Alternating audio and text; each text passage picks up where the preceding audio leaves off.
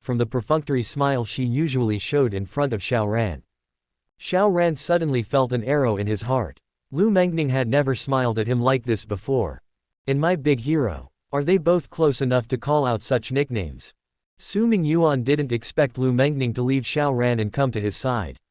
Just now, the time was little. He was busy holding the little boy and rushing out of the dangerous area, so he didn't have time to notice what happened on the other side. Could it be that Xiao Ran's hero saves the beauty failed? Xiao Ran's heroic plan to save the Lu Mengning did not succeed. Lu Mengning originally planned that when Su Mingyuan rushed over to save her, she could take advantage of the situation to hug his neck and lean into his arms, using this life-saving grace to get closer to him. But, she did not expect that, unlike the original plot, there was a child in danger on this dangerous section of the road. At that moment, she chose to pull Lu Shi to save herself without hesitation, because she knew her white knight, and she knew what choice he would make. But, Xiao Ran couldn't take advantage of it. And Su Mingyuan did not disappoint her. Lu Mengning's beautiful eyes glowed with brilliance. Although blocked by sunglasses, he seemed to be able to feel her fiery gaze. My big hero, you said that we would meet again by fate. It seems that we are really destined. Shouldn't it be you and me? It was the same last time in the park, and this time too, I'm the one who is truly destined to meet you just by wandering around at will. No one cared about Xiao Ran's inner complaints. Su Mingyuan smiled lightly, and said calmly, Miss Lu, long time no see. Call me Mengning. Lu Mengning tugged at the corner of his clothes, pouted slightly, and said with some dissatisfaction, I called you big hero.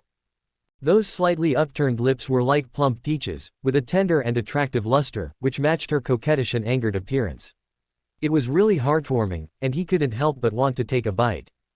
How can there be such a beautiful woman in this world? Xiao Ran looked at this scene and felt a pain in his heart.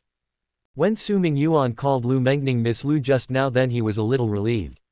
However, Lu Mengning's coquettish appearance towards his junior brother, when she asked him to call her Mengning directly, was a direct hit to his heart. It instantly shot down and penetrated his very soul. Why? Why is this so? Why is Lu Mengning so fake to me, but so gentle and lovely to his junior brother? It was the same with the two encounters. Even though the younger brother helped her out last time, this time I also rescued her agent. Why is this treatment so different? Xiao Ran couldn't figure it out. He couldn't understand it at all, and he only felt that his heart was aching. On one side was his junior brother, and on the other was the woman he had a crush on, but it turned out that they seemed to be together naturally, and he became the one who was ignored. This feeling made Xiao Ran extremely uncomfortable.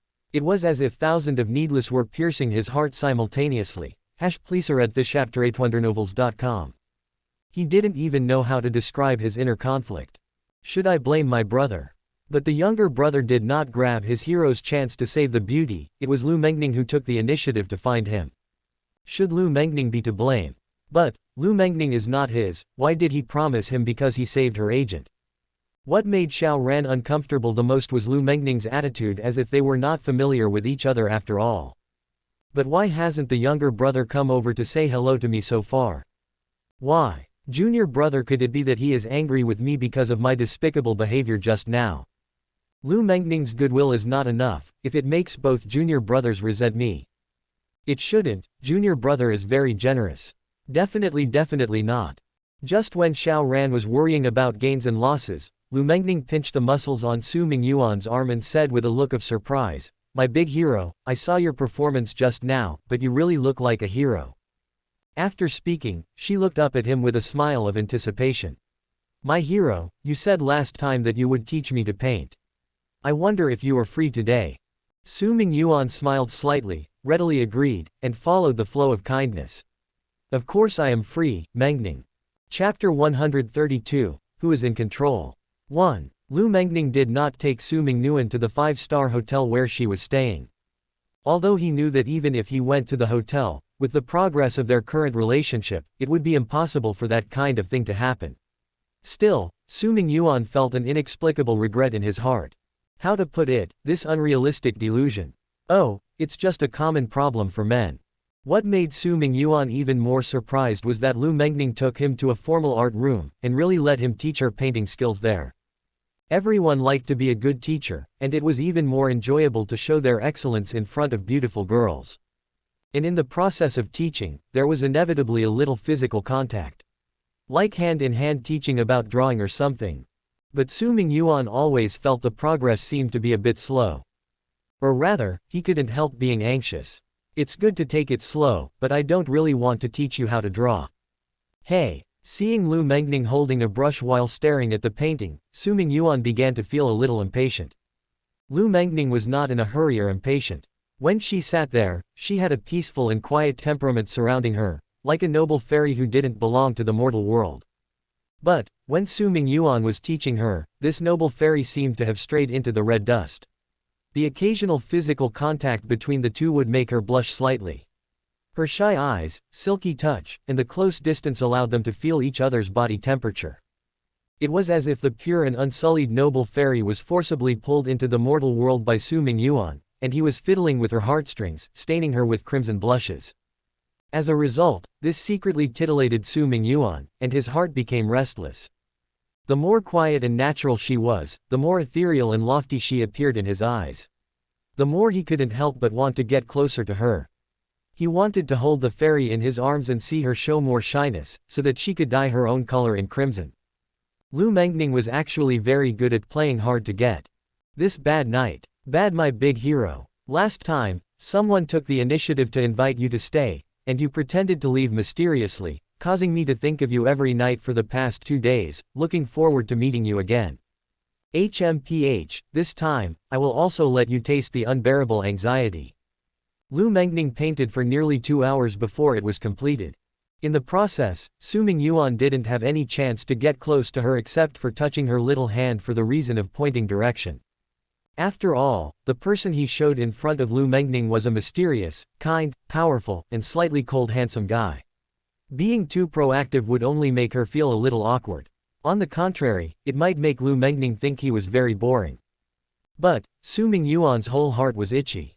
When he was with Ruro, that shy little girl would take the initiative to ask him for a kiss and hug.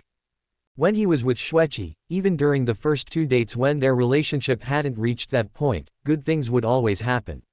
After the night of the Ferris wheel passed, now it was even more possible to hold hands with her openly, kiss and touch or something. As long as he could make contact with Xueqi afterwards, it shouldn't be a problem. Not to mention Hongshe, it was simply that she took the initiative to hug and touch him before he even spoke. Sister Su Shuilin sister doesn't count. In short. For the first time, he had been alone with a female protagonist for nearly 2 hours, but he had done nothing except touch her little hand.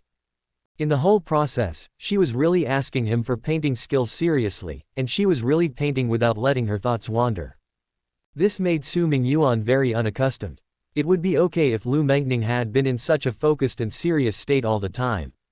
However, as soon as Su Mingyuan had intimate physical contact with her, a shy blush covered her cheeks, making her appear extremely seductive. It made her whole person exude an amazing charm. On the contrary, Su Mingyuan's heart became more and more itchy. Hey, Lu Mengning, what are you so shy about? When you met with me as a knight in white for the first time in the park that day, you were able to call me my big hero generously, pulling the corner of my clothes and inviting me to stay. Why did you just want to learn painting and allow me to touch your hand from time to time, getting all shy? You're playing the hard-to-get game too, aren't you? If it wasn't for the fact that Lu Mengning had little physical contact with him before, this time, in the name of painting, he really got seduced. Whatever the girl's temperament, she would be embarrassed when she first touched the skin of the opposite sex she liked. It was understandable that Lu Mengning was a little shy and embarrassed. Su Mingyuan really didn't suspect that she was also playing tactics with him before. Shouldn't this be unnecessary? This is the second time we have met. Lu Mengning put down her brush and looked at the painting in front of her with satisfaction. Chapter 134, Tomorrow, I will completely wash away the shame. After the incident, Su Mingyuan lay on the sofa with a calm face and looked up at the sky. Man is such a stupid creature that can be easily controlled by desire. He commented very calmly. Therefore, I could not withstand the temptation of Ruro, which is also a very reasonable thing. Besides, if it wasn't because I really liked it, how could I be attracted to Ruro so easily? If I just find a woman on the street and put on white silk to show me, I promise not to be moved. I won't even bother to glance at it. At that time, Ruro had already blushed with shyness, and rushed into her room to wash her clothes. Su Mingyuan took out his mobile phone after being satisfied and passed the time in boredom. Suddenly, the latest news from Lu Mengning's social platform came into view. I have been very interested in painting recently. I just saw the heroic story of an unsung hero saving lives today, so I drew it as inspiration. Let's cheer for this hero together. The picture posted in the dynamic was the picture of Lu Mengning with paint on her face standing next to the drawing board. In the photo, she only showed a small half of her face, and the whole painting occupied the most central position in the largest space. Under the dynamic, countless messages piled up like the number of sand in the river. The one that was pushed to the top was a comment that was liked by Lu Mengning herself. This world is so beautiful because there are such unsung heroes. Cheer to the heroes. In just an hour, the number of likes had already reached tens of thousands. Not only that, many celebrities in the entertainment industry had forwarded this news, and they have swiped the tag of cheer for the hero, and they have quickly put this news on the hot search. Su Mingyuan was only a little popular at first, but now with the news of Lu Mengning, plus many celebrity V's retweeting, and then the 2 videos of his singing on the flyover were turned over. Even today, a video of singing and his action of saving a life was just filmed and posted online. Mysterious, handsome, singing like the sound of nature, and the most important thing was the scene where he rescued the little boy unrestrainedly like a hero in the movie. He was completely on fire. Although it might be short-lived, at least today, he had really exploded on the internet. Countless people questioned his origins, and countless people longed to know the true face under his mask. And this should belong to the treatment of the protagonist Xiao Ran. According to the original story, the process of his rescue of Lu Mengning today would be accidentally filmed and posted on the internet. This video did not cause much sensation at first, until some good people pointed out that the woman in sunglasses who was rescued in the video was very likely to be the big star Lu Mengning. It suddenly caused widespread discussion and dissemination. After that, the popularity continued to ferment, and Xiao Ran made a cameo appearance in a new movie prepared by Lu Mengning, which completely confirmed the speculation. His dashing skills had quickly built up an excellent reputation for him in the eyes of Chinese audiences in a short period of time. And the villain Su Mingyuan, who constantly opposed him in the whole process, was like a clown to set off him. It should have been like this. But Xiao Ran regretted that he had no chance to save Lu Mengning today, and no one cared about what he did today. Under the guidance of Lu Mengning, everyone's eyes, everyone's praise, all gathered on his white knight, Su Mingyuan. Really, do you have to make it so big? Su Mingyuan quietly watched Lu Mengning's post that caused an uproar in the film and television industry. His mood fluctuated violently. Last week, Lu Mengning didn't do this for Xiao Ran, but just let the video lie there and ferment quietly, but this week, as if she had obtained the most precious treasure, she couldn't help shouting loudly for everyone to look over, wishing to tell everyone, wishing to show off to the world. Rano S. You see, this is the hero in my mind, how handsome, mysterious and powerful he is. But he belongs to me, you are only allowed to look at it, begging me is useless, I will not let you. This damn sweet woman originally used black magic on me. Luckily, Rurio's soft white silk feet drove you away from my mind, but you sneaked into my heart again, and insisted on living there without leaving. Oh, what else can I do? I can only say that my heart is big enough and spacious enough to be divided into many pieces. One for Ruro, one for Xueqi, one for Hongshe, and one for you. If you want to live, then live. Just wait, Lu Mengning, one day I will come back to live in your heart, and hold everything about you in my palm. Su Mingyuan got up from the sofa, left the villa, put on the white night suit in a corner where no one was around, and set off. Tomorrow was Lu Mengning's film investment meeting, and the 5th performance would begin. He had to go to Xiao Ran first, so that he could follow his true nature and play well tomorrow, and not lose the chain like the last one. Then go to Lu Mengning again. He left in a hurry before, and he forgot to ask her to choose Xiao Ran as her new film investor tomorrow, to finalize the fact and nail the ending of the show. At that time, there would be no problem with Xiao Ran, and the ending of the performance would be perfectly developed according to the plot of the novel. Can he, Su Mingyuan, not get a high rating from the system this time? That was definitely not possible. His previous shame, which could only hover on the edge of passing and failing, would be completely washed away in this performance. Oh yes, I almost forgot my sister Su Shuilin. She also needs to ensure that she will not interfere with her performance at that time. After all, this kind of thing has happened once, and I must take precautions in advance. I was almost careless. Su Mingyuan touched his chest in fear, and immediately called Su Shuilin. Sister, I'm sorry, this time I'm asking you something else. After Su Shuilin calmly listened to Su Mingyuan's request, she did not agree immediately, but asked lightly, Mingyuan, do you only take the initiative to call me when you have something to ask from me? Although I definitely won't refuse, after so many days, you haven't even called me to greet me. Do you know how sad I feel in my heart? Although her tone was flat, it was full of sadness and grievance. Don't think of me only when you need me, Mingyuan. Listening to the grievances in Su Shuilin's words, Su Mingyuan also felt that he was going too far. He just relied on Su Shuilin's doting on him to treat her as a tool, and only think of her when needed. Humans are not machines, they need emotional lubrication. Usually, he should pay attention to Su Shuilin. Wiping the cold sweat on his forehead, he quickly apologized sincerely. I'm sorry, sister, it's my fault. I'll call you first every morning when I wake up, please be safe. Only then did Su Shuilin reluctantly show a smile, and she said with some dissatisfaction, you only promised me last time that you would be free to come home and stay for a few days, but it's been so long. You still stay in your villa every day, Ruro, that little girl really makes you linger like that. I'm afraid that if I go home, I will be hugged every day by my sister who doesn't care about men's and women's line. If something happened, wouldn't that be a heinous crime? After all, we didn't really grow up together, I cannot really ignore your beauty like a younger brother.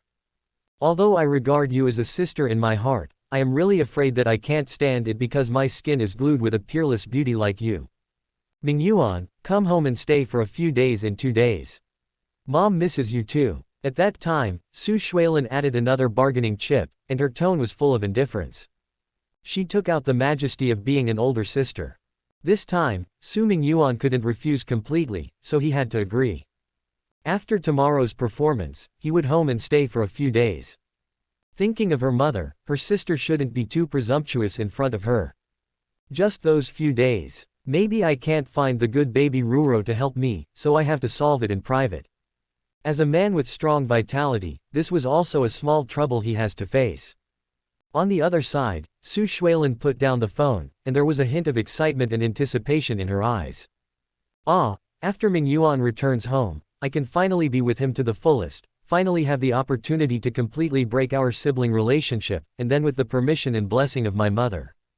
Thinking of the sweet pictures after that, Su Shuilin couldn't help showing a happy and expectant smile.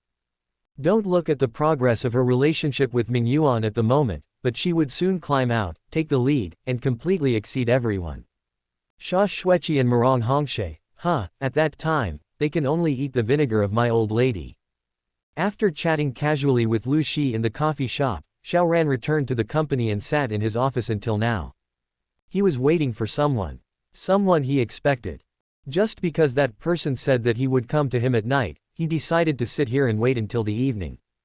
Boss. Oh, no, Mr. Xiao, the younger brother who came in to report the letter, quickly changed his name and said respectfully, your junior brother is looking for you downstairs. Junior brother. Xiaoran's eyes suddenly lit up, his expression unconsciously had a little joy, and he hurried downstairs. Unexpectedly, the person he was waiting for had already arrived before the night. Chapter 135, Do You Just Want to Be My Friend? It appears, junior brother, you went to befriend Lu Mengning because of me. Yeah, senior brother, your film and television company is a startup, so if you can get into the market now and invest in Lu Mengning's new movie, you'll be famous soon, right? Don't worry, Lu Mengning and I have already agreed on the investment meeting for tomorrow. Senior brother, you will get the final spot for sure. Su Mingyuan's tone was firm and decisive, despite the fact that he had not agreed with Lu Mengning at all. Son, you must demonstrate your strength tomorrow because I, your father, played a significant role in this. Really? Junior brother, thank you. Upon hearing this, Xiaoran grasped his hand with great emotion, his throat slightly constricted. It turned out that secretly, it was the junior brother who did so much for him without expecting anything in return. Since we share the same master, why do you need to feel grateful? Su Mingyuan smiled and pulled out his hand without a trace. That, junior brother, there is one more thing. Xiao Ran scratched his cheek, and looked at him with some embarrassment, saying, what is the relationship between you and Lu Mengning? Friend, we are just friends, Su Mingyuan said lightly. Friend. Good friend. Xiao Ran's heart flared up all of a sudden. Since Lu Mengning had treated him and his younger brother in different ways, even going as far as giving them different titles, Xiao Ran felt very sour and bitter. But now, it turned out that the junior brother approached Lu Mengning only for himself and they were just simple friends. Does this not mean that? Junior brother, actually I have a little bit of that feeling towards Lu Mengning. Despicable. Xiao Ran once more employed this despicable strategy with a hidden underlying message of coercion, relying on Su Mingyuan's tolerance and favor toward him. Junior brother, since you and Lu Mengning are friends, then I can pursue her, right? Can you help me? Isn't that what this sentence by Xiao Ran meant? Xiao Ran was just shameless and greedy. He wanted not only the selfless help and dedication from his junior brother Su Mingyuan, but also his assistance in winning the heart of beauty. Rao S. Su Mingyuan suddenly narrowed his eyes slightly. Senior brother, I remember that you seem to be pursuing the eldest lady of the Xia family. Ahaha, this Xiao Ran was immediately at loss of words, and scratched his head sheepishly. Asking his junior brother to help him win Lu Mengning was no longer easy to say. However, Su Mingyuan was not going to let him go down the steps. Good Xiao Ran. Your dad, treat you so well, but you still want to rob the woman I like. You unfaithful son, it appears that I must do something drastic here today. And wake you up from your delusions. Senior brother, although a fair lady is a gentleman's desire, I hope you don't forget why you worked so hard abroad and why you returned here. Su Mingyuan's expression was solemn and stern, and his tone seemed as if he was scolding. Xiao Ran had never seen his junior brother make such an expression toward him. For a brief moment, he couldn't help but be stunned. I was secretly helping you with the layout, working hard, facing huge risks and crises, and chose to accompany you to face the behemoth of the Xiao family. I did all of this to assist you in fulfilling your desires, not to assist you in pursuing women. Having said that, Su Mingyuan gave Xiao Ran a disappointed look. Women's charm is a hero's grave. I hope, senior brother, that you do not forget your initial objective. If you do, you don't need my help. After he spoke, he snorted with great displeasure and ruffled his sleeves in an angry way. He then walked away, leaving Xiao Ran alone, whose face turned pale for a while. If someone else yelled at Xiao Ran like that, he would be furious and teach them a lesson right away. How could someone scold the king of killers? However, under Su Mingyuan's fierce rebuke, Xiao Ran was completely unable to spit a single word. What qualifications did he have to get angry with this junior brother? On the contrary, seeing this junior brother getting angry at him and showing such a stern and disappointed expression to him, Xiao Ran was so nervous that he didn't even dare to take a breath.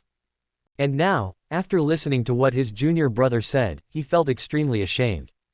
Yes, what if Lu Mengning is beautiful and tempting? I came back with strong hatred to destroy the Xiao family and avenge my parents. This is my most important purpose. How can I be distracted by beauty? How can I forget my original intention? Thinking of Su Mingyuan's angry look when he left, Xiao Ran felt a burst of guilt and gratitude. Women will only affect my plans for revenge, and in order to take revenge, I must have no one else in my heart and put aside all distractions. Fortunately, my junior brother woke me up. Xiao Ran closed his eyes and clenched his fists. When he opened his eyes again to look into the distance, his eyes were filled with firm will. This unfilial son of a bitch really wants to rely on my favor and begins to have wishful thinking. Do you want me to be an assistant to help you win Lu Mengning? Oh, what an unfilial son. Without my words, do you truly believe you can fly to the sky and stand shoulder to shoulder with the sun? Su Mingyuan hummed a few discontented words, then set aside his displeasure and proceeded towards the hotel where Lu Mengning was residing. At the moment when he knocked on the door, Lu Mengning's face suddenly showed infinite joy, as if a white and beautiful lily bloomed happily with his arrival. My big hero, you're here. Look, I posted my painting on the internet. Now a lot of people are praising you as a hero. While pulling Su Mingyuan into the room, she took out her mobile phone and flipped through the messages for him to see. In fact, Su Mingyuan had just watched it at home, but being pulled by Lu Mengning like this, and seeing so many people praising him, and calling him a hero, gave him a little joy. As well as, He gazed down at the girl in front of him, and the malicious spirit entered his heart once more, hammering it. Heartbeat so strong. Lu Mengning just raised her head, met his eyes, and winked at him with a smile. My big hero, you are now not only my hero, but also a famous white hero of all people. Are you happy? Her slim and thick eyelashes were like fluttering butterflies, and her intelligent and clear eyes were like talking stars, emitting a ray of light that struck his heart immediately. Hang on, hold on, I will not allow her to break my defense. Su Mingyuan forcibly stabilized his mind and remembered the purpose of coming here this time. Mengning, in fact, this time, I have something to ask for your help. What's the matter? Lu Mengning looked at him curiously. Su Mingyuan explained his intention. Oh, my big hero, you hope I can give your senior brother Xiao Ran the investor quota, right? Lu Mengning tilted her head cutely and supported her chin with her jade-like long finger. All right, I agree. You agree? Su Mingyuan was surprised that it was so simple. He just mentioned it, and Lu Mengning thought for 2 seconds before agreeing. Of course. Because of our present relationship, I will gladly grant your simple request, my big hero. By the way, my big hero, how would you describe our current relationship? Lu Mengning suddenly turned her head and looked at him curiously. What is our relationship? Friend. Su Mingyuan hesitated for a while before facing her piercing gaze. Really, answering so hesitantly shows that my big hero has not really regarded me as a friend in your heart, Lu Mengning said, folding her arms and pouting slightly. No way. Su Mingyuan immediately denied. I'm afraid you think our friendship isn't strong enough, to say it bluntly. HMPH, you barely passed the test. Lu Mengning gave him a charming glance. I thought you would say, because I hope our relationship is better than friends, my big hero. Su Mingyuan suddenly smiled awkwardly. Because of this answer, he really thought about it. It seems that you have really thought about it. HMPH, my big hero, you are not honest. Lu Mengning read his eyes, pouted and snorted lightly. Then, she stood up and turned her back to him, and said with a disappointed tone, I treat you as a friend, but you. Halfway through the words, before Su Mingyuan had a chance to refute, she suddenly turned around, and leaned down in front of Su Mingyuan. That exquisite and beautiful face instantly enlarged in front of his eyes, and the pair of autumn eyes met his gaze with an indescribable feeling, causing Su Mingyuan to hold his breath for a while. Hey, my big hero, may I ask you a question? Do you just want to be my friend? Lu Mengning looked him in the eyes. This sudden turn, sudden questioning, is too much for me. Su Mingyuan was completely shocked, and at that moment, he was so nervous that he turned speechless under such pressure. After 5 seconds of staring at each other, Lu Mengning suddenly smiled and winked at him mischievously. No need to answer, my big hero, because your eyes have already told me the answer. She straightened up, turned her back to Su Mingyuan, and pretended to be irritated, saying, well, you bad boy, you are really not satisfied with just being my friend and treating me with other bad intentions. If someone else had done this, I would have cast him out of the house and blocked him for life, but... She abruptly turned and smiled back at him. It appeared as if the entire room was shining with some unique luster. If my big hero, you can. She spoke softly and mischievously, and the smile on the corner of her mouth completely hooked his soul away. The villain in his heart was banging on the door once more. Because this is the only privilege that belongs to you as a hero, and no one else is here. The heat gently exhaled from Lu Mengning's mouth completely drew Su Mingyuan to the brink of deep abyss. Chapter 137, I want you to always remember this taste. Su Mingyuan's plan was very successful. The songs performed by talented singers have the power to evoke strong emotions such as tears, laughter, and inspiration in people. Su Mingyuan, on the other hand, was more than just exceptionally skilled. Relying on the skills he had purchased from the system, he had become a music master who had the ability to genuinely touch people's hearts, making them cry, laugh, and feel excited. He succeeded in bringing Lu Mengning into the false situation of falling in love with him with his affectionate performance and intoxicating voice. He let her kiss him uncontrollably. But his plan was, in a sense, not a success.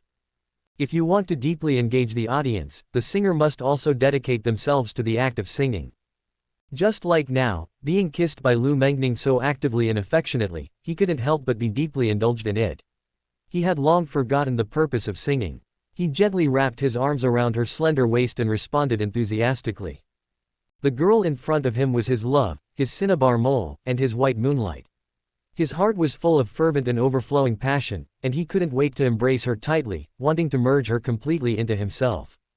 The girl's kiss was passionate but tender, while his response became fiercer and fiercer. At that moment, he was the domineering king, he was the master of the world. He could dedicate the whole country and the whole world to the girl in front of him, as long as she was willing to bow down to him in his arms. "You are mine," he made a solemn and commanding announcement to her. Lu Mengning was a little caught off guard. She didn't expect Su Mingyuan to suddenly become so fierce and domineering, but what was so bad about this? She closed her eyes, enjoying his fierce attack and realizing the skills he had learned from other women. The guitar between the two of them fell to the ground with a thud, but no one cared. As they finally came together in perfect harmony, the figures under the light blended and merged into one. Su Mingyuan's hand has unconsciously moved up from her slender waist and was just about to. The strings on the guitar that fell to the ground hit something, and made a piercing sound. It was deafening and roared like thunder. At that moment, Lu Mengning frowned slightly. Su Mingyuan suddenly regained a moment's clarity. Looking at the dragon claw that was about to grab something soft, he felt a sudden tremor. Holy shit, what am I doing? Didn't I want Lu Mengning to be so intoxicated by my singing that she would take the initiative to show her love to me? Why am I now the servant under the skirt who was attracted to her and couldn't help but want to push her down? This damn woman had almost charmed me to the point where I took the initiative and got my villain points taken away. The kiss stopped. Lu Mengning leaned lazily in his arms, her long jade fingers stroked her delicate red lips, while recalling the taste just now. She gave him a resentful and charming glance. Ranu ob epsilon s. My big hero, you're so skilled, how many women have you been with? It was just such a charming look that made Su Mingyuan's serene heart ripple, and his body couldn't help but react again. Su Mingyuan didn't answer, and Lu Mengning didn't ask any more questions. She just stared at him in a daze, that charming and soft body rubbed gently like a drunk cat in his arms. Hiss. Su Mingyuan sucked in a deep breath, and the wonderful fragrance aroused him more, making him even more embarrassed. Lu Mengning covered her mouth and laughed. My big hero, it seems that I can't call you my big hero anymore, I should call you Big Bye. She'd put more emphasis on the word big. Her cheeks turned red with blush as she looked down at him, giving him a sultry and seductive look that almost captivated his entire being. This damned female fairy. If this goes on like this, I am afraid that I will really be unable to bear the test and break my bounds, forgetting the important mission that brought me here. I have to go. Su Mingyuan let go of her embrace, took a step back, and chose a strategic retreat again.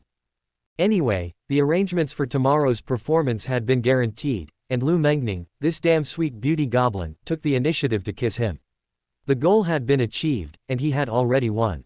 Time to run. I have to go home to find Ruro. Wait until I use Rurio's sweet, gentle, pure, and delicate beauty to drive away the charm that you, the female witch, exerted on me. Watch me come back to fight you as much as you want. I, Su Mingyuan, can't stay here for a moment now. Su Mingyuan got up to leave, but Lu Mengning quickly grabbed him. Wait, Big Bye. She called out the new name naturally, took his hand, and asked reluctantly, when can we meet again?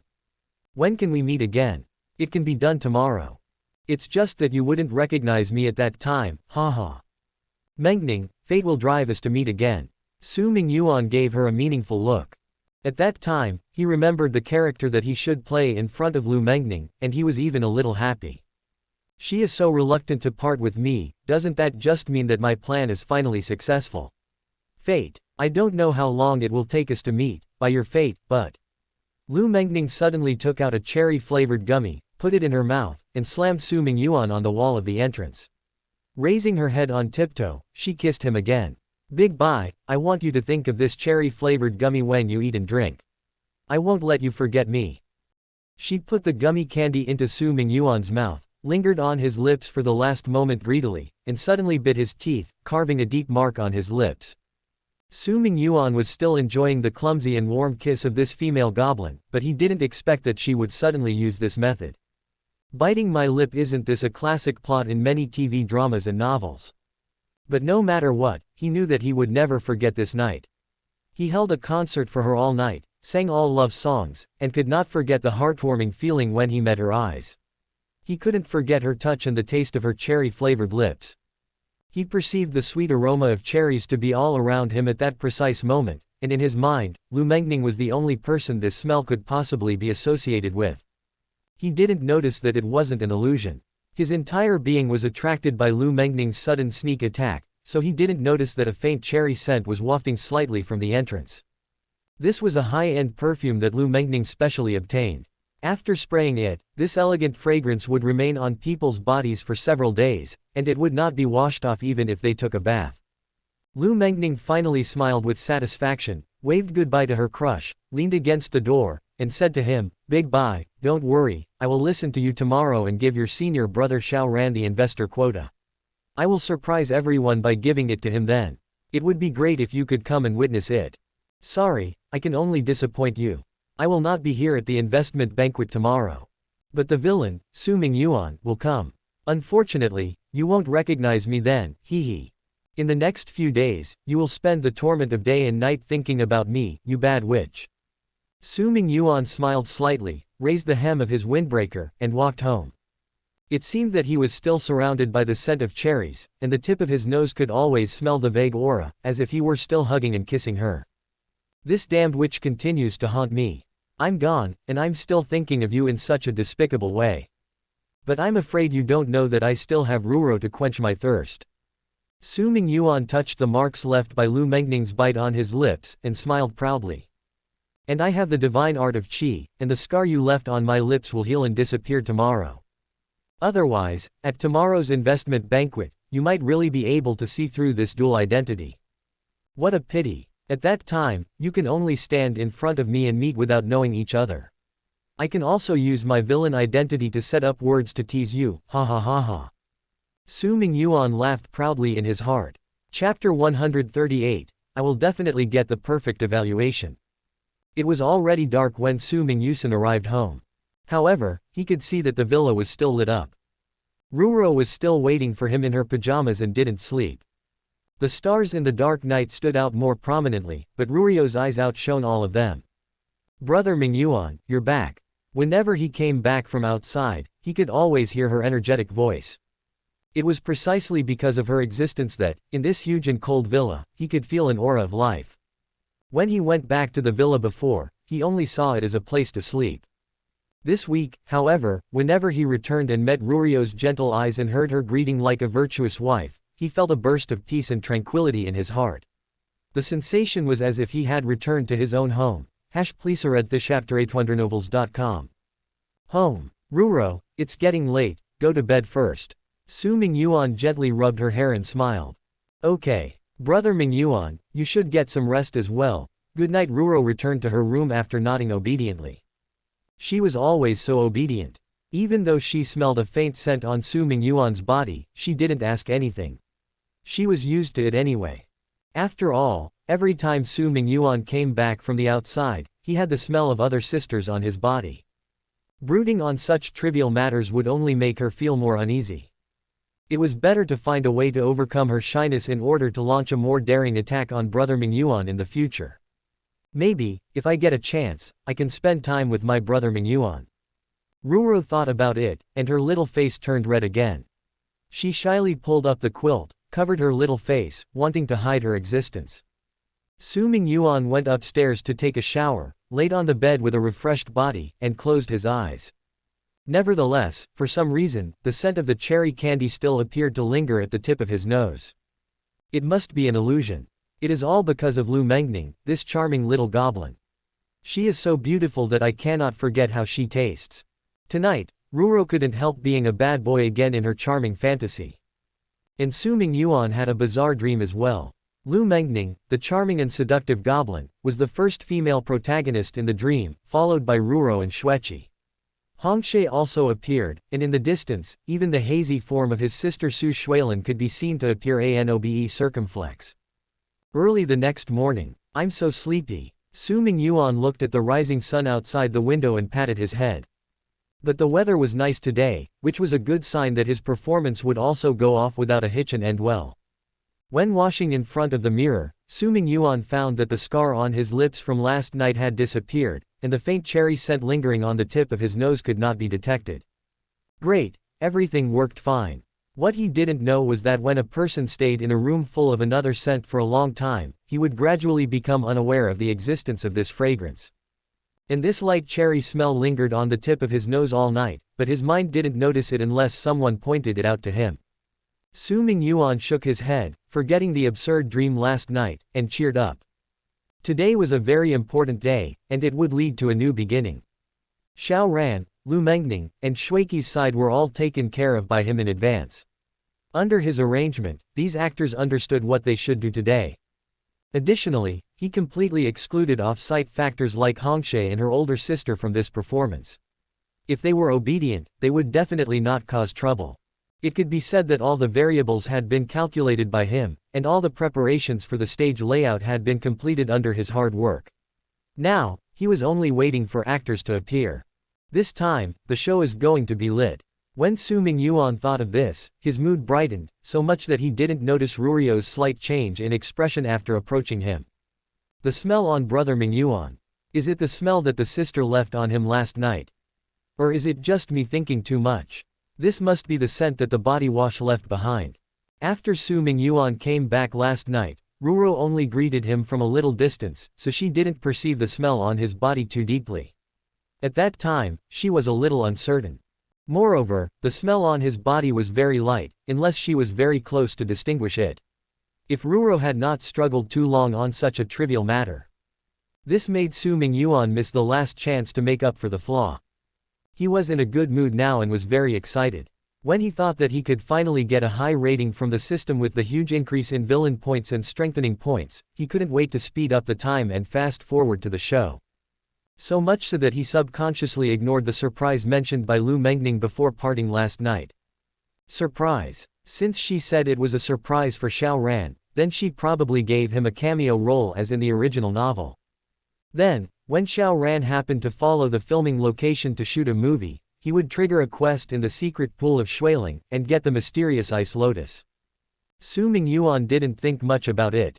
Xiao Ran did not save Lu Mengning twice this week, and to her, he was just a minor stranger. He even thought that Lu Mengning probably gave Xiao Ran such a surprise because of him. Besides, what other surprises could she give Xiao Ran?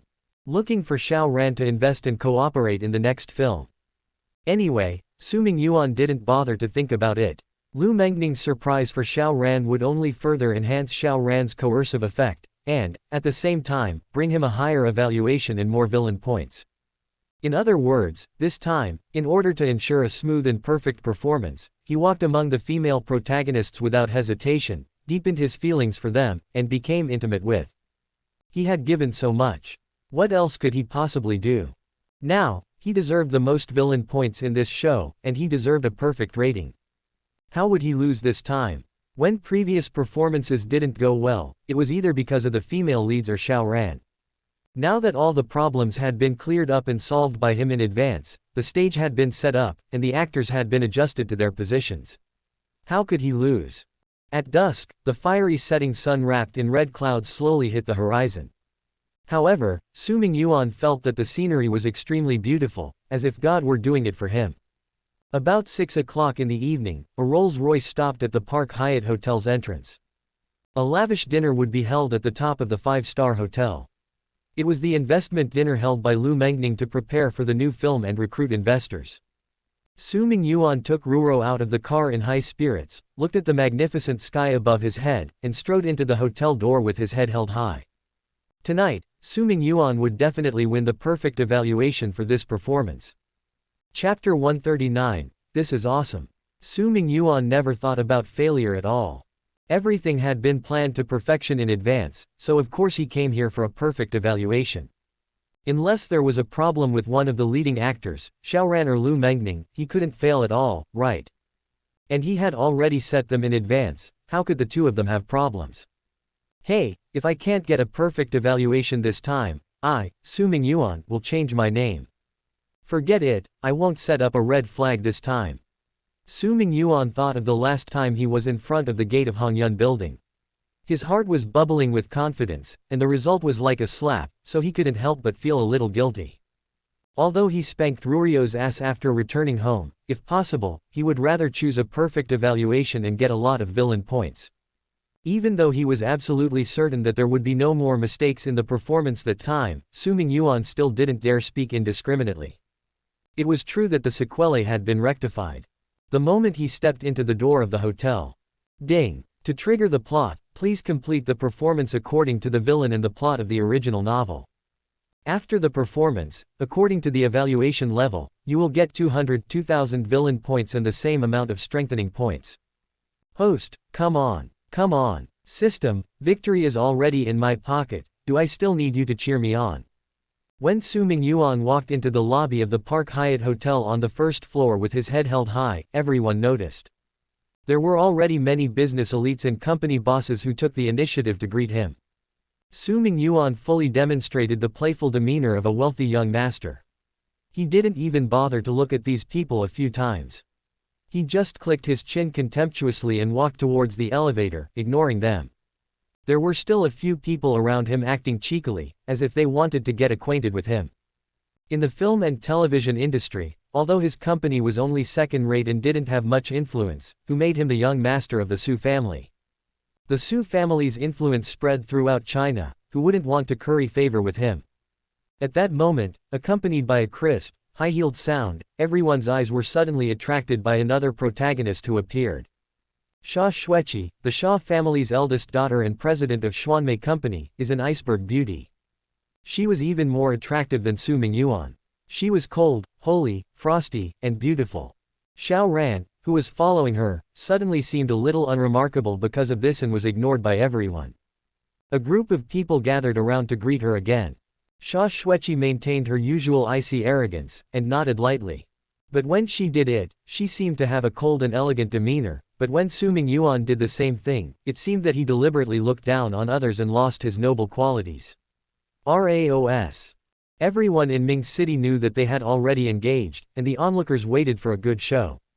It was clear that they were going to get married, but Xia Xueqi was standing next to a man named Xiao Ran. And besides Su Mingyuan, there was also a stunning girl, Xiao Ruro, whose appearance was not inferior to that of Xia Xueqi. Everyone stopped, lowered the volume of their speech, and their eyes drifted to this side from time to time, waiting to see a good show. Are they going to fight? The moment the two looked at each other, their eyes couldn't help but flash with a trace of nostalgia. Su Mingyuan had not seen her for several days since the Ferris wheel incident, and missed her very much. While Xia Xueqi also missed him all the time. Until today, in order to participate in the plot, she finally took some time to meet him. Damn Murong Hongshe, who let you target me? But now, I can still participate in the plot and meet Mingyuan, what about you? You have to obediently work overtime for me, and you can't even see him. Xia Xueqi finally felt a gloating satisfaction in her heart. This time the two looked at each other for a short period of time because they could not let others see any flaws. Su Mingyuan had already called and discussed with her before, and they were going to act for Xiao Ran today, so that he would feel more trust towards Xia Xueqi, allowing her to use him in the future. Then, Su Mingyuan took the lead. Xueqi, seeing your husband, you don't take the initiative to come over and greet me, but there's also a man next to you. What do you mean? His face suddenly became gloomy, and the air around him became dignified and gloomy, as if there would be a storm at any time. Xiao Ran is my partner, didn't you already know that? When did something happen between me and him? You are very possessive, didn't you already investigate it clearly? You know that he and I are just business partners. We have never even held hands on weekdays, and you are still here, jealously attacking me. Su Mingyuan, do you really think that I am your wife, something that belongs to you alone? Then I will solemnly remind you that we are only engaged, not married yet. Addressing you as my husband. You are not worthy. Xia Xueqi smiled coldly, glanced at Xiao Ruro next to Su Mingyuan, and there was a trace of coldness in her eyes. I took my business partner to this investment dinner, this is very normal behavior, and no one can say anything about it. While you, with a woman by your side, dare complain and blame me. Su Mingyuan, you are really good. Her contemptuous sneer suddenly aroused Su Mingyuan's boundless anger. He stepped forward impulsively, and was about to pull her arm. While Xiao Ran, the flower protector, was watching the two quarrel from the sidelines, he finally stood up at that time. Master Su, is it too rude to do something to a weak woman in public? Go away. Su Mingyuan was so angry that he was about to push Xiao Ran away, but how could Xiao Ran be pushed? His body was only slightly shaken, and Su Mingyuan felt a strong force coming from him. The shock caused him to step back. Xiao Ran kept a calm smile on his face, in contrast to Su Mingyuan, who was full of anger and fury. He was like a polite and noble son, while Su Mingyuan seemed to be a beast in a suit. Young Master Su, calm down. Everyone attending the dinner tonight is a powerful person. You don't want to be laughed at by everyone, don't you? I have to say that Xiao Ran has made progress. Perhaps it was the words that Su Mingyuan had sternly rebuked him as his junior brother before that woke him up. As long as a discerning person looked at the current scene, they could see who was the villain and who was the protagonist. Su Mingyuan was a little relieved. Boy, you have made progress. Yes, it seems that, with your cooperation, perfect evaluation will not be able to slip away from me tonight. Pretending to be shocked by Xiao Ran's strength, he stepped aside angrily, and glanced at him and Sha Xueqi with a hint of resentment. Xueqi, Xiao Ran said that about you at the Blue Rose Bar before, and you still brought him to the dinner party. He started playing the villain's trick of alienation again. Hasn't he already apologized to you by admitting his mistakes? Besides, the two elders of the Yi family and the Lu family also said that he was just young, frivolous, and ignorant. If they praised him for knowing his mistakes, he would surely change in the future. As soon as Sha Xueqi's remarks came out, Xiao Ran's status was raised invisibly, and everyone looked at him differently. This was a talent favored by the Yi family and the Lu family at the same time. Maybe he had now climbed onto the thighs of these two families. Su Mingyuan's face in front of everyone looked extremely ugly, because he was completely overshadowed by Xiao Ran. Yet he was ecstatic. Xiao Ran is performing well, but Xueqi is cooperating well too. It was not in vain to arrange a date and win her heart. You see, with our prior consultation, isn't the result just in line with our two minds?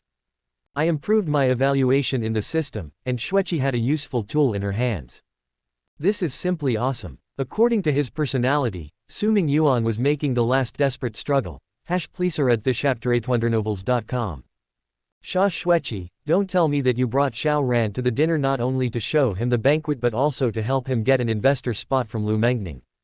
So what? Su Mingyuan's expression was completely dark. Chapter 140, Mingyuan, my Mingyuan. He's just your partner, I'm your fiancé. Su Mingyuan blushed and roared loudly. So what? Sha Xueqi looked down at him with disdain as she crossed her arms across her chest.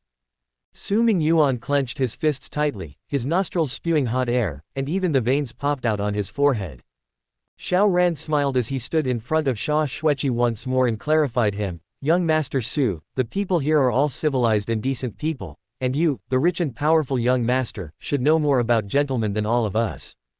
He cast a sly glance at Su Mingyuan. If Su Mingyuan really wanted to make a move, no one present was his opponent. He would only bring humiliation to himself, which would further set off a stage for him. Xiao Ran. Su Mingyuan's eyes widened as soon as he saw Xiao Ran standing before him, and all of his hatred was channeled toward the cheerful man. His eyes got red and his breathing grew labored, and he seemed ready to punch him at any moment. Don't kid yourself into thinking that Sha Xueqi, that woman, will help you snag the position. I, Su Mingyuan, will be the film's investor for Mengning's next project. Just wait for me. But neither he nor his guards were Xiao Ran's opponents, so they could only be incompetent and furious here. They become laughing stock in front of the people. The original book's antagonist, Su Mingyuan, was so shaken by the encounter that he went to the underground boxing arena in search of a new bodyguard candidate, where he once again clashed with Xiao Ran. Of course, that was a later story, not for the time being.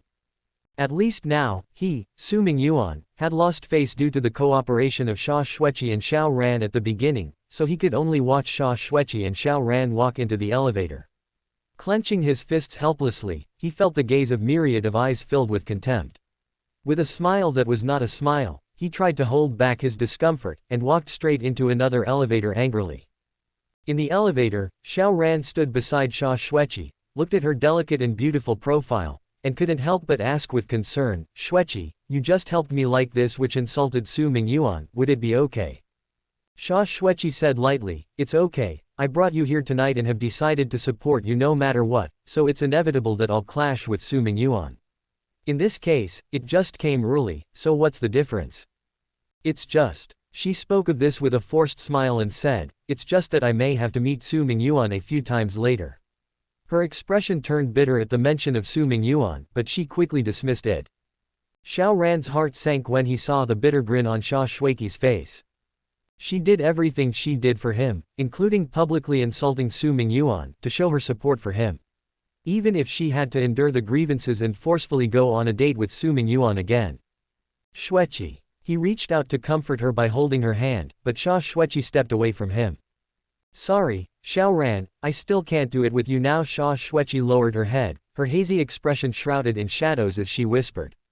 She still couldn't get out of the mental trauma Su Mingyuan brought her, and she still rejected the matter of holding hands and being in skin contact with the opposite sex. No, it's fine. Why should I be angry at you, Shuiqi? You've done so much for me. Xiao Ran was already feeling bad, but her distress increased when she saw her friend so upset. But he really didn't blame Xia Shuiqi in his heart. It wasn't her who was at fault, but Su Mingyuan who made her become like this. And the stern words of the junior brother were right, he should not put too much thought into the love of men and women. Although he couldn't hold hands with Shuiqi, and couldn't be in close contact with her. But it was enough for him to know that she liked and cared about him. After the revenge completes, he would still have time and most of his life could be spent with Shuiqi without any worries. Why should he rush this moment? So, Xiao Ran didn't feel so lost about it, but he just felt some resentment toward Su Mingyuan for turning Xia Shuiqi into this. If there was a chance, he would not be stingy, and he must let Su Mingyuan, the evil young man who bullied Shuiqi, learn the most evil lesson. Ding! The elevator reached the floor where the dinner was held. When Xia Shuiqi and Xiao Ran got out of the elevator, they happened to see Su Mingyuan and Ruro walking out of another elevator. Both groups exchanged quick glances before turning away and snorting coldly at each other.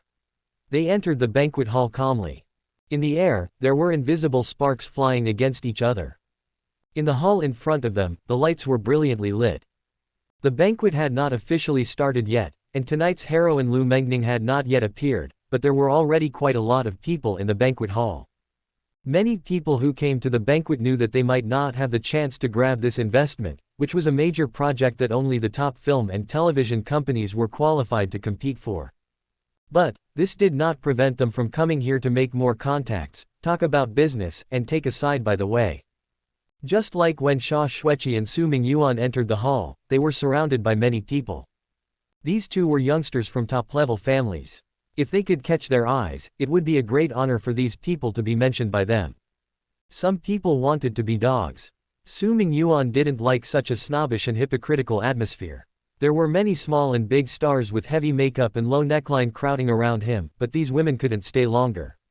Can Ruro and Shuiqi let them stay beside him? No matter how popular they were, having countless fanatical fans, could they compare to the real actress Lu Mengning? Oh, just you vulgar actresses want to take advantage of me, Su Mingyuan. Before the banquet started, he waved his hand impatiently to let the annoying flies go away, and asked the waiter to take him to a small room at the side hall to rest. Anyway, he had nothing to do now, and it was better to hide in this hut, so he could enjoy a moment of comfort. When Lu Mengning came on stage, the competition for investor spots would begin.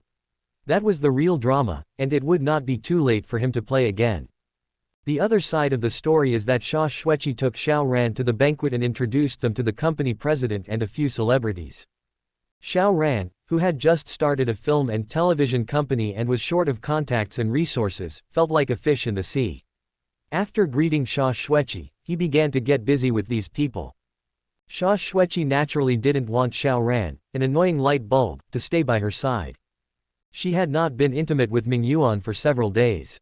Although her temperament and expression still remained frosty in front of outsiders, after seeing Su Mingyuan, her heart became panicky, and she could not wait to rush to him immediately, hug him softly and kiss him. After noticing that Su Mingyuan led Ruro down to the side hall under the guidance of the waiter, as if he had entered a small room by himself, Xia Shuiqi's eyes suddenly lit up. She got rid of the annoying flies around her, and after hiding in the bathroom on the pretext of going to the toilet, she immediately slipped to the side hall while no one outside was paying attention. Then, she headed straight for the small room where Su Mingyuan was resting. Ah, Sister Shuiqi, why are you here? Ruro looked at Xia Shuiqi who appeared in front of her in surprise. Before she had time to ask, Xia Shuiqi patted her on the shoulder and raised her fingers in a low voice. Shish, Ruro, don't expose the fact that I'm here. If someone asks you to inquire about me, remember to help cover, please. After she finished speaking, regardless of whether Ruro answered or not, she rushed into the room. Her iceberg-like appearance was showing fire-like enthusiasm at that moment. Mingyuan, my Mingyuan, do you know how I spent the past few days without seeing you? Now I can finally hold you in my arms. In the banquet hall, Xiao Ranzheng chatted happily with the boss of a film and television company, and suddenly felt a sense of emptiness in his heart. He turned his head to look around. Hey, why can't I seem to see Xueqi? Forget it, I'll find her later, and now I'd better get in touch with them first. Xiao Ran looked up at the head of the film and television company before him and smiled again. Chapter 141. Look at me, you can't even say half a word with this little mouth. 1. She didn't think Mingyuan would just hide in the small room to calm down by himself while her older sister Xueqi followed his trail and went after him right away. She also thought about whether she should accept it if Mingyuan took advantage of her since no one was here, and she was dragged into the room by him. But the scene she wanted to see didn't happen because Xueqi rushed in for no reason, destroying her fantasy. And before she went in, she patted her on the shoulder and asked her to watch at the door. It should be my brother Mingyuan and I in the small room. As a result, now, the poor Ruro could do nothing but stand at the door and listen to the noise. Not only that, but she also had to pay attention to what was going on around her at all times. She couldn't let anyone find out the adultery of the two in the room. Ruro felt so uncomfortable that she wanted to cry. In the room, Su Mingyuan, who had just sat down, thought that Ruro came in, but when he looked up and saw the person coming, he suddenly showed a surprised expression. Xueqi, why are you here? Shouldn't you be at the banquet? There are some hypocrites at the banquet. Talking to them will make me sick, so I might as well come to you. Xueqi smiled and walked straight towards him. As she approached step by step, the cold and arrogant expression gradually melted. Her eyes became warm and loving, and a faint blush appeared on her cheeks, adding a touch of beauty to her already mesmerizing beauty. Mingyuan, I'm sorry I was busy last time, so I could only refuse your invitation. Xueqi sat on his legs, gave him a hug, and pressed her soft, round body against his chest. But now, at least for now, we can meet briefly, and I can compensate for the second refusal. Her figure was already sexy and hot, but she had always suppressed everyone with her iceberg-like aura. But now, she seemed soft. She felt like she was melting when she looked into Su Mingyuan's fiery eyes. The charm of a peerless beauty was fully exuded, evoking Su Mingyuan's physiological reaction, and a violent stream of desire arose in his heart. Xueqi licked her lips seductively, put her arms around his neck, and was about to kiss him. But this cannot continue on. Now was the performance time and the plot point. She was Xiao Ran's helper, not to be Su Mingyuan's lover. How could she leave Xiao Ran behind and meet up with me privately during this performance? She should have been with Xiao Ran, who insulted me, yet she did such an intimate thing with me behind his back. In case this is included in the system's evaluation and assessment. This is not insulting me, this is clearly humiliating Xiao Ran and greatly reducing my final evaluation. Su Mingyuan's heart was hot, and his desires were out of control, but at that moment, he was able to use his head. When he saw how excited Xueqi was, his body wanted to, but his mind told him not to. Ra nu o beta s. If it was outside the usual time for performances, of course he was eager to do such pleasant things with Xueqi, especially secretly behind Xiao Ran's back. This would only make him more excited. But, in this crucial performance, something like this suddenly happened. Su Mingyuan immediately reached out and pressed Xueqi's shoulder, preventing her from approaching. Xueqi, don't forget our purpose today, if you are seen like this by Xiao Ran.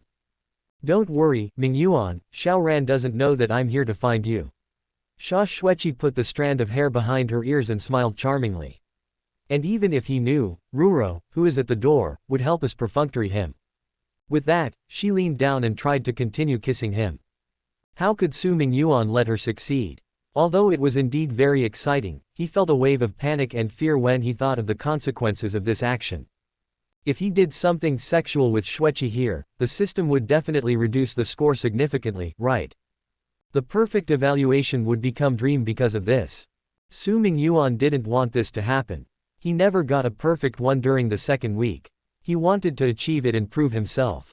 But, Xueqi was ignorant of everything. She only knew that she could only think about Mingyuan these past days. According to the original plan, after the night of the Ferris wheel, she should have had more appointments with Mingyuan, step by step. Quickly growing the seed of love that she planted, and let him fall in love with her. But, because of Murong Hongshe, she could only imagine those sweet scenes over and over again in her heart. She could only turn on her phone at night and look at their intimate photos to quench her thirst. She really felt intolerable. How could she give up the chance to be close to Mingyuan now that she had it? Anyway, now is not the plot time, it will not affect Mingyuan. Chapter 142, Su Mingyuan revealing his temper. From the main hall to the branch hall, there was actually a short distance. Yet when Ruro imagined what was going on in the room, she was upset. It was not until Xiao Ran came to follow and spoke to her she discovered his arrival. Xiao Ran's voice abruptly roused her from her traces and asked, Ruo, what are you doing here? She suddenly shook like a surprised little white rabbit. The crispy sounds became a bit sharp at that moment because of the sudden shock. Brother. In the room, Su Mingyuan and Sha Xueqi had already begun not only to kiss. After some thoughts, Su Mingyuan, he finally made up his mind. The decision was that if he could indulge at that moment, wasn't it just a perfect evaluation?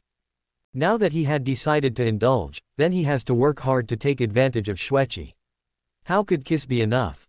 He needs more. And how could he bear it as a man in the face of Xueqi's overbearing kiss? How could he stay below her? He rolled around, holding Sha Xueqi's soft and tender body to the sofa, and the two fell on the soft and wide sofa. Xueqi sat on me and pinned me down, then I held her down on the sofa. Who said I can only be below? Now looking down at Sha Xueqi, I, Su Mingyuan, am above. The two just snuggled on the sofa as soon as they fell. Before they were about to dive deep into passion when they heard Ruro exclaim at the door. They had no idea Xiao Ran would find them, especially since there was only a small door between them. Both of them unconsciously slowed down, hugging each other tightly, as a kind of tension arose in their hearts from the fear of being caught. It immediately caused their heartbeat to quicken. With this nervousness, it was the greater stimulus and temptation that prompted people to slip to another abyss. There was an evil devil in their hearts saying something in the ear quietly. Drown into more joy. Su Mingyuan and Sha Xueqi's breathing became rushed slightly at the same time. Sha Xueqi's face was hot and crimson, while Su Mingyuan's cheeks were not much better compared to her. Obviously across the clothes, they seemed to feel the hot emotions of each other. Although Xiao Ran was outside the door, as long as they didn't make a sound, he couldn't hear them. And if he didn't want to make a sound and be heard by him, then a hot kiss was the best way to block the sounds. Is it? They hugged and kissed each other again, this time silently. As they began to explore more, it wasn't just kisses. Outside the door, why do you look so startled? Xiao Ran asked his younger sister, whom he hadn't seen in a long time. I was just thinking about something and didn't notice what was going on around me, as a result, when you called me unexpectedly, which surprised me. If it was explained on the surface, she was thinking. I just exclaimed, it should be considered a wake-up call for brother Mingyuan and sister Xueqi in the room. Whatever they just did, no matter how close they are, knowing that Xiao Ran is here, it should be, and perhaps they did nothing. Even though her heart was in chaos with countless thoughts, she also knew when to stop herself. After all, dealing with Xiao Ran was the top priority at that moment. You appeared somber, as if you were thinking about something. Xiao Ran saw her sister again, and then he suddenly remembered that he should care about her. No, nothing, that is thinking about an excuse, she said after a long while. Su Mingyuan stayed close around the jade as if it were his baby. I couldn't find a good opportunity to steal the jade from him, so I was a little depressed. That's it. It seems that if you are with Su Mingyuan, I'm afraid you will suffer a lot. It is really hard for you. Xiao Ran was very moved, and he felt ashamed. He would have called Ruro back to his side if it hadn't been for the fact that he knew Su Mingyuan couldn't do the deed as a normal man. He reached out his hand to gently touch Ruro's head, wanting to rub her hair to comfort her, but Ruro took a step back and avoided his palm. Xiao Ran's movement suddenly stagnated, and the hand that stretched out hung awkwardly in the air, and he took it back after a long time. Brother, there are so many people in the banquet hall right now that we shouldn't expose ourselves in front of them for the time being. Because in fact, except Su Mingyuan, only several people around him knew Xiao Ran's sister. Other outsiders did not know that the peerless beauty who accompanied Su Mingyuan and appeared with him was like Xiao Ran's sister who opposed him every time. After all, they had no fame before, so these aristocrats had never seen her. As soon as she appeared as his secretary next to Su Mingyuan. Who would have guessed she was Xiao Ran's sister? In their eyes, she was just a stunning beauty discovered by Su Mingyuan out of nowhere.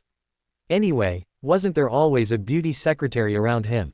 It was not good to just use such a reason.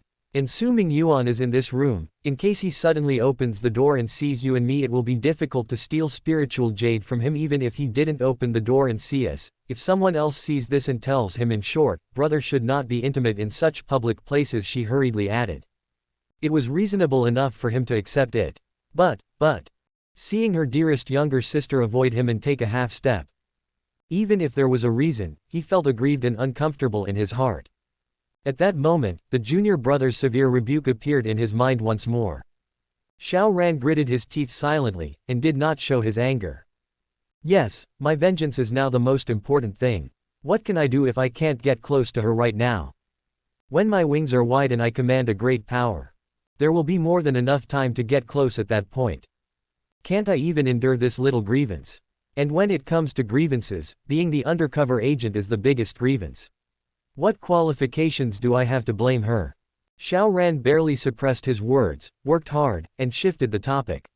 By the way, why is Su Mingyuan staying in this small room? Now there are so many people in the banquet hall.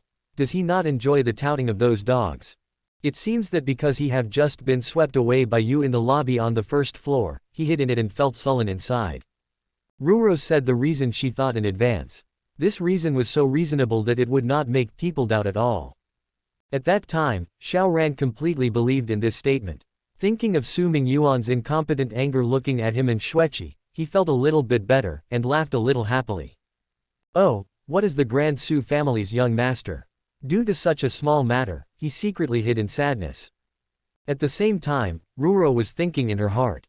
When will he leave? Because of his appearance, Mingyuan brother and sister Xueqi in the room must not dare to do anything intimate, but they must be too nervous in their hearts. I still have to find a way to drive him away. However, none of them knew that in the room that was separated, Su Mingyuan and Xia Xueqi were inseparable, and even because of Xiao Ran's appearance, they realized that they had never felt this extreme stimulation. The experience and joy beyond a certain critical limit. Please read this chapter at wondernovels.com. At that moment, a crisp sound came from the room. While passionately making out on the sofa, the couple accidentally kicked a glass onto the coffee table. The glass hit the ground, making a crisp sound, and traveled to the ears of the two outside the door. Rurio's expression changed abruptly. Just now, she still felt that Xiao Ran's appearance would definitely make Mingyuan brother and sister Xueqi nervous and dare not have any intimate contact. However, the glass was definitely not smashed normally. No, that's not possible. Xiao Ran is just outside the door. As long as anyone pushes the door, he can see them. How dare they? But the sound of the glass on the ground. Brother Mingyuan and sister Xueqi could not quarrel and fight in it, and to lose their temper, then it can only be. Just because I was guarding at the door, they dared to be so bold, just across a wall. She suddenly felt a wave of sadness overwhelming her. Mingyuan and sister Xueqi are doing adultery, but I have to guard the door here and prevent the snake from barging inside. She had to immediately come up with a reason to explain the sound inside to deceive him. Thankfully, there was no need to invent an explanation for the clear sound because Xiao Ran invented it himself. Oh, this Su Mingyuan, he started to lose his temper, ha ha ha ha. He smiled proudly, applauding himself in his heart for his wonderful performance. Chapter 143, Is This the Aura of Cold Queen? 1. Seeing the smile on Li Ran's face, the grievance in Rurio's heart dissipated a lot. I can still act like a baby in front of brother Mingyuan in the future, and ask him for more hugs. And he was a clown who was kept in the dark, still smug and complacent. If anything, once there was a comparison, the grievances seemed to become a little worthless in the face of other people's suffering. Ruro, you should also pay attention to protecting your own safety when you are by Su Mingyuan's side. By the way, I have placed another undercover agent by his side, which is his bodyguard Li Cheng. If you are by Su Mingyuan's side, or if you really encounter something, or you are in danger, go to him, he will help you. To me, your safety is more important than anything else. Xiao Ran looked at Ruro sincerely, and said with great concern. Ruro also pretended to be very moved, raised her head, and revealed tears at the corner of eyes in front of Xiao Ran. But in fact, Xiao Ran said this many times in the previous life, and she no longer felt anything. If he really cared about her and felt that her safety was more important than anything else, then he wouldn't have agreed to her being an undercover agent beside Su Mingyuan in the first place, wouldn't he? Not for that piece of spiritual jade. If he really cared about her and her feelings, why would he want to do such shameless and indecent behavior to her in his previous life? Why would he try to rape her, his younger sister, in order to improve his skills? The appearance she showed in front of him now was just acting. In her mind, there was only brother Mingyuan who was a really good and loving brother. Xiao Ran didn't see that she was acting, and it was impossible for him to think that she would act in front of him. This was his dearest and most beloved sister, how could she lie to him? After whispering a few more caring words to Ruro, he asked, by the way, Ruro, have you seen Xueqi? Ruro shook her head. I don't know, maybe she's in the bathroom. That seems to be the case. Xiao Ran nodded, and was about to bid farewell to Ruro. Boom! Click! The sound of the cup falling to the ground with a bang and then shattering was heard again in the room. Rurio's expression froze slightly again, but on the contrary, the smile on the corner of Xiao Ran's mouth became more and more prominent. This Su Mingyuan really can't control his temper, and he started throwing and smashing things again. The young master of the four major families, huh? Is that all he got? The angrier Su Mingyuan got, the more comfortable he felt. This Su Mingyuan confronted him several times, discrediting his face and reputation, but now the roles had been reversed, and the humiliated person had become Su Mingyuan himself.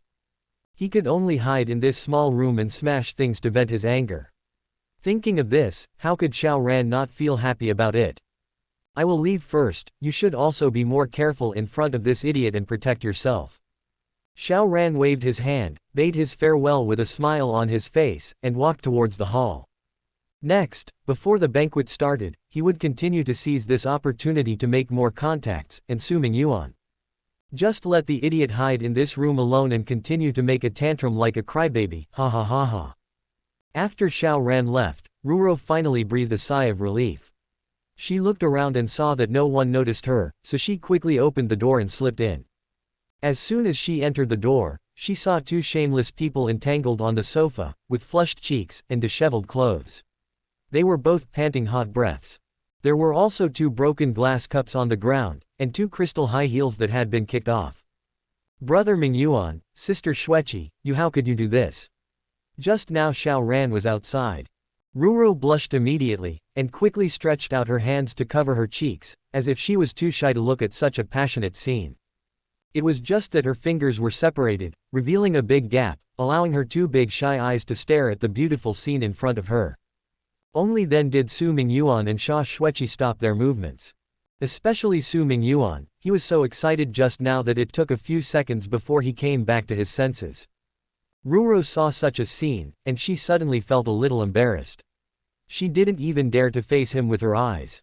On the contrary, Xia Xueqi looked confident.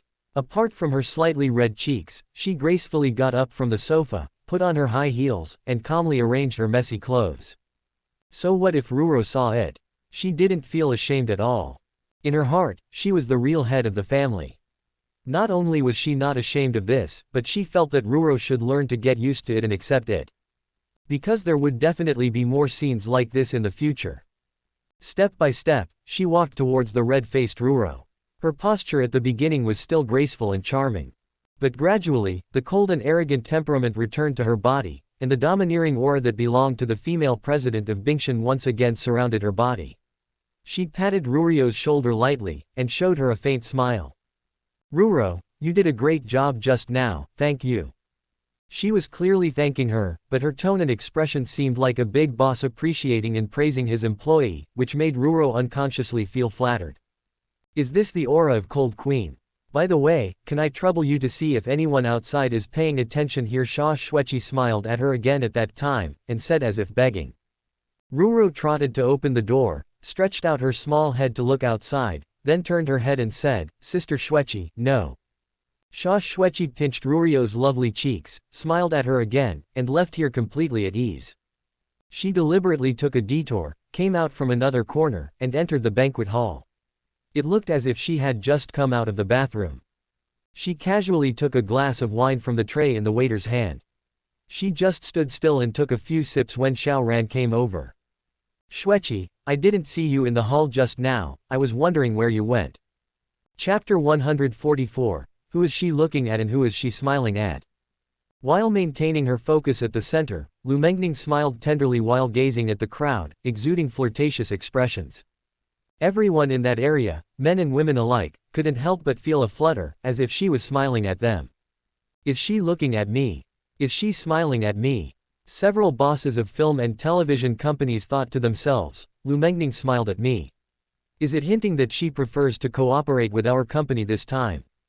Xiao Ran thought excitedly, Lu Mengning smiled at me. It seems that the spot for investment tonight must be mine. Although it's because of the secret help of my junior brother, she would choose me and smile at me. Maybe she has feelings for me as well. The thought that had been extinguished was revived at that moment.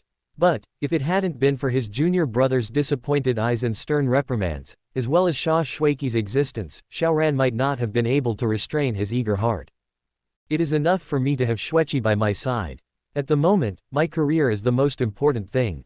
He kept telling himself not to think about her, but Lu Mengning's smile was so beautiful that he couldn't forget it. He knew that at any moment, this barely suppressed flame would start to burn even more strongly. And the other people who had been enchanted by Lu Mengning's gaze opened their eyes one by one. Their faces mostly showed that they were thinking about the same things as him and felt that Lu Mengning was treating them differently, which made them happy and enthusiastic. Only Su Mingyuan remained indifferent. He was sure that Lu Mengning wasn't looking at him or smiling at him. Of course, she was not looking at Xiao Ran or anyone else differently. She was actually looking for the White Knight, looking for her big hero. Su Mingyuan speculated on Lu Mengning's thoughts in his heart. She might have thought that her White Knight would sneak into the venue in disguise and wander around Xiao Ran, so after finding Xiao Ran's location, she stared at that area for a long time. But, her last smile was not for these people, instead, it was for her big hero, even though he might not be there. Of course, she could have never imagined that the hero she was looking for was standing just a short distance away, right under her eyes. The person she is looking for is me, Su Mingyuan. After all, who could have imagined that the intriguing and clever White Knight was actually the villain Su Mingyuan? Su Mingyuan thought about it with great interest, and he couldn't help but smile as he felt slightly funny.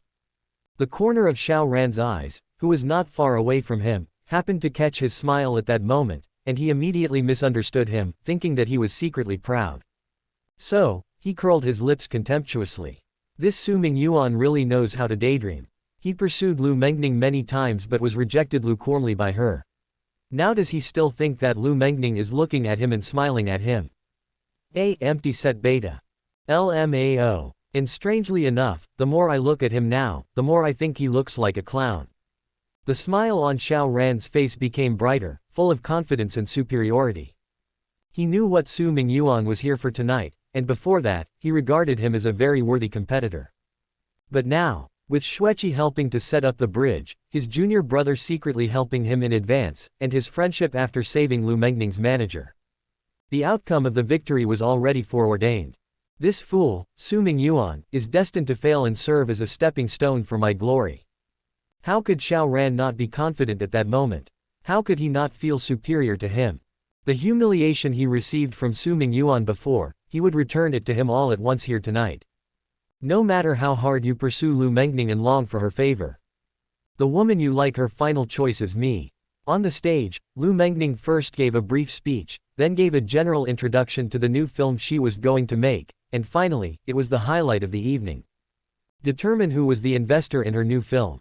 In fact, with her family background and identity, the huge fans she commands, and her position in the film and television industries, she didn't need to pull any investment at all.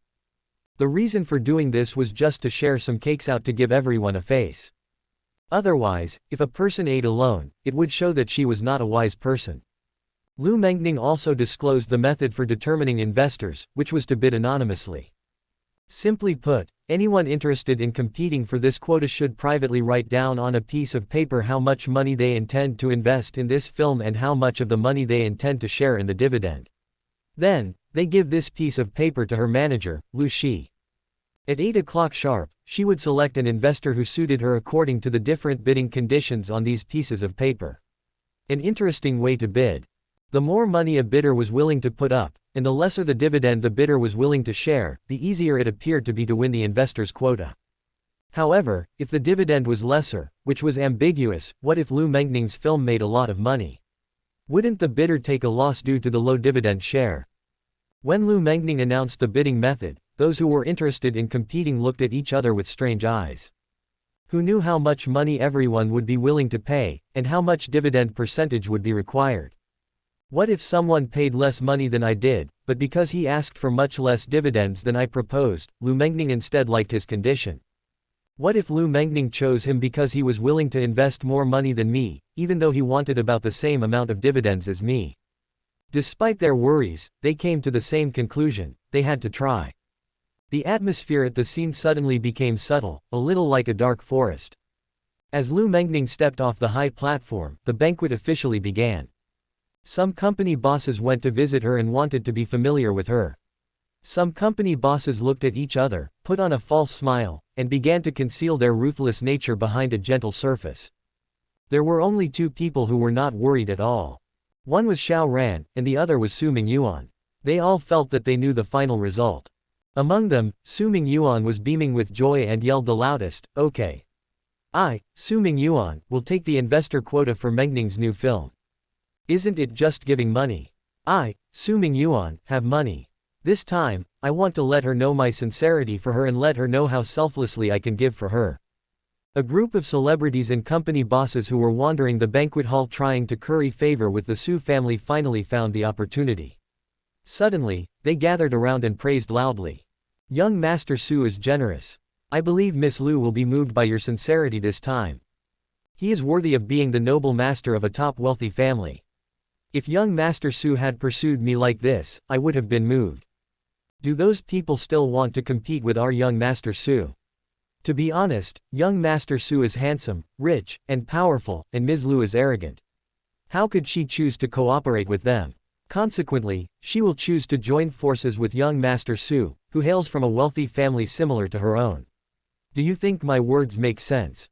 Su Mingyuan proudly laughed while he listened to everyone's praise, acting as though he had actually won the investor's position. "You guys are right. Su Mingyuan, am the young master of the Su family. Why are some people trying to fight me? Let me get in touch with Mengning to exchange feelings. Give her a small gift. Su Mingyuan, will definitely win the investor quota tonight." After that, he drank all the wine in one mouthful and walked towards Lu Mengning with great confidence. At the same time, Xiao Ran squinted at the scene of a group of dogs around Su Mingyuan and smiled coldly in his heart. "As for you, you still want to give Lu Mengning a gift, and you think you will be able to win it tonight.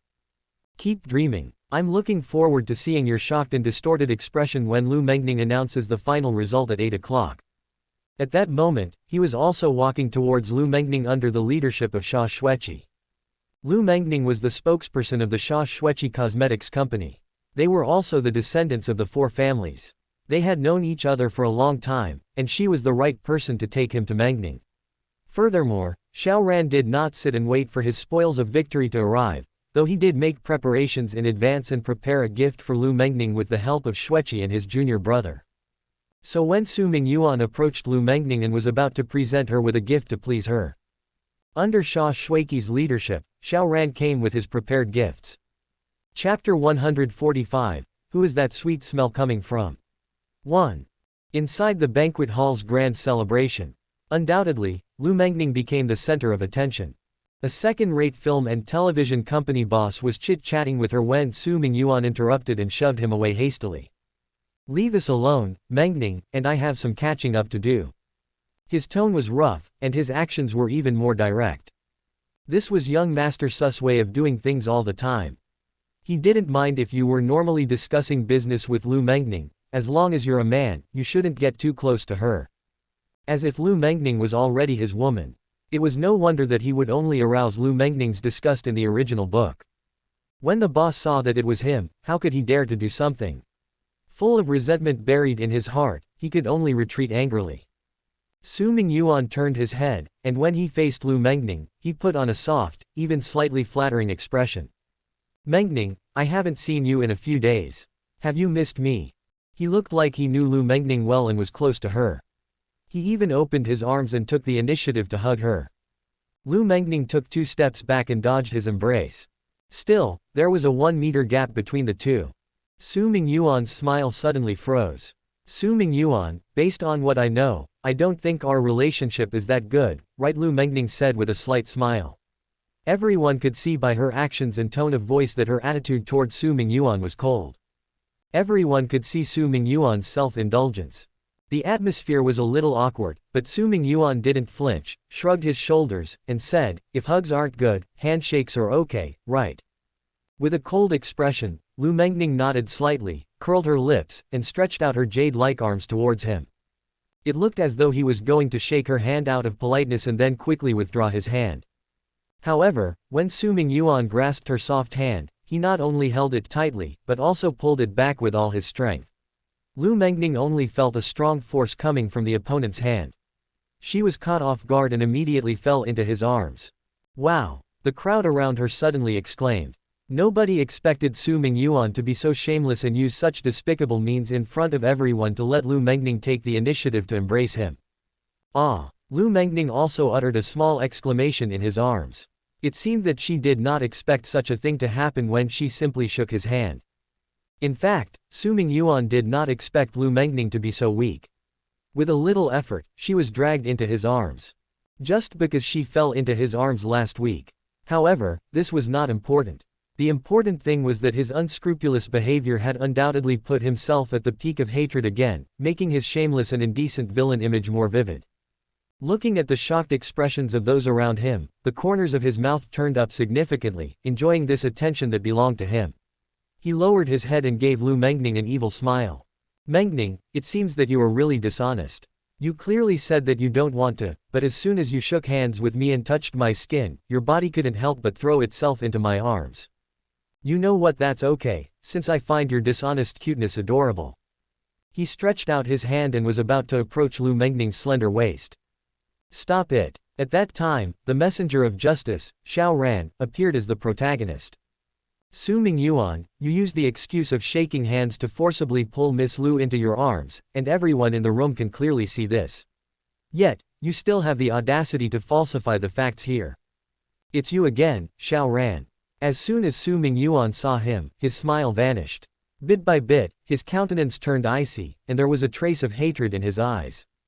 You return as a messenger of justice so you can stand on the pinnacle of morality and exploit people to satisfy and conceal your vile thoughts and desires just like you did at the Blue Rose Bar the last time. At that time, it was indeed my fault for being immature, frivolous, and behaving recklessly. I sincerely apologize to you. But this time, your shameless behavior was witnessed by everyone.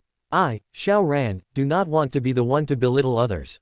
I just can't stand such shameless and indecent things, so I choose to stand up and stop you. Even if such a thing happens to other people, as long as I see it, I will also stop it. So, Su Mingyuan, let go of Miss Lu. Xiao Ran's righteous and solemn words drew applause from the onlookers. This wasn't the Blue Rose Bar where Su Mingyuan could suppress everyone by holding the banner of the Su family, and not everyone here wanted to curry favor with him, fearing the power of his, Su family. The Lu family's eldest miss and the Shaw family's eldest miss, whose status were no worse than him, were also here. In the midst of the crowd's cheers, Xiao Ran approached Su Mingyuan with awe, as though a knight in armor came to save the princess from the evil demon dragon. At that moment, Lu Mengning, who was pulled into Su Mingyuan's arms, finally raised her head. Her cheeks were slightly flushed, and her eyes appeared hostile and uneasy, as if she were angry. However, in the depths of those deep eyes, it appeared as though a peculiar glow was emitting.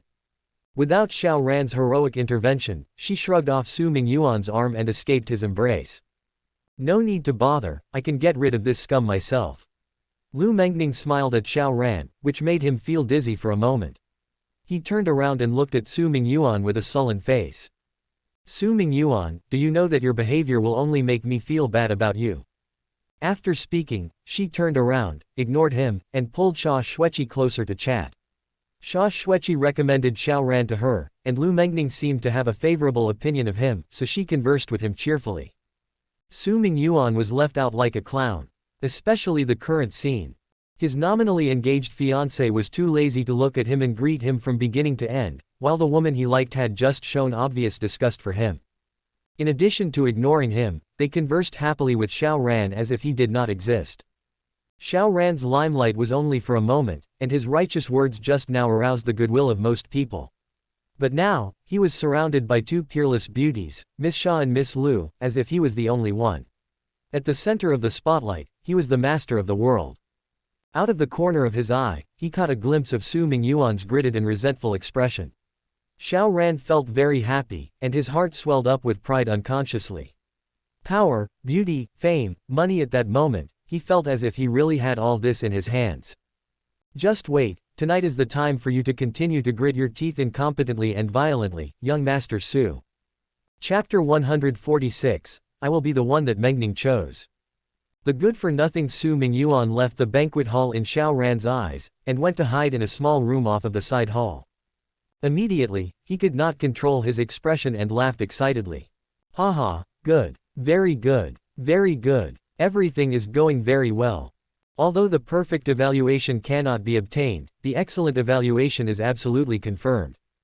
I was slapped in the face twice by Xiao Ran in front of everyone, plus the announcement of the investor. It would be a total of 3. Even if I accidentally did some obscene behavior here before, the final evaluation in the system is unlikely to fall from excellent to good, which is 3 times. Hey, how many villain points can I get from an excellent evaluation? 1500, 1600, or be bold, 1800. Su Mingyuan rubbed his hands and calculated excitedly. It seemed that the villain points he gained in the previous few performances couldn't be compared with his current performance. Ha ha ha. Xueqi, Mengning, and Xiao Ran's performances today were all excellent. Today, I, Su Mingyuan, gained the upper hand. Although there seemed to be a little accident during the performance. For example, Xueqi unexpectedly entered the small room and warmed up with him. For example, Lu Mengning was really pulled into his arms, and he did not immediately fling him away. However, these were not problems.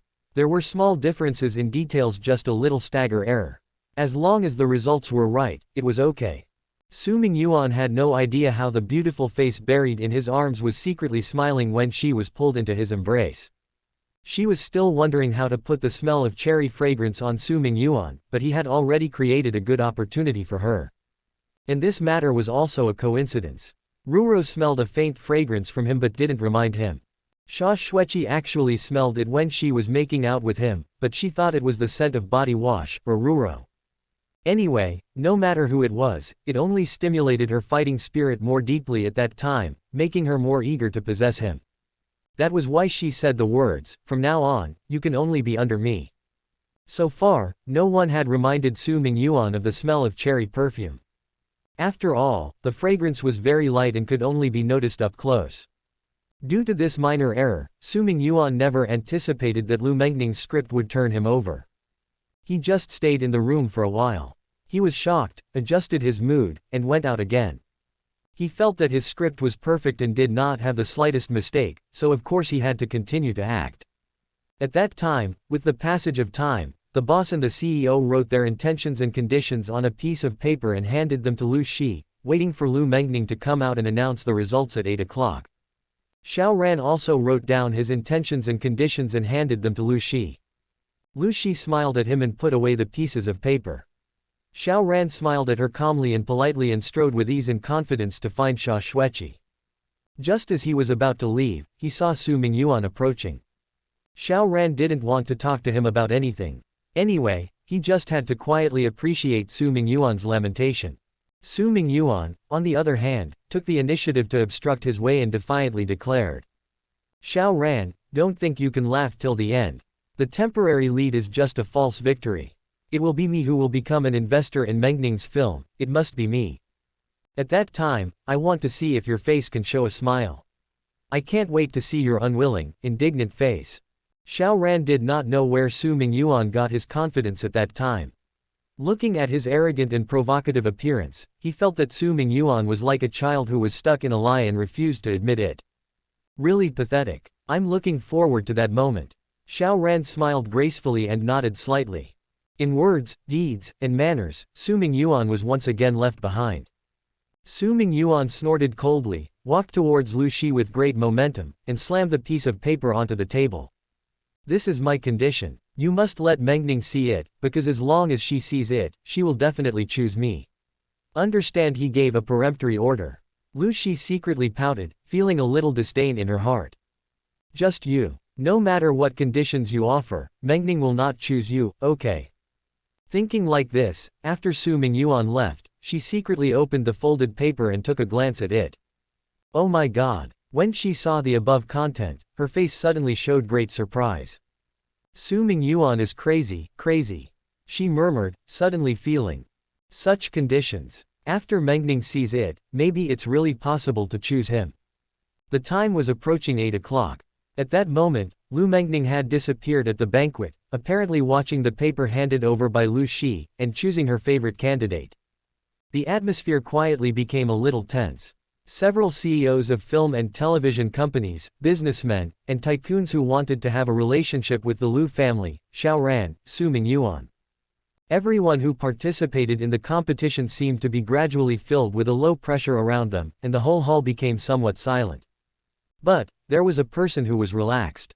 Not only was he not nervous, but he was also smiling widely. He occasionally drank alcohol, ate food, and laughed loudly. His raucous chuckle and pompous demeanor were just incongruous with the atmosphere of the banquet. Hey, I said, why do you suddenly become so quiet?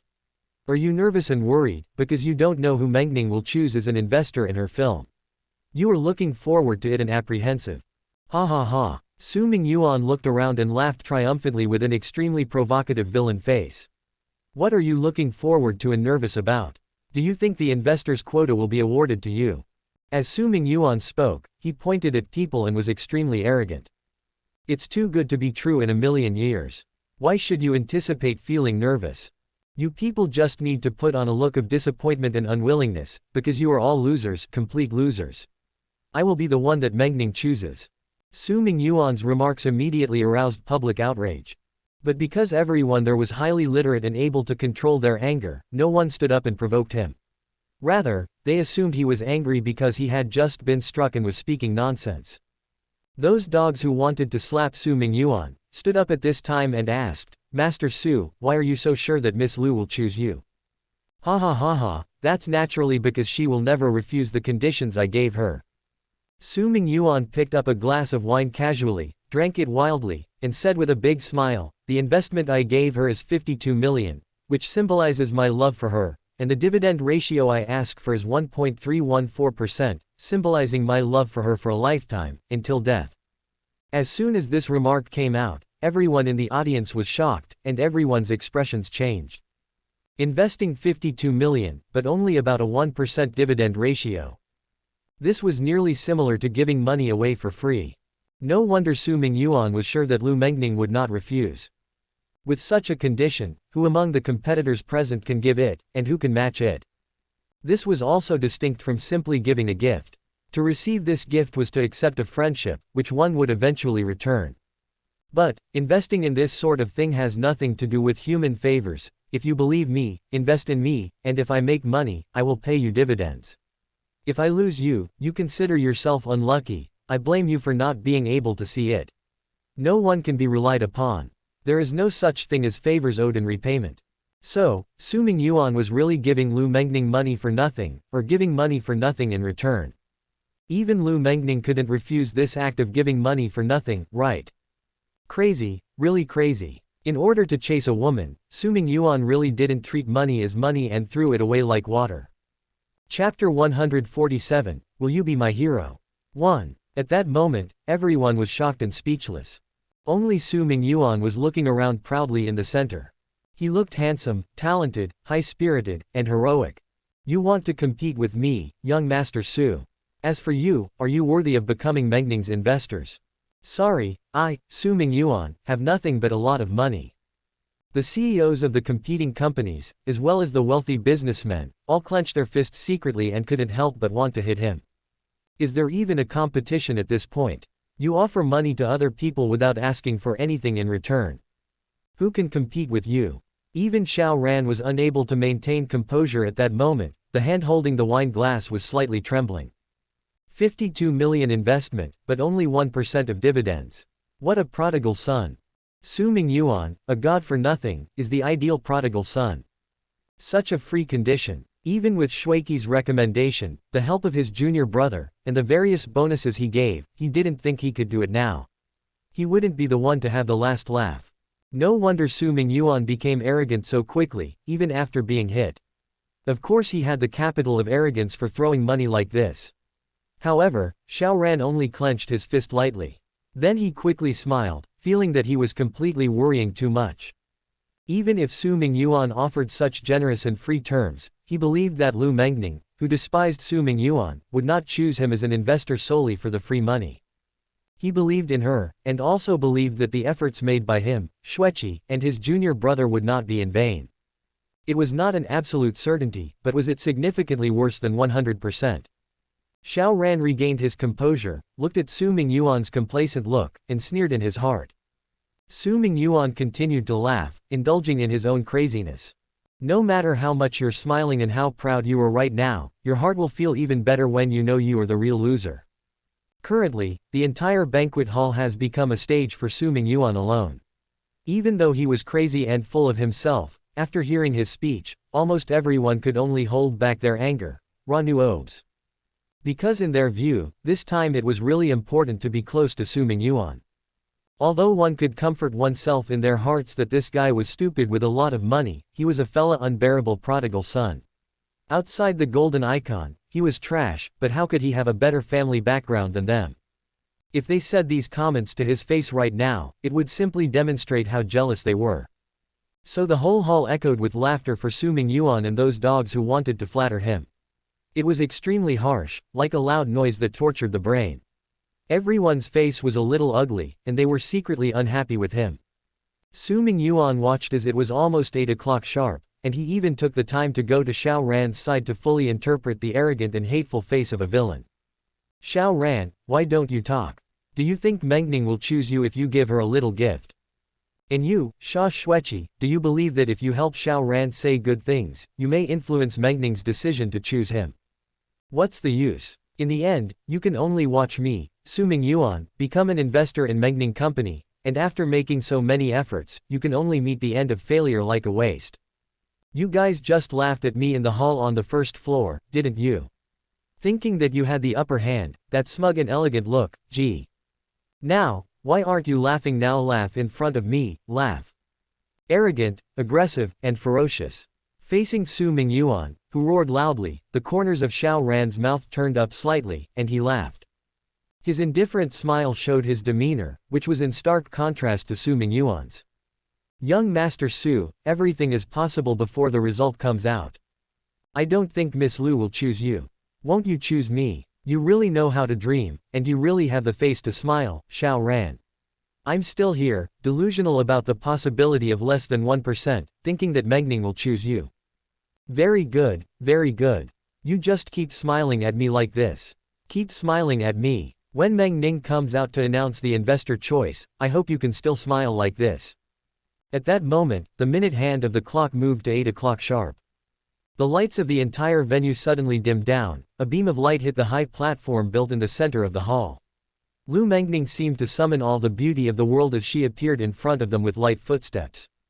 Su Mingyuan suddenly became excited, glared at Xiao Ran viciously, and said loudly, "You bastard, keep that smile for me from now on. Listen carefully, I really want to see, when you bastardly ushered in failure, can you still smile so brightly?" At the same time, Lu Mengning walked to the front of the microphone and seemed to start announcing who was finally chosen. The atmosphere was a little tense and dignified. Even if he knew that Lu Mengning would not choose him, but would choose Su Mingyuan, what if? No one could tell, right? The CEOs, businessmen, and rich people who participated in the competition were so nervous that they clenched their hands secretly. The rest of the onlookers also tightened their hearts and wanted to know who Lu Mengning finally chose as her investor, and they also held similar ideas to these competitors. Although Su Mingyuan's look suggested no tension, what if? Lu Mengning knew what everyone was anxiously waiting for, so she didn't do anything to foreshadow it, and said directly, after some comparison and selection just now, I have selected my favorite investor, he is. Speaking of this, she paused slightly, and looked in the direction where Su Mingyuan and Xiaoran were. Sensing her gaze, Su Mingyuan suddenly grinned proudly, revealing an exaggerated smile. Mengning is looking at me, and the person she chose is really me. Xiaoran, you trash, your failure is already doomed. Next, you better not cry a face and whine like an abandoned kitten, which is what only women do. Your words don't you like to laugh at me? Then you should continue to laugh at me at this time. Just keep a smile on your face after listening to the speech of Mengning. Don't show an unwilling and angry expression, you know. Don't worry, I will definitely take pictures and record your funny appearance with a forced smile, and then I can laugh at that picture all day, ha ha ha. Chapter 148, Lu Mengning, you are so vicious. 1. Su Mingyuan really did not expect that Lu Mengning's fatal blow would appear like this. But, it was not the villain Su Mingyuan who made a move, but the female protagonist herself who surrendered. Everyone present did not expect that Lu Mengning would just say such desperate words to Su Mingyuan, but she just invited him to act with her, or was he the leading actor? Could it be that he would become a couple with her? How did this seem as if Lu Mengning had given Su Mingyuan the opportunity to pursue her further? Xiaoran never expected this sudden surprise. He was maintaining a calm and elegant smile, quietly watching Su Mingyuan as if he was a clown, powerless and agitated, desperate and unwilling, and his heart soared with joy. The result: Lu Mengning flipped the game and invited Su Mingyuan to be the leading actor in her movie. At that time, if he became popular, wouldn't that mean my money was used to increase Su Mingyuan's reputation? And he became the male protagonist. If there was an intimate scene between the female lead and the male lead. No, it will not, and it cannot, Xiaoran exclaimed in his mind. Since her debut, Lu Mengning had never filmed any personal kiss scenes, and this film will not be any different. Xia Xueqi secretly clenched her fists, lowered her head, and her expression sank into darkness. She was still thinking about how Lu Mengning would add a paragraph at the conclusion of the plot today to reverse the ending, appearing to favor Su Mingyuan and enabling Xiaoran to become furious. She didn't expect this. Good, Lu Mengning. So, that's your plot. When the time comes, Mingyuan will go with you to film a movie. For so many days, you are going to have fun with him, while we can only stay in Ming City and watch helplessly. Maybe you will add those sweet and intimate scenes of yours to your movie and put them on the big screen.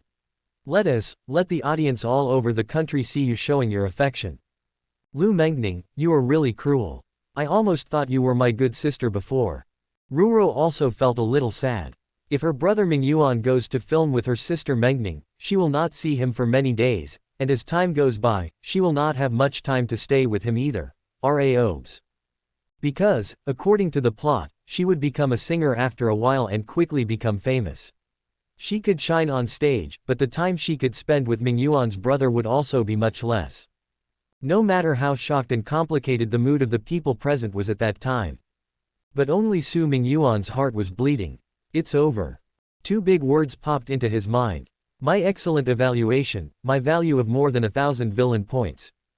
He seemed to see these wonderful figures float away like the wind, leaving him with a cruel and bloody reality. It's not Xiaoran's cameo, but I, Su Mingyuan, will join your crew to be an actor in your movie, and not just any actor, but the leading actor. Lu Mengning, didn't you say you'd surprise Xiaoran and everyone else in the hall? This is what you call a surprise. Su Mingyuan unbelievably opened his mouth, wide-eyed, looking at the beautiful Lu Mengning on the high platform. If he had just disguised a miserable appearance and was about to cry, he would now also be scared to death. Now, he really wanted to cry out. Why did it become like this?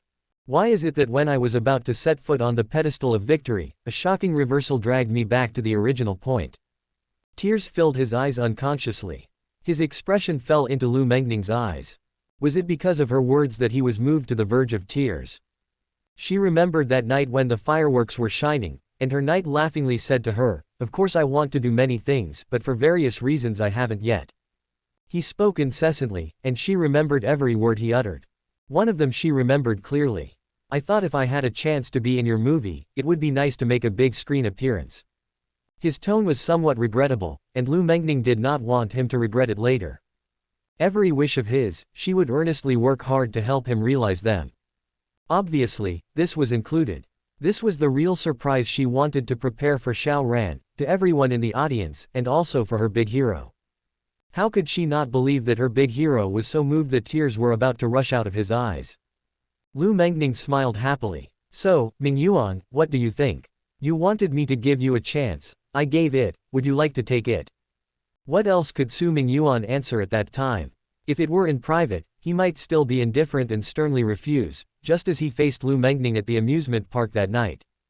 But now that it was performance time, in front of Xiao Ran, in front of everyone, his character must not collapse. He could not refuse. It would be more accurate to say that he ought to feel extremely moved, much like a goddess rewarding a dog. He was in tears now, but accepted this gladly. Chapter 147, Will You Be My Hero? 2. Before Lu Mengning announced who it was, Su Mingyuan had already opened the champagne halfway ahead of time and taunted Xiao Ran directly. The dogs around him who wanted to curry favor were secretly prepared. As soon as Lu Mengning announced that the investor of her choice was him, they would immediately follow suit, and humiliate and mock Xiao Ran loudly.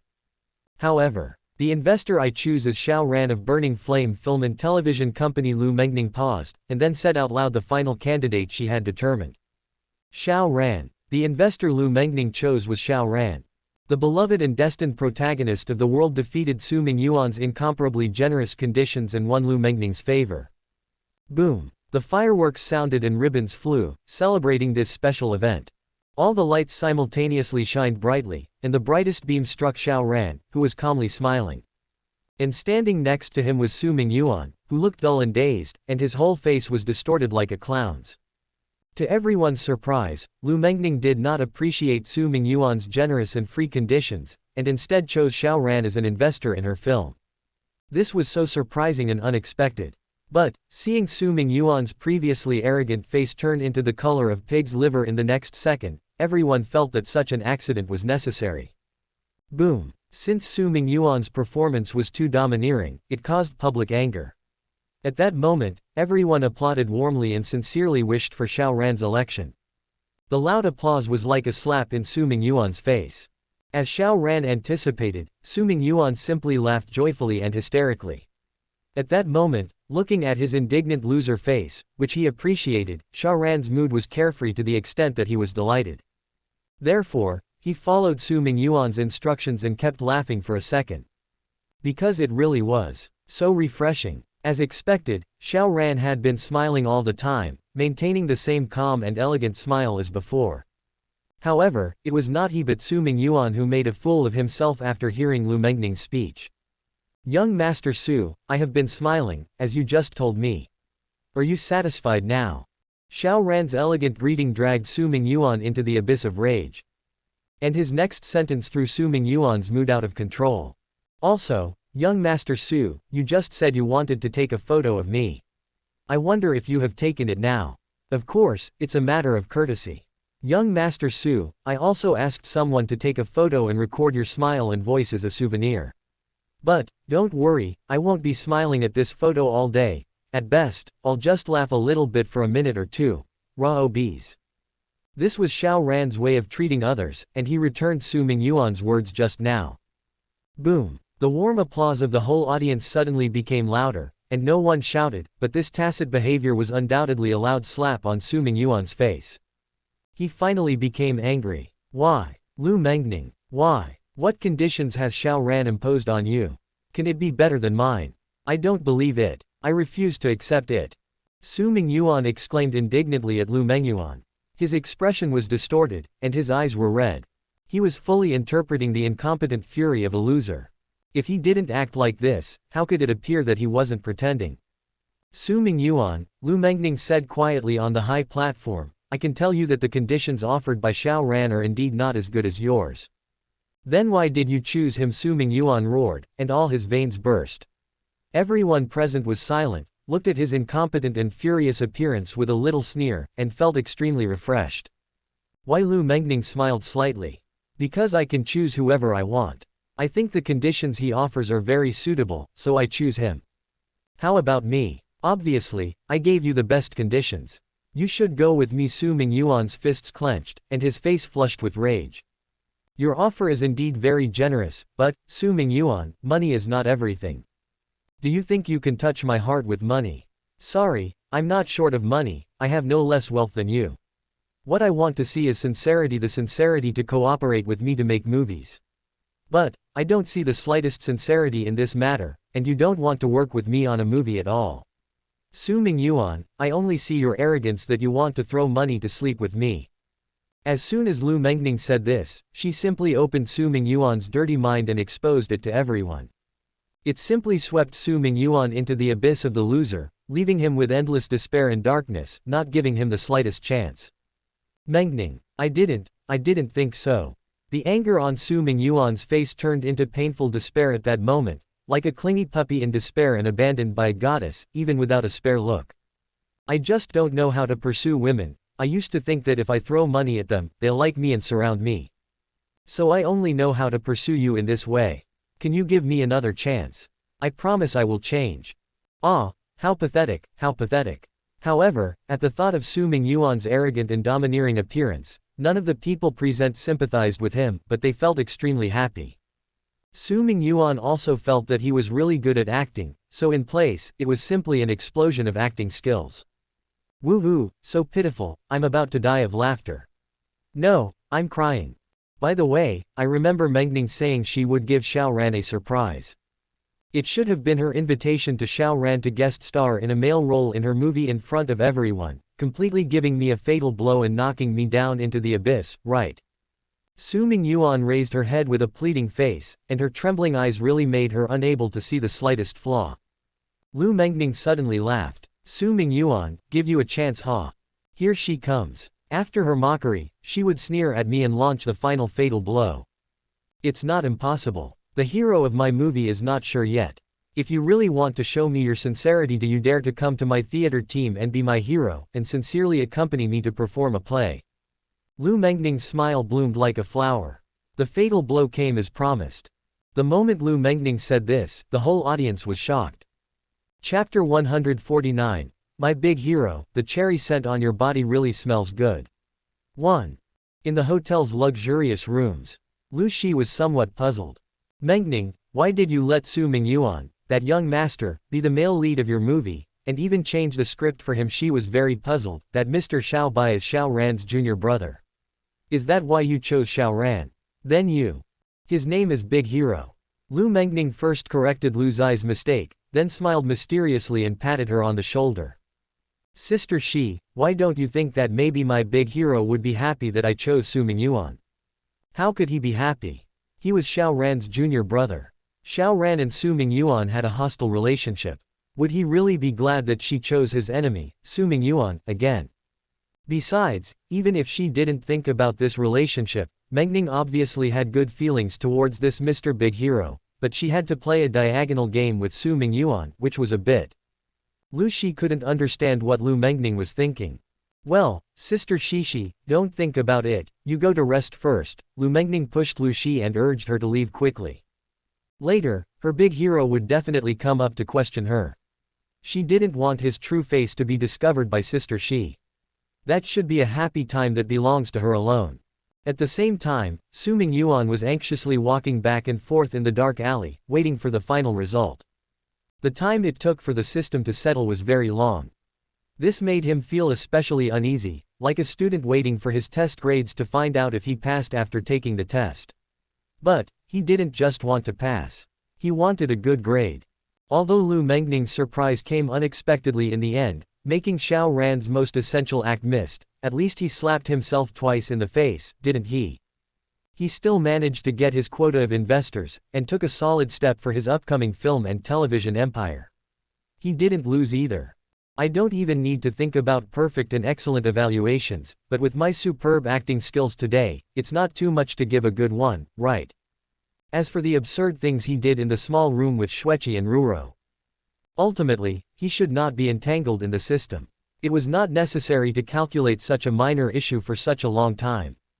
To that end, I solemnly pledge that the next time will be the last time I do this.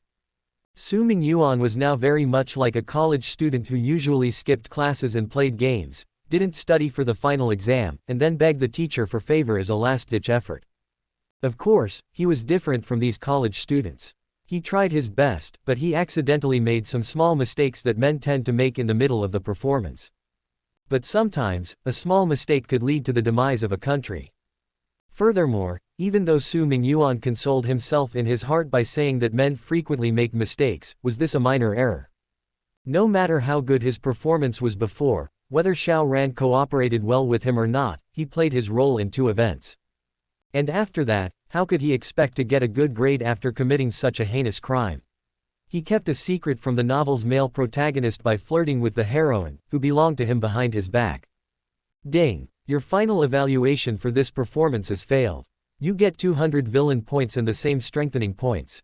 Failed. The cold voice of the system made Su Mingyuan's face drop instantly. I knew it a long time ago. When Xiao Ran couldn't succeed in playing his role, I barely sensed it. But he didn't have a vague idea that he would fail the exam. In his heart, he thought that, with a little luck, the teacher who checked the paper might let him pass with a wave of his hand. Those who seek the top will get it. Those who seek the middle will get the bottom, and those who seek the bottom will get nothing. Host, I believe that if you summarize your experiences and lessons, you will be able to make a breakthrough next time. The system's typical reassuring voice resumed at that time. Yes, I got it. Sigh. To put it bluntly, I wasn't paying attention. If I remained in the dining hall the entire time, Xueqi and Ruro would not have been able to sneak in. Su Mingyuan shook his head. It was too late to say anything now, regretting was just useless. And the most significant reason why he only received a failing mark was that Lu Mengning's final wave of surprises shattered all of Xiao Ran's hostility in front of him. I am also at fault, but the biggest culprit must not be let go. Su Mingyuan angrily went straight to the hotel's senior management to find Lu Mengning. The performance at the Hongyun Tower failed last time, and Su Mingyuan spanked Ruro after returning home.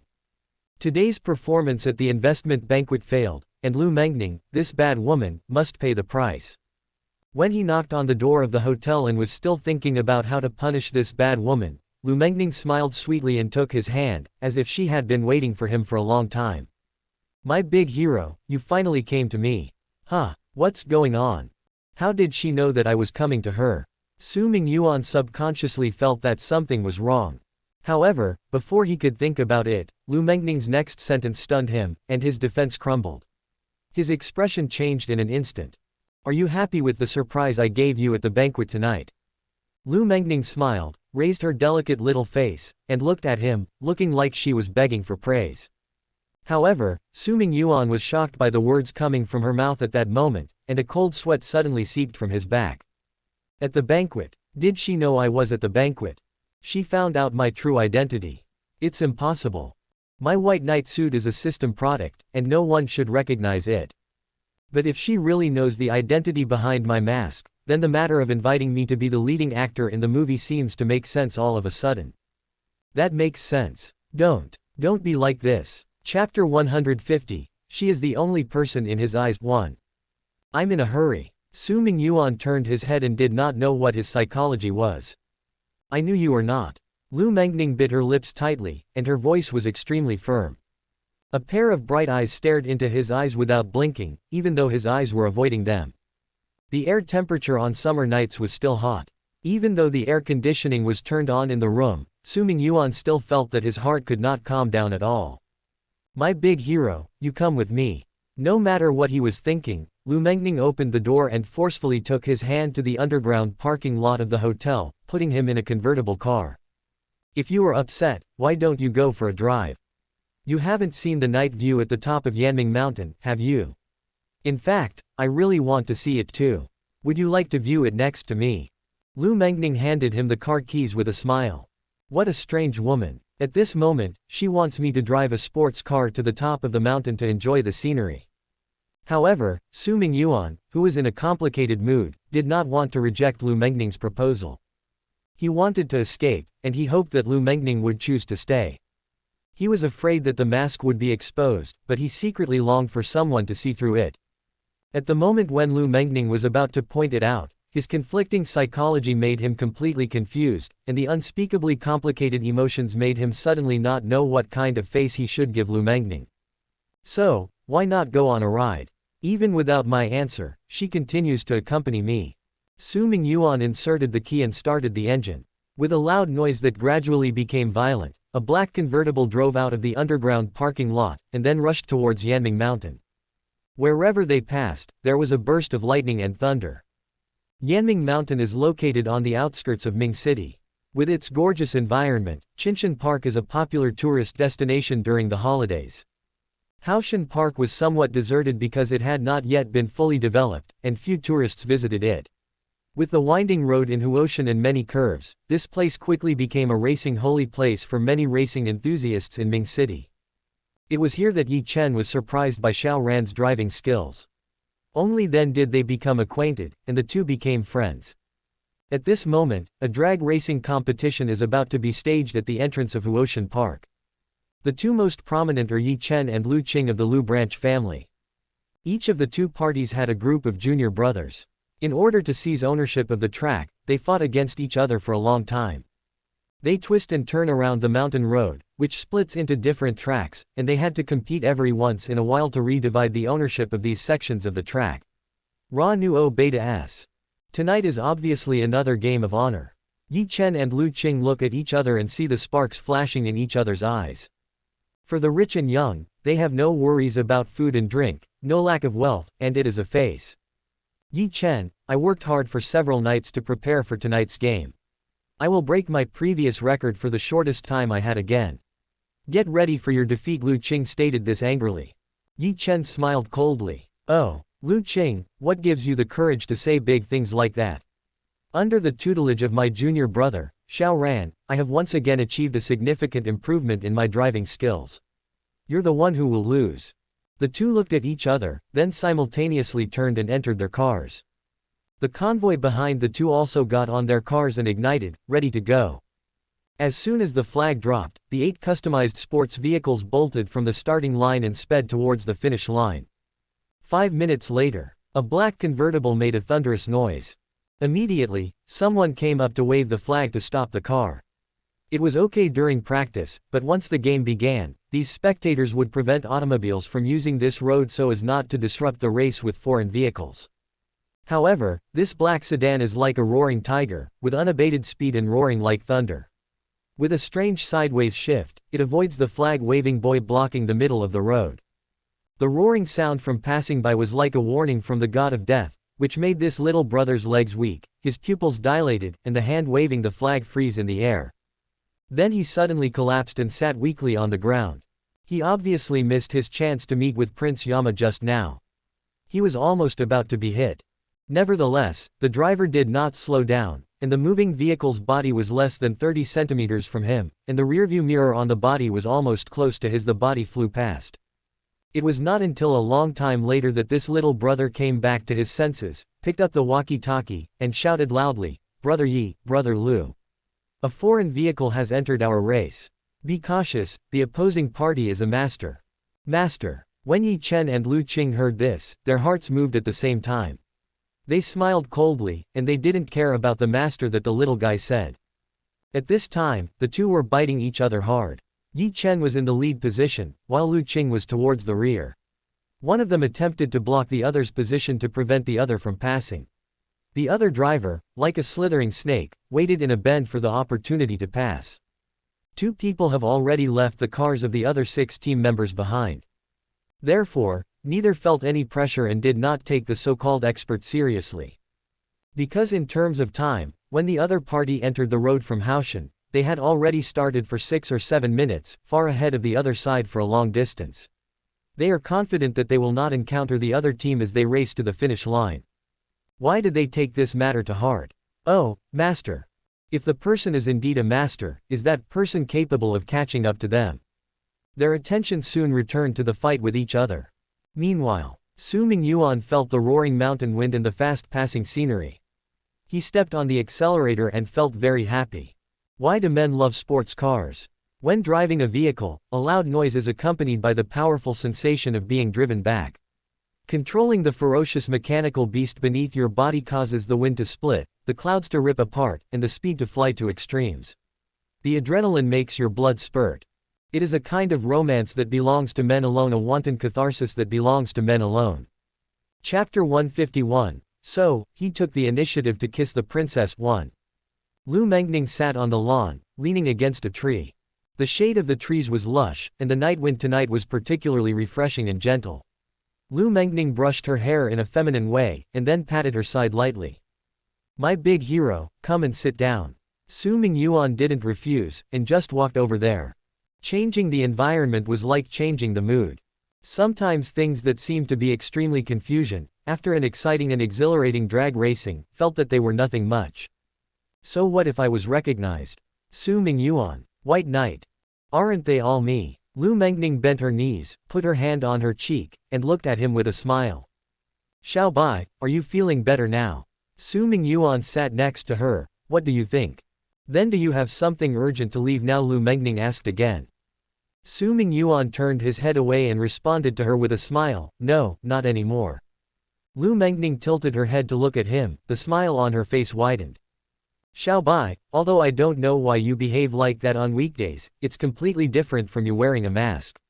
It seems like a world of difference, like two different people. But I always believe in the you I see in my eyes. Believe me, what I see is your reality. When we first met, you said you could be called a knight. Yes, you are like those white knights who guard the princess in fairy tales, handsome and silent. And powerful. But I want to say. She moved her body and approached Su Mingyuan.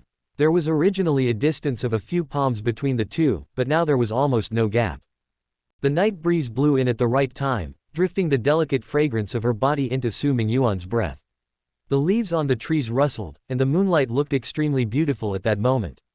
She turned her head and stared deeply at Su Mingyuan's face covered by the mask. My big hero, although the knights in the story are strong, handsome, loyal and brave, they are not the protagonists in the life of the princess they loyally guard, but the prince is. In the end, the loyal knight can only swallow the bitterness in his heart and watch his beloved princess off. Walk into the palace with the prince and wish them happiness in the future. So in my heart, you are not the knight in fairy tales, no matter whether you wear a mask or not, no matter which one is the real you. In my eyes, you are always the hero who is kind, upright, brave and powerful. No, heroes are not enough. It must be a prince. Under the night, Lu Mengning's bright eyes were more moving than the twinkling stars in the sky. Her eyes seemed to be filled with a boat full of stars, and the brilliance flowing at this moment couldn't even be compared with the bright moonlight. At that moment, Su Mingyuan's heart trembled violently, and her mind was completely occupied by her gentle and affectionate face, and there was no shadow of anyone else. The eyes she stared at were like a ray of love shot by Cupid. Even though he had all kinds of defenses, under this arrow, it collapsed layer by layer, and the door of his heart became wide open. The figure of this woman was completely nailed to his heart. He couldn't escape, and couldn't hide. And it would never be forgotten. He was completely arrested by Lu Mengning, a bad woman. But why did I suddenly feel a sweet touch in my heart, and I didn't feel any resentment, but was willing instead? That's right, he called himself a knight in white clothes. Last week, in order to help Xiao Ran and save the heroines in distress, he worked so hard to his death. Isn't he just like the loyal, brave, handsome and powerful knight in a fairy tale? But knights were destined to be only supporting roles, and princesses would only fall in love with princes in the end. They were the destined couple, destined to enter the palace of marriage. The heroic knight could only take off his armor, wipe the mottled scars on it, and stand alone watching the princess and prince step into the magnificent palace, silently wishing them a happy future. But now, the beautiful princess suddenly came to him, took off his mask, leaned on him lightly, and told him affectionately that you are my hero and you are my prince. This was the first time someone had said such words to him in the past 2 weeks. In this world, was there a more romantic confession than this? Su Mingyuan's heart beat uncontrollably and affectionately for the princess in front of him. He slightly tightened his lips, and suddenly felt an impulse in his heart. Lu Mengning gently hugged his arm, rested her head on his shoulder, and suddenly pointed to the starry night sky and said, "My big hero, do you think the starry sky is beautiful tonight?" "It's pretty." Su Mingyuan stared at her beautiful profile. But I feel a little less romantic and lively. So. Lu Mengning shook his arm lightly, a charming smile appeared on her beautiful face at this moment as she pointed to the sky. Xiao Bai, look. Su Mingyuan raised his head and looked in the direction of her finger. At this moment, several dark and subtle light spots rose to the highest point, and they bloomed with a bang, and bright fireworks burst into the night sky, dancing with splendor all over the mountain. The bright moon, the stars, and the splendid fireworks. The colorful shades illuminate Su Mingyuan's face and his eyes. This was the romantic scene specially prepared by Lu Mengning for him alone. Xiao Bai, I only saw the grand fireworks you carefully prepared for others, but I think you should also have thought about whether there is a girl who can sparkle the entire night sky for you, right? So, I specially prepared this just for you, do you like it? Under the illumination of the fireworks, Lu Mengning's smile looked even more beautiful and touching. Fireworks wet very beautiful and romantic, and the night sky reflected by the fireworks, bright moon and stars was even more magnificent and splendid. But, it could end compared to Lu Mengning's smiling eyes at that time, and the corners of her mouth that were slightly raised at this moment. Su Mingyuan was completely fascinated by this bad woman, and his soul was about to be hooked. The impulse in his heart became more and more fierce. After a roar, he completely rushed out of the cage. There was a voice in his heart urging and roaring. His blood was rushing, his heart was beating like a raging beast, and the sound of the system seemed to be ringing in his ears. That cold and terrifying rule seemed to be trying to wake him up. However, at that moment, reason was completely submerged by the emotional tsunami and trampled to death on the bottom of the sea. Su Mingyuan just wanted to lower his head and kiss her at this moment, no matter whether he would lose a villain point or not. If I get deducted, it's not a big deal, I will work harder to earn more. Chapter 152, Am I Not a Trespasser? 1. The next day. The investor for Lu Mengning's new film had been confirmed. The news that Su Mingyuan, the young master of the Su family, was cast in the lead role shook the entire film and television industry as well as the entire country. Su Mingyuan, young master Su, can he act? How can our goddess Mengmeng cooperate with such a poor reputed scum-nothing? It's said that this young man pursued our goddess Meng crazily in private, but the goddess Mengmeng invited him to be the main lead. Don't you think this is not a signal? No, no, no, no. I can't accept this kind of thing. Non-fan really don't understand movie Queen Meng's works. Let's not get into the details, but let's just say that young Master Su, a rookie who has never acted before, comes up and plays the leading role. I don't think so. I do not know how much money young Master Su spent prior to just being chosen as the male lead, but this proves the power of money.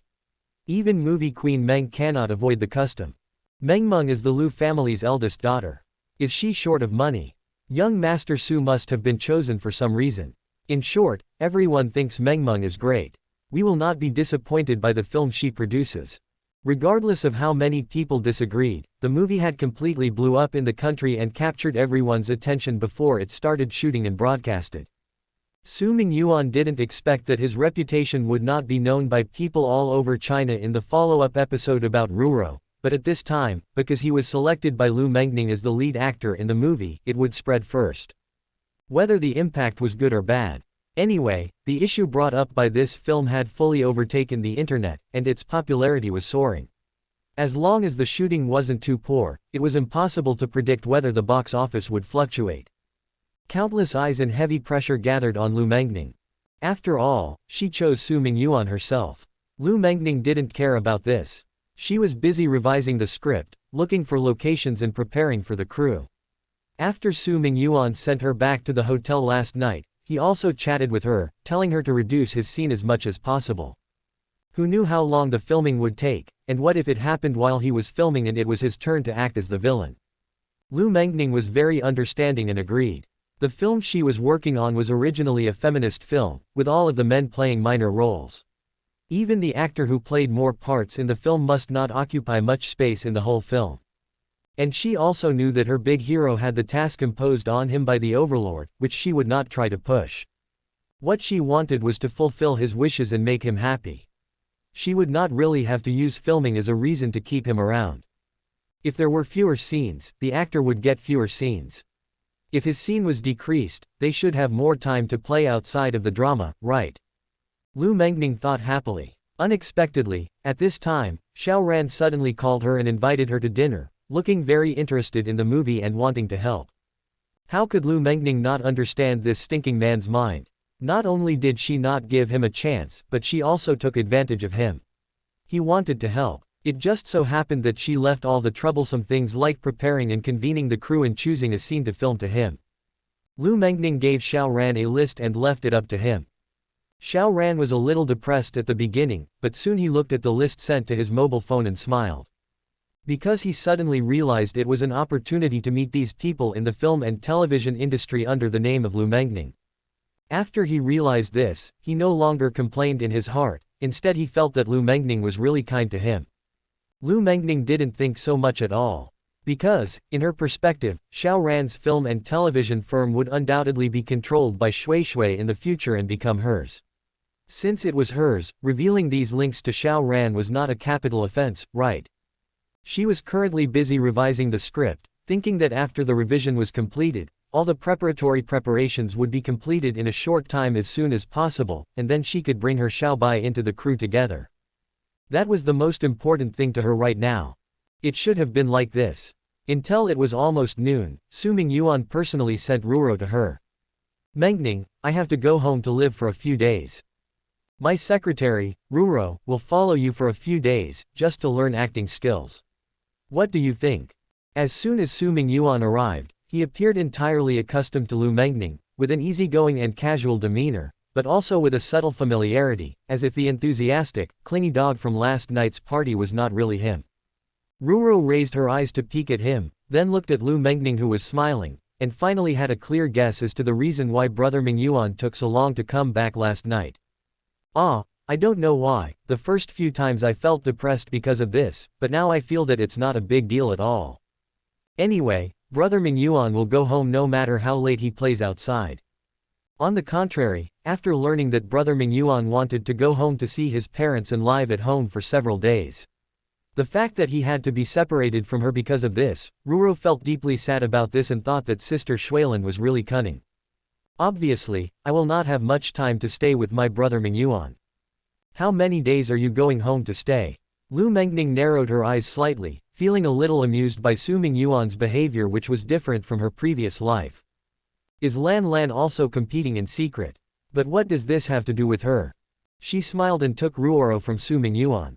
Don't worry, I will take good care of such a lovely little sister Ruro during the few days I'm here. Su Mingyuan actually didn't know if it was a good choice to give Ruro to Lu Mengning. #pleaser@thisnovlatwondernovels.com. If he just went home to live, he could not bear to leave Ruro alone in the large, empty mansion. What if he was away and taken by Xiao Ran? It would be a loss outweighed the gain if the little white rabbit who was finally going to bewitch him suddenly sobered up by Xiao Ran. For some reason, when thinking about who to entrust Ruro to, the first person who came to mind was Lu Mengning. And according to the original novel, it was Lu Mengning who accidentally discovered Rurio's wonderful singing voice and led her on the road to the music scene. With this hidden connection, he simply thought that if he gave Ruro to Mengning, it would be okay. Can this rest assure him? Chapter 153, Shameless 1. Su Shuilin never expected that Sha Xueqi would come to visit suddenly at this time. According to her information, Sha Xueqi and Murong Hongshe fought enthusiastically. She was thinking of taking advantage of the rivalry between these two women in order to win her brother in one fell swoop. Surprisingly, this vixen sensed Mingyuan's smell within a few minutes after his return. Upon seeing Sha Xueqi's appearance, she had an instantaneous bad feeling. Moreover, Sha Xueqi came with ulterior purposes. Why so? As Su Mingyuan's fiancée who had been attentive to him despite her hectic schedule, learnt that Su Mingyuan took Ruro to Lu Mengning this morning and then went home alone. Such abnormal behavior suddenly made Sha Xueqi feel a little weird. When she learned from Lu Mengning that Su Mingyuan was going home for a few days, she assumed it was Su Shuilin, the bad woman who used her position as a sister to force Mingyuan to stay. At home, she could use this opportunity to engage in some despicable and obscene behavior with Mingyuan. If she only thought about that scene, Sha Xueqi would be a little unhappy at most, and she would not be in a hurry to catch up with the door. But, as a good sister, she never underestimated Su Shuilin. The strange feeling in her heart also made her feel that things were not so simple. She tried to imagine what she would do if she were Su Shuilin, in order to win Mingyuan back from those bad women and from Sha Xueqi, who was exceptionally intelligent. Let's just say that she was a good sister with a deep understanding of her brother. At that moment, Sha Xueqi suddenly realized what a malicious idea Su Shuilin had hidden beneath the surface of letting Mingyuan go home for a few days. This vicious woman intended to exploit her parents. Damn it! She had already guessed what Su Shuilin would do in the past few days. Constantly engage in more and more intimate physical contact with Mingyuan, intentionally or unintentionally, provoke him, tease him, and wait for the right time to show him that she did not actually treat him as a younger brother but as a man. Raobs. At the same time, she would exploit her parents, saying that although she was not their blood daughter, she had already accepted them as her parents in her heart, and if she and Mingyuan could become a real couple, then they would also become a real family. Vicious. It was too vicious. Now, Sha Xueqi had infinite confidence in winning this Shira field because her fiancé status gave her the most confidence. However, if Su Shuilin's plan was successful, Su Shuilin's father and mother would be aware that she was their preferred daughter-in-law. Perhaps, for the sake of Su Shuilin, the Su family's parents would approach the Sha family and propose that they call off their marriage. Not only would her identity as Mingyuan's fiancé would be dissolved by that time, but Su Shuilin, with the backing of her parents, would be able to completely sway Mingyuan's opinion. If she did not want him to get close to other women, they would need to stay at their hands. She did not care what type of rival Lu Mengxing was. However, Su Shuilin was attempting to eradicate the problem by digging out its roots. Therefore, Sha Xueqi had no time to manage the group of staff that Xiao Ran had recently assigned her. She hurriedly sent gifts to Sus residents. Why would she spend her time now fighting for the Sha family's power? If she didn't hurry up, Su Shuilin would cover the sky with one hand and dominate Mingyuan for the rest of her life. Only this matter, Sha Xueqi would not tolerate it. When Sha Xueqi entered the door, although Su Shuilin was smiling on the surface and looked extremely dignified and gentle like a noble. But, she was deeply unhappy in her heart, and she had the uneasy feeling that Sha Xueqi's visit didn't have good intentions, and she was up to some evil scheme. Hello, Auntie, hello Shuilin, and Mingyuan. Sha Xueqi politely greeted the three of them. Although she appeared cold and arrogant in front of others, when she was in front of Su Mu, her demeanor was much softer. She had a faint smile on her face which didn't look cold, but rather it would remind people of the beautiful snow lotus on Tianshan mountain range. Although Mother Su was a little puzzled, she still smiled kindly at Sha Xueqi and greeted her with a few words. She remembered that Sha Xueqi's face wasn't welcoming to other people at the engagement banquet, so she could tell that she wasn't happy with the engagement. After that, although she would greet her occasionally at the banquet, her tone was also cold, and she had never visited them on her own initiative, but now she looked so gentle. Mother Su couldn't help but want to rub her eyes, wondering if she was wrong. Is this the cold and arrogant child of the Sha family? The next scene surprised her even more. Because after greeting Su Mingyuan, Sha Xueqi actually took the initiative to walk towards him with a smile, hugged him, and greeted him in a gentle voice in his ear. Their natural and intimate appearance. If they said they weren't dating, no one would believe them. Mother Su was stunned. Before this, knowing that Sha Xueqi was dissatisfied with this engagement, she could understand. Sha Xueqi was so pretty, proud, cold, and smart, but she had to marry her son. Even though Mother Su thought that her son could be forgiven no matter what bad things he had done. He was just a little bit naughty, and he had a flamboyant personality because he had not yet achieved his objectives. But she also knew her son's virtue, and Xueqi was justifiably angry about their engagement. This was why Su Shuilin was able to convince her. Who knew how many disputes might arise between Mingyuan and Sha Xueqi after their marriage, given that she was unwilling and possessed a strong and arrogant personality. It was better to let her daughter Shuilin and Mingyuan become a real couple. With her doting on Mingyuan, he would never be wronged. It was out of consideration of the happiness of her son's future marriage that Mother Su reluctantly suppressed her rejection and accepted this statement. But now, Mother Su could tell at a glance that the hug between Su Mingyuan and Sha Xueqi was intimate and not pretentious. It could not be faked. The most important thing was that the eyes couldn't deceive people.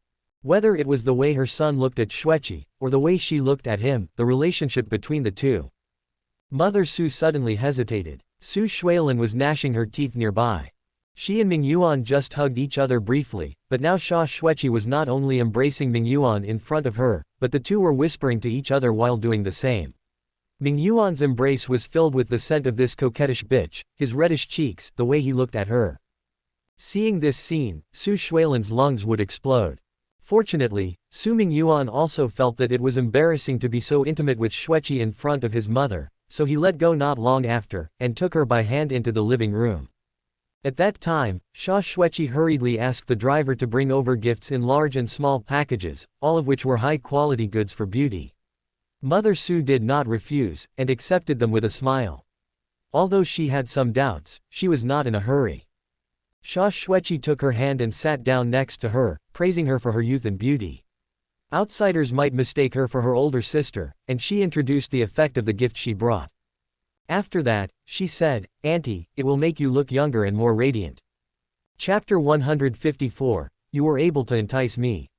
1. Shuilan, isn't it normal for me to visit my fiancé's mother? It is very odd to see you so furious, what are you so angry about? Shouldn't you want me to get along with Auntie, but instead you're hoping that we will come into conflict? This is not the reaction you should have as his older sister. Stop talking nonsense, Xueqi. Su Shuilan was angry at that moment. She had no intention of confronting her with words, so she stepped forward and grabbed her by the collar. You really piss me off. She gritted her teeth tightly, and looked down at Xueqi's icy face condescendingly, with a trace of fierceness never seen before in her eyes. Although she was caught by the collar and glared at by Su Shuilan with such fierce and angry eyes, Xueqi just wanted to laugh out loud in her heart. This woman, she is in a hurry. Xueqi stretched out her arm gracefully and slowly, her long and slender fingers pressed on Su Shuilan's wrist, which was clutching her collar. Her face was like a spring breeze. Su Shuilan, you want to ruin my fiancé's identity with such a poisonous plan, so why can't I be allowed to fight back? In spite of her smile, her tone was extremely cold. The true chi flowing in the palm of her hand immediately gave her an extremely strong power boost. She gazed at Su Shuilan, smiled coldly, grabbed her wrist, and flicked her arm away from her neck. Su Shuilan's eyes looked like they were on fire. Never before had she found the woman in front of her to be so irritating. Yes, even if Xueqi really annoyed her, what else could she do? Could it be that before killing Xiao Ran, could a duel between the Su and Xia families increase her likelihood of reaping the benefits? Impossible. If Xiao Ran does not die, Mingyuan will not survive. And if Mingyuan was dead, then what was the point of her fight with Xueqi? As a sister, she could only warn Mingyuan in advance and mention a few negative things about Xueqi. I'm miserable, really miserable. She hadn't seen Mingyuan in 8 days, during which he was with Ruro, Xueqi, Murong Hongshe, and Lu Mengning. Had contact and intimate interactions with each and every other woman, except her. And she eventually planned this, hoping to make a comeback by playing her parents' sympathy card, but this troublemaker, Xueqi, ruined her plans. She appeared out of nowhere and was enjoying Mingyuan's tenderness. She also hugged Mingyuan in front of her to please his mother. Su Shuilan sneered fiercely while tightening her 5 fingers into fists. Xueqi, for the sake of the circumstance as a whole, I can tolerate your actions. However, as a sister, I'd like to share my recent experience cultivating the heavenly creation of pure jade divine skill, Raobes. As soon as she finished speaking, before Xueqi could agree, the true chi danced out from her fingertips and turned into needles. She had already stabbed her finger. If I don't play with this wench today and make her suffer, I will have no peace of mind. Downstairs, Su Mingyuan, bored out the cell phone, was brushing past the news. All of a sudden, bang, there was a loud noise upstairs. What's happening? Su Mingyuan raised his head in doubt and looked around. For no reason, it seemed that it was not an earthquake. Could there have been a clash between martial arts masters? It was impossible. Now the plot had not progressed to the middle stage. Xiao Ran's mercenaries from abroad were enough to roam freely in this period of time. Where did they come from? Su Mingyuan shook his head, thinking that it could just be his own illusion right just now. He once more took up his phone, checked the news about Lu Mengning and his collaboration movie, and read a few interesting netizen comments. Especially those who claimed he lacked acting abilities, that he would undoubtedly play a significant role in the film crew, and that if the film failed at that time, it would be as if he was a piece of rat feces which spoiled the whole pot of kanji and so on. TN, one bad apple can spoil the whole bunch. What? I don't have any acting abilities. I'm afraid you don't realize how fantastic and terrifying my acting skills are to switch back and forth between the female protagonists, running around in circles to trick the female protagonist and Xiao Ran. But, when he was in the crew, he was ready to act casually. It was just a movie, and it was not his performance task, so it was not worth 100% of his skills. In any case, according to the usual plot, the movie would undoubtedly be a success, and it would subsequently overshadow the movie released by his company at the same time. This was also a part of the plot. According to the original novel, Su Mingyuan was furious that Xiao Ran became an investor in Lu Mengning's film, so he recruited a group of directors and performers from the film and television industries and spent a great deal of money and favors.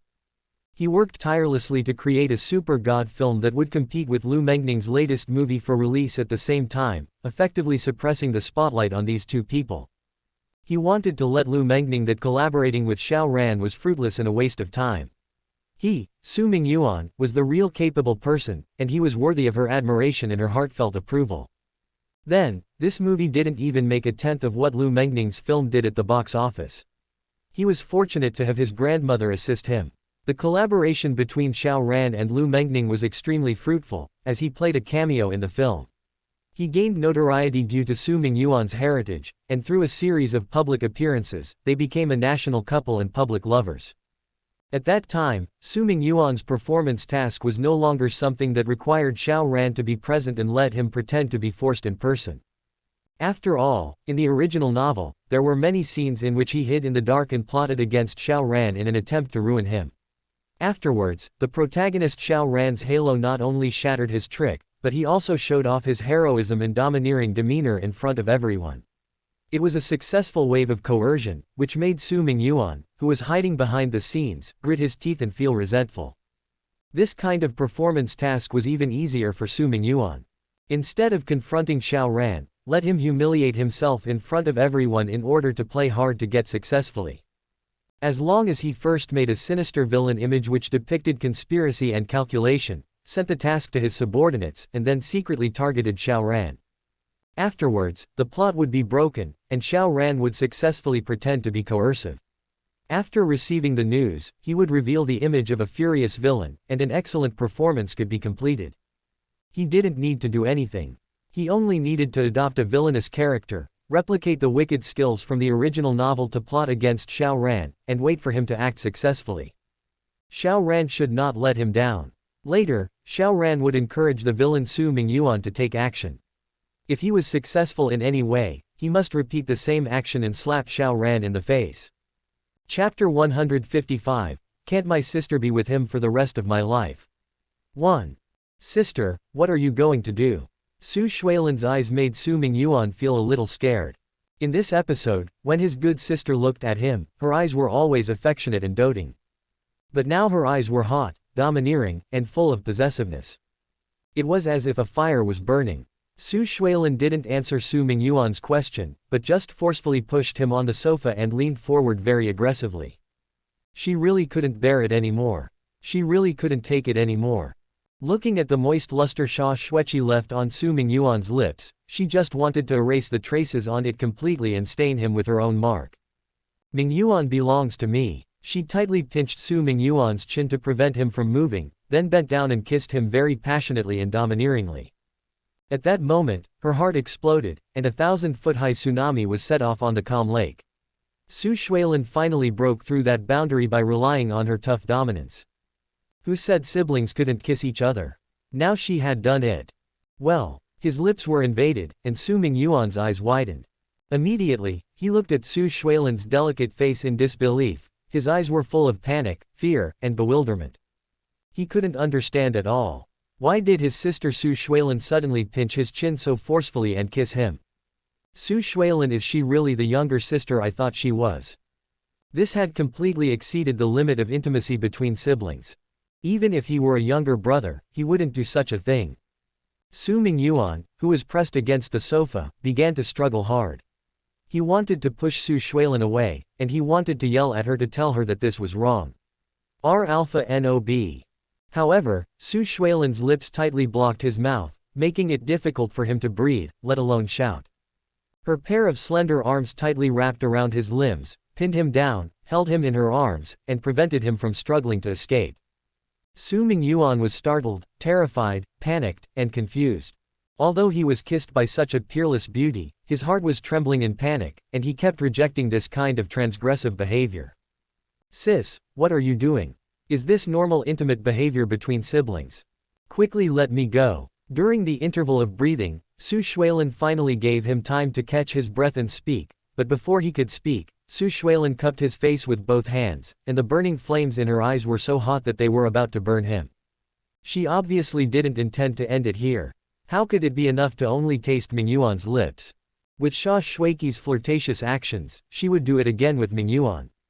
"Mingyuan, don't look at me with such scared eyes, you are my favorite brother. I am protecting you from being spoiled by those bad women, you know. Don't worry, don't be afraid, you will understand. You will know that your sister is your best partner in the future. Those bad women just covet your body, only I will treat you wholeheartedly, and I can give everything for you, Mingyuan. In the future, stay away from those bad women. This kind of thing can only be done with me in the future, you know." At this time, Su Shuilin's brain was so frenzied that she started talking nonsense. The smile on the corner of her mouth looked extremely sweet, but it made people shudder. Su Mingyuan's similar speech made Su Mingyuan feel frightened and uneasy. "It's over. It's over. I originally thought that the way my sister doted on me was the best way to handle and control me. But I never expected that under her obedient and pampering appearance, she would hide such a terrifying face. This is not just a simple younger brother's accusation, she has gone mad and hopeless, her relationship criteria have completely deteriorated, and she has developed into a sick girl. It turns out that her personality has changed the most this week. No wonder she didn't defend me at all before, she always teased me at will and engaged in those intimate behaviors. It turns out that this woman not only wants to be my older sister but also wants to monopolize me forever and keep everything I have in her pocket." Su Shuilin, as the female protagonist of this world, is already extremely beautiful, especially when she curls the corners of her mouth and smiles, her beauty is even more stunning. However, at this moment, Su Mingyuan looked into her possessive eyes and faced her sweet smile, but felt very scared. "I don't want such a sister." Unable to resist, unable to refuse, he was kissed again by Su Shuilin like a weak little daughter-in-law. Su Mingyuan felt that this week's game was stable just a second ago. He had already mastered the 5 heroines in the early stages, and a quick clearance was just around the corner. In the next second, Su Shuilin pressed him on the sofa, and he suffered all kinds of humiliation. His heart was like a frightened deer, full of panic and fear. What to do? What to do? What to do? Originally, Su Mingyuan just regarded Su Shuilin as an ordinary sister, and he didn't have the slightest thought of overreaching at all. Instead, he felt embarrassed by her intimate behavior. But now, Su Shuilin's possessiveness and morbidity were too strong. Apart from making Su Mingyuan feel scared, it also made him even less daring to have any thoughts about her. The bottom line in his heart was not so easy to cross. Although she got a little physical satisfaction temporarily from this behavior, it actually pushed the distance between the two hearts even further. At this moment, the more domineering Su Shuilin became, the more obstacles were inserted into the already unsmooth path of love. But at that moment, she could no longer think of this. Every time, I can only listen to and watch Mingyuan flirt with other women in secret, doing this and that. A fire had been simmering in her heart for a long time, and a volcano had been suppressed for a long time. But today, after the most important plan was destroyed by Sha Shuiqi, she even mocked her in person.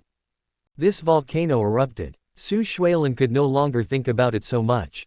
Her reason, quickness, and intelligence had long been burned to nothing by the raging flames. She was not Mingyuan's own sister. She couldn't hold it back anymore. She couldn't bear it anymore. How could she calm down and think about so much? So she let go. Or in fact, at a certain moment, she realized what she was doing stupidly and how her behavior was pushing her into the abyss step by step. But at this time, she couldn't stop anymore. It was like falling, knowing that she would be smashed to pieces the moment she landed, but she still became more and more greedy for the pleasure of depravity and betrayal and fell towards the end of darkness and despair. Ahem. Chapter 156. Good people should be pointed by guns. 1. When Sha Rongs walked in front of Zhang Hua's food stall, He thought that the other party was here to buy food, and was about to greet him with a warm face. But then he saw the other party's disdainful and contemptuous face, and the bodyguard with sunglasses behind him. Upon taking a closer look, the other party's clothes, the luxury car parked on the side of the road. A bad premonition suddenly rose in Zhang Hua's heart. Even so, he still asked with a smile on his face, "What does this customer want to eat? Grilled cold noodles or egg pancakes, spicy or not spicy?" This was the life of ordinary people. No matter who the visitor was or what expression he put on, he had to endure the exhaustion and dissatisfaction in his heart and greet them with a smile. For money, they had to endure disrespect. In order not to cause any troubles, he had to do this. However, Xiaorongs obviously wouldn't treat Zhang Hua any better just because of a smile. In his eyes, shouldn't these poor and lowly people put on such a fawning appearance when facing him? Wasn't that normal? Things like ants and trash were not worth his while. He directly ignored Zhang Hua's greeting, passed him, and reached out to grab Zhang Yi, who was somewhat beautiful and delicate. After so many days of recuperating at home, he finally went out for a drive. It was rare for him to see a pretty beauty on the side of the road. He couldn't hold back anymore. Ever since his little brother couldn't stand up, a deep fear had been hidden in his heart, and his whole body has become more and more manic. Especially in the past few days at home, he didn't see any women, and he was surrounded by tall bodyguards all day long. Looking at their muscles, that tall and straight figure. A strange feeling emerged in his heart.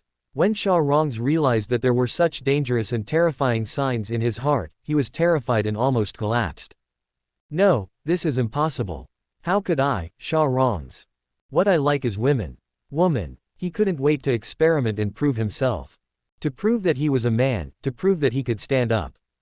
So much so that after discovering such a little beauty as Zhang Yi, he immediately got out of the car in a hurry and came straight to her. "Beauty, if I give you 100,000, how about spending a day with me?" He reached out and grabbed Zhang Yi's arm, not thinking that the other party would refuse at all. And even if she refuses, as long as he revealed his identity, would the other party dare to disagree? Ranes. Who dared to provoke the Xia family? Zhang Yi dodged in fear, and Zhang Hua quickly stopped between the two of them. Although there was still a kind smile on his face, his tone was a bit cold. "This customer, if you don't want to buy something, please leave immediately. Don't behave like hooligan." "A hooligan? I'll give her money, a deal you want. Can I still be called a hooligan?" "Go away." Xiaorongs slapped Zhang Hua's palm away, and smiled arrogantly. "Do you know who I am? Have you heard of the Xia family? Do you dare to stop the woman whom Xiaorongs, the youngest of the Xia family, has taken a fancy to?" He thought that the other party might refuse and resist, but so what? As long as his name as the youngest of the Xia family is revealed, what choice did they have other than submit obediently? Sure enough, after hearing his self-introduction, cold sweat dripped from Zhang Hua's forehead in an instant. He didn't expect the other party's background to be so big that he couldn't afford to offend him at all. He could only smile more and more flatteringly. "Master Xia, my younger sister is not yet an adult, and she is not good-looking. There are so many beauties in Mingjing, why should you take a fancy to her, right? It's none of your business. I, Xiaorongs, am used to tasting ripe apples, and I want to taste the young and untainted plant today. Why don't you let her go? I will give you 100,000 yuan to buy the ownership of your sister for a day, happy. You are so ignorant of current affairs, believe it or not, I have 100 ways to make you unable to survive in this world, so that you have no place to stand in this Mingjing or Wagwo. At that time, I will let you brothers and sisters only be able to hide under the bridge hole in the wind and rain, like mice in the gutter, drinking sewage and picking up food from the garbage dump to survive. Believe it or not, within 5 days, I can let you brothers and sisters live such a life." Zhang Hua's fist was clenched in the dark. "Master Xia, I believe it. Then you, the dog blocking the way, get out of my way." Xiaorongs appeared very domineering. Out of the corner of Zhang Hua's eyes, he saw that his sister behind him had begun to cry in fear. He clenched his fists tightly, feeling aggrieved, and anger welled up in his chest, making his eye sockets a little red. It was as if he had punched Xiaorong's face full of arrogance. He was even capable of punching this rogue scum to death. But he couldn't, because he still had to live. His sister still had to live. Even if this kind of life was ordinary, at least they are living a very satisfied life now. They had a future, and they had expectations for the future and a better life. And after killing Shah Rongs, in the face of the Shah family's revenge, could he protect his sister well? Would he and his sister still have a future? Would there be any expectations? He was powerful, but now was not an era where strength was judged by force. Power was the real synonym for strength. He wanted to vent, but in order to maintain this fragile and ordinary life, he could only abandon his dignity, and try to please and beg even more. Just because he was a good person. Just because he was a good citizen. Should a good person be pointed at with a gun? Could good people be bullied unscrupulously by bad people, by these powerful people? Ha ha ha ha. Shah Rongs looked at Zhang Hua's red eyes, and suddenly laughed loudly, very flamboyantly. I just like to see the expressions of you untouchables who are extremely angry but helpless. I just like to see you bow down and flatter me even when you want to kill me. He patted Zhang Hua's shoulder contemptuously, raised his chin, and sneered, come on, flatter me. If it's a good one, I can give your sister an extra 100,000 yuan. If it's a bad one, he sneered, then you won't have any money. Besides, your sister can only obediently accompany me for a day, and let me play with her. Angry. Angry. There was endless anger burning in Zhang Hua's heart, his fists were clenched, and the skin around his eyeballs became red from the blood. He really didn't understand why God treated him like this. His parents died early, his younger sister was seriously ill, and he had to buy expensive medicines for treatment every month. He got up early every day to set up a stall to do business, and at night secretly went to the underground ring to fight. Relying on his own skills, the business of selling cakes and noodles had gradually improved. After earning a little money, some hooligans would stare at his stall and try to force him to pay protection fees. He had gained some fame in the underground arena, but because he refused to play fake matches and joined forces with the banker, he was assigned a very strong opponent in every match after that, and was sometimes sneaked and plotted against by people before going to the arena. And today, he met Shah Rongs, who was arrogant. Just because of his family background, a scum like him could act crazy in front of him, scream at will, humiliate him, force him, and disobey him. If he retaliated, he would ruin his family. Chapter 156, Good People Should Be Pointed by Guns. 2. At that moment, his reason was ignited by anger, and humiliation turned into fuel. There was only one thought in Zhang Hua's mind. The man was so angry that he wanted to kill. However, at this moment, Zhang Yi, who had been hiding behind him, tugged at the corner of his clothes. Brother, you don't be impulsive, I'll go with him, that's it. Zhang Yi was frightened by Shah Rongzi's threat, and she also knew that even if her brother took action here to teach Shah Rongs a lesson, she still couldn't hide, and they would only suffer worse revenge later. It was because Shah Rongs was Shah's eldest son. Just because they were ordinary people, they were good citizens. They should accept this reality, shouldn't they? In an instant, all Zhang Hua's anger was vented. He suddenly wanted to cry. Shah Rongzi's expression became even more arrogant. Little girl, you're still smart. Your brother wanted to do something to me just now. Didn't you see that I have bodyguards? Come here, come with me. Today if you've made me feel comfortable serving me, I will barely forgive your brother for his disrespect to this young master. Zhang Yi timidly walked out from behind Zhang Hua. Zhang Hua stretched out his hand, trying to stop her, wanting to stop all this from happening, but could he stop it? Obviously, working so hard every day from morning to night was to earn money for my sister's medical treatment, and to maintain this ordinary and simple life. But now he had to watch my sister walk into the dark abyss. He had all the strength in his body, but he had no money, no power, no backer behind him. Even if he stopped him for a while now, could he stop him for a lifetime? Could he resist the Shah family's endless revenge? The corners of Shah Rongzi's mouth rose wildly, proudly looking at the man in front of him struggling with pain, despair and helplessness, watching Zhang Yi walking towards him timidly and pitifully step by step. Ha ha. This is the beauty of power. Just my status as the eldest son of the Shah family has already made these untouchables in front of me have to submit to me. If I become the head of the Shah family, who would dare to scratch my eyebrows? Just when the Zhang family brothers and sisters were desperate, and when Shah Rongs was becoming extremely arrogant, a white figure appeared between the two siblings and Shah Rongs. Zhang Hua was a good man and a good citizen. He abided by the law, morality and rules. He could only be bullied. But he, Su Mingyuan, was not a good person, let alone a good citizen. Sha Rongs felt that with the power and prestige of the Sha family, no one would dare to offend him, but he, the White Knight, didn't care what happened to the Sha family. The future head of the Sha family is my fiancé. Sha Rongs, you scum and scum are doing bad things without conscience again, aren't you? Su Mingyuan protected the Zhang family brothers and sisters behind him, and looked at Sha Rongs with a sneer.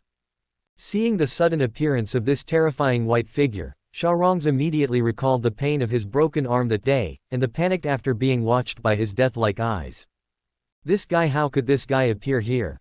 The arrogant expression suddenly turned into panic, his legs trembled unconsciously, his voice also trembled, and the finger pointing at Su Mingyuan kept trembling. You go away. It's none of your business here, so don't meddle in my business. I'm sorry, what I like the most is seeing injustices and drawing swords to help. And what I hate the most. Su Mingyuan's voice became cold and terrifying, and the eyes which stared at Sha Rongs also became cruel and merciless. You are a scum. You are clearly a hopeless puddle of mud, but you still want to drag those good, bright and beautiful things into your muddy puddle to pollute and distort them. Sha Rongs, do you want to taste what it's like to lose your other hand? Sha Rongzi's face was distorted in horror. He staggered back to the side of his bodyguard. Looking at the bodyguard's tall and strong figure, he felt a sense of confidence and peace of mind. I'm telling you, don't pretend in front of me. The bodyguard last time was useless. My mother has already found me a more powerful bodyguard. Don't be too arrogant. Oh, are you talking about him? The wind was galloping, and with a whoosh, it was so fast that there was only an afterimage left, and Su Mingyuan suddenly appeared in front of Sha Rongs. Those cold and terrifying eyes were less than 20 centimeters away from his face. At the same time, there was a loud bang. The powerful bodyguard who was guarding Sha Rongs just now, who supported him and brought him confidence and peace of mind, had already slammed into the tree next to him, and he couldn't get up again. Su Mingyuan reached out and pinched Sha Rongzi's arm. Sha Rongzi's back and forehead were wet with cold sweat at this moment, and he was so frightened that he couldn't say a word. Then, click, there was a crisp sound. The bone in his other hand, which was intact, was broken again. But he couldn't hold it back at first and wailed loudly, but he quickly shut his mouth tightly, for fear of offending the god of death in front of him. He was scared. He was really scared. Sha Rongs, if you let me find out that you are bullying men and women to do bad things in the future, it will not be as simple as breaking off your hands, understand? Sha Rongs nodded hastily like pounding garlic. Also, if I secretly find out that you privately took revenge on these two innocent and kind people after you go back, you may look forward to a night when I stand by your pillow with a knife in my hand while touching your head and thinking, how should I kill him? Sha Rongs quickly shook his head like a rattle. You are dismissed. Su Mingyuan let go of his hand. Sha Rongs seemed to be pardoned, so he didn't bother to scream for pain, and hurriedly ran away into the distance, as if there was a god of death chasing after him. Please read this chapter at wondernovels.com. The figure running away in a hurry was very much like a dog. Only then did Su Mingyuan turn around, and said to the Zhang family brothers and sisters with a smile, it's all right, don't worry, this guy probably doesn't have the guts to retaliate against you in private, you can continue to do business with confidence. At this time, Zhang Yi seemed to be looking at a hero, staring at him deeply with eyes full of admiration, longing, and gratitude. And Zhang Hua was even more emotional, moved, and stepped forward excitedly. Can my benefactor leave a name? If I, Zhang Hua, become famous in the future, I will definitely repay you. Chapter 157, Su Mingyuan is a little scared. 1. Zhang Hua was really moved and wanted to repay him. Zhang Yi also looked at him with beautiful eyes, wanting to know her benefactor's name. No need, I just don't want to see good people being pointed at with guns. Su Mingyuan waved his hand calmly. When facing Sha Rongs, he was a ruthless god of death. When facing this pair of innocent brothers and sisters, he became friendly and natural again, calm and breezy, appearing extraordinarily graceful. Please wondernovels.com. For you, this may be just a small effort, but for his brothers and sisters, this is no less than a life-saving grace. Zhang Hua said sincerely, benefactor, please give us brothers and sisters a chance to repay you. Su Mingyuan smiled lightly, waved his sleeves, and his voice was ethereal and lofty. I am a member of the Taoist sect, and helping is only following my heart and getting enlightenment. I don't need anything in return from you. If you insist on repaying me, if you meet someone named Xiao Ran in the future, he will be half of me. Brother, you can repay him as you want. As soon as the words fell, Su Mingyuan had gone away and disappeared. Xiao Ran. Zhang Hua looked serious and remembered the name.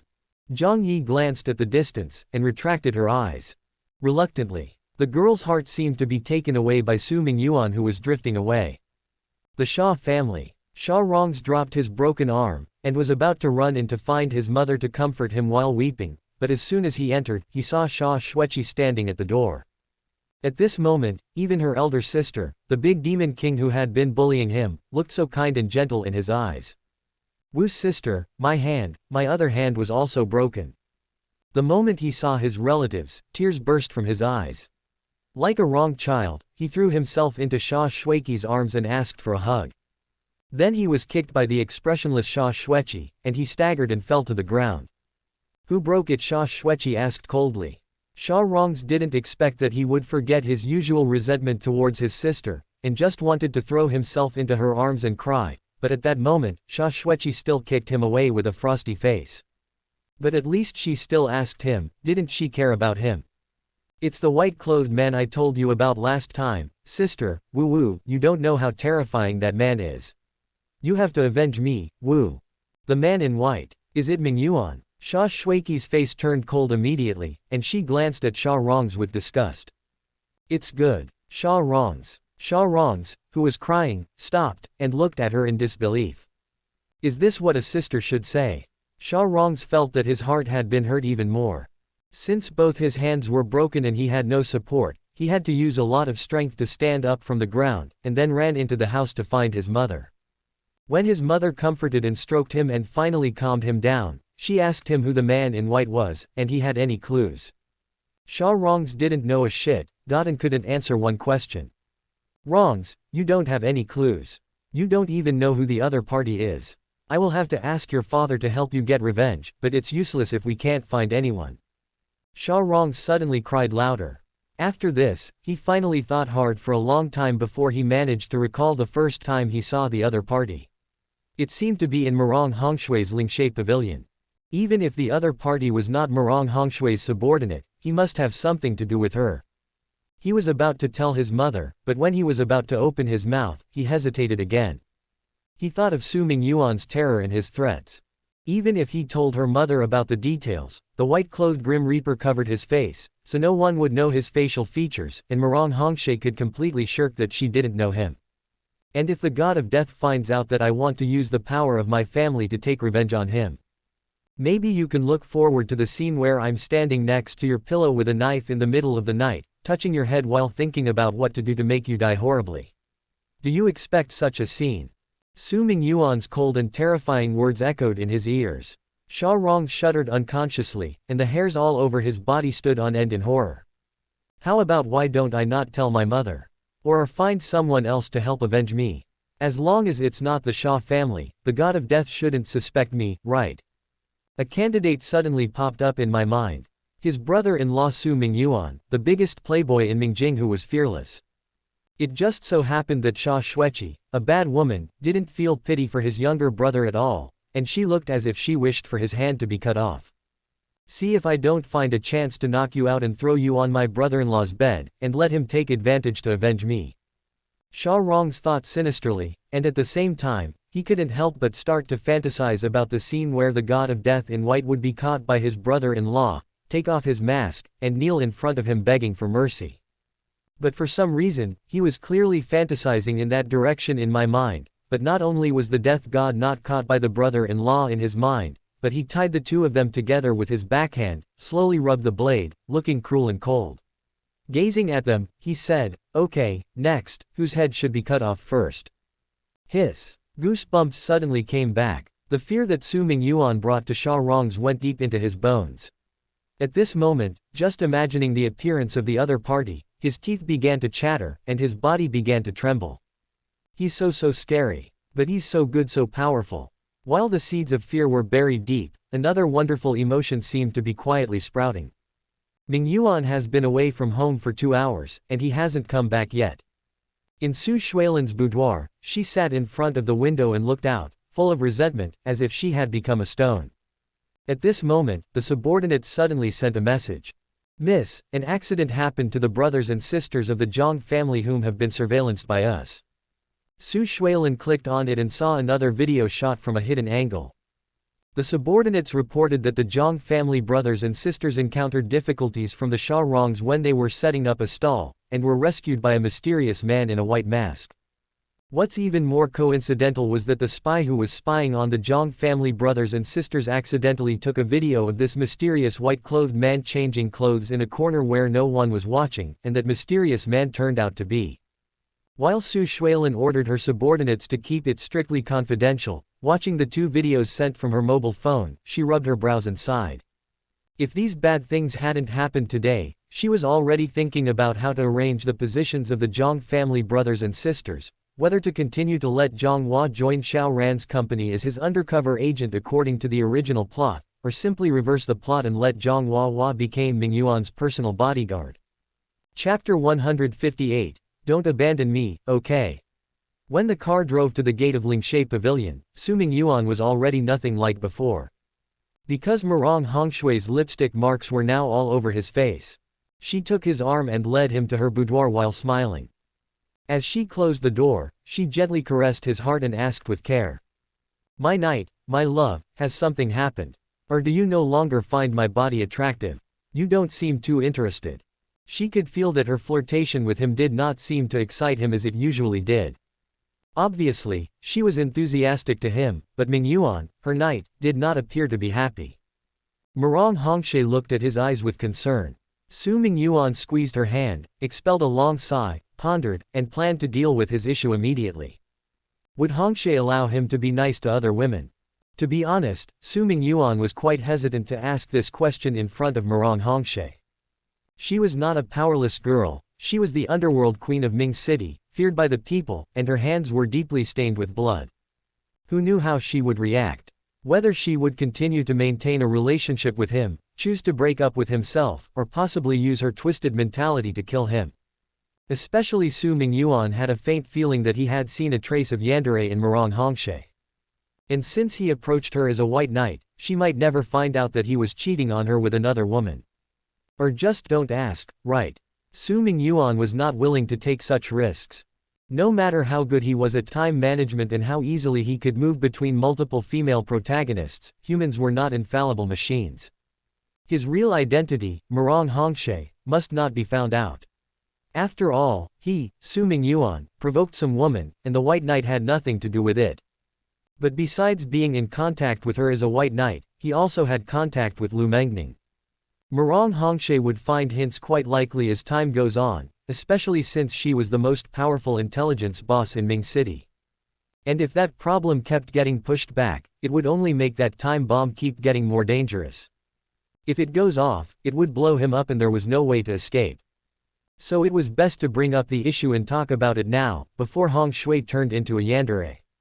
Even though it might make Hongshe hate and resent him, which would make his female protagonist's plan fail, it was better than her turning into a yandere who wanted to tear him apart. The former could still find a way to remedy it, but the latter was really unreasonable. Either he would be locked up and tortured for the rest of his life, or he would just have to wait until he died. Su Mingyuan's mind flashed a terrible image of a yandere girl swinging an axe. He did not want Murong Hongshe to become like that. He took a deep breath, calmed his trembling heart, and looked her straight in the eye. After a long time, he spoke slowly and asked, Hongshe, if I said I was attracted to other women besides you, what would you do? Finally, he asked. But, Su Mingyuan didn't regret it at all. Some things could be put off until later, while others could never be left until tomorrow. At this moment, looking at Murong Hongshui's stunned expression, he was so nervous that his whole heart trembled. What would you say to me? Will you throw my hand away in anger? Or give me a cold smile? Murong Hongshe smiled. Her smile was not ice cold, but rather soft, hesitant, and resentful, like a miserable cat who forced its owner to smile after being bullied. My knight, you like another woman. Su Mingyuan did not know how to answer at this time. He liked other women, but this did not imply he disliked Murong Hongshe. However, when said at this moment, it would only appear perfunctory and far-fetched, as if it were a comforting remark, which only sounded ridiculous. He could only hold her hand firmly and fell into silence. Silence was often another answer. Sure enough, I knew it would be like this. How can a humble and lowly person like me deserve your attention and monopolize your love? Murong Hongshe murmured, her face suddenly turned extremely pale at that moment, and mist appeared in her eyes. She was biting her lower lip sadly. At that moment, only the lipstick on her lips was still bright, reflecting her pale and aggrieved face. She was so powerful and terrible that the mere mention of her name struck fear into the hearts of millions. But in front of him, she was merely a weak and destitute cat that desired to be pampered by the owner. She kept on meowing and sticking out her tongue to please him, licking him, just to win his favor. Now he was telling her he was in love with another woman and asking what she would do. What could she do? Murong Hongshe reached out her hand, gently hit him on the chest, and suddenly buried herself in his arms, concealing her sorrowful face. Her hair became loose and messy, and she let the tears flowing from her eyes wet his chest. She didn't want him to see her sad and crying. However, she wanted to rely on him. Silence prevailed. The air was so quiet that only the sound of Su Mingyuan's heartbeat remained. Finally, Murong Hongshe raised her head from his embrace, brushed the strands of hair hanging down her cheeks, and smiled slightly at him. It was incomparably weak, incomparably beautiful. Very intoxicating. My knight, I have always known that I am unworthy of all your love. I am not worthy to stand beside you. You ask me what I would do if you fell in love with another woman. I can't do anything, can't do anything. You are my knight, the light of my life, the fire that ignites me. What qualifications can I ask for, a woman, who should be content with your approval, with the slightest interest you occasionally show me? How can someone like me be married to someone like you? How could I forbid you from loving the woman you love? I don't deserve it. I don't deserve it. But. She squeezed his hand hard, her voice trembling. Even if you like other women, even if you are with other women. Can you also don't abandon me, don't leave me alone. I do not wish to return to the mire-filled pit. Apart from you, my heart has been empty. I need you, I can't lose you. You just need to come and see me once in a while, even if it's just a slight concern for me. Even if I will be your secret lover, I am also willing. She smiled and cried. She looked at him with deep tenderness and self-willingness after being wronged and compromised. When a woman was willing to accept the existence of other women for you, willing to be your underground lover, and put herself in such a humble and low position. She really loves you more than anything. Su Mingyuan suddenly felt that his throat was blocked by something. He could not say a word, and his eyes became wet for no reason. He seemed to want to cry. He thought that his tentative inquiry would result in the breakup of their relationship and lead to a bad ending. So after asking that question, he was uneasy, he was nervous, and he was terrified. But he did not expect Murong Hongshe to give such an answer, and make such a humble request. He feared that Murong Hongshe would become a yandere who wanted to tear people apart, but he did not anticipate that her feelings for him would be so twisted that she would be willing to be his lover as long as she could be by his side, as long as she could get his affection and care. At that moment, he was deeply shocked. His heart was deeply touched. He clenched her hand, seriously said, Hongshe, you don't need to be so inferior, you are willing to give your body and mind to me, but I am like a scumbag and fell in love with someone else, right? You are not worthy of me, I am not worthy of you. But I can promise you, if I fell in love with someone else, I would never leave you alone. You will always occupy an important place in my heart. Although this may sound like a scumbag, who is talking nonsense and deceiving people, my words at this time are all from the bottom of my heart.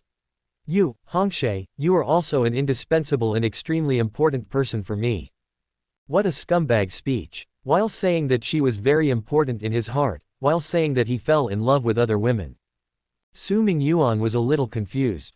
Whether he was lying, deliberately manipulating Murong Hongshe, or really telling the truth. But if he was lying, would he be so calm in his heart? Murong Hongshui's eyes were red. She embraced him tightly with overwhelming passion. As if hearing such a promise was enough for her. #pleasereadthechapter8wondernovels.com. So I am in your heart, also someone important. She raised her face, smiling weakly and beautifully, with a tear still hanging from the corner of her eye. My knight, my love, I want to kiss you now, can I? She didn't have to ask this question. Just looking at her pale and pretty face, Su Mingyuan already wanted to take the initiative to give this delicate and poor person in his arms a gentle kiss. even if the villain points were deducted. As his lover, Hongshae was already willing to detest herself so much for him, how could he dare to weigh the villain points? He leaned down and kissed deeply. At the same time, Murong Hongshae also took the initiative to kiss up. His rare initiative again. At the same time, sus family. Su Shuilin sat alone by the window, looking out at the lonely scenery, and murmured. Mingyuan, he has not returned for over 3.5 hours.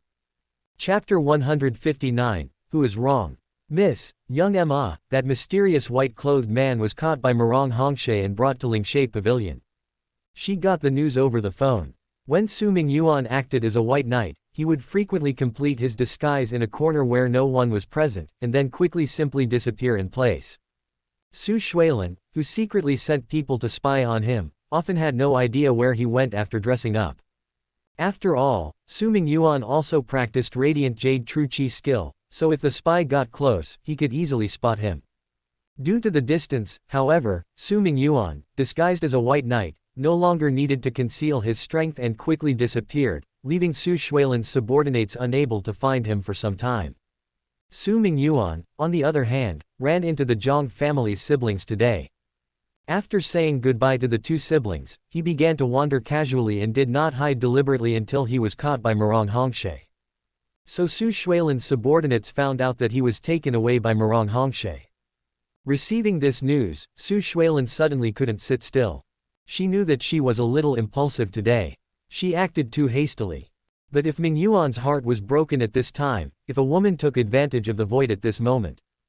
This damn Murong Hongshae. Su Shuilin's heart suddenly became chaotic. Clearly, she had already agreed in her heart that Ruro and Murong Hongshae could be Mingyuan's secret lovers.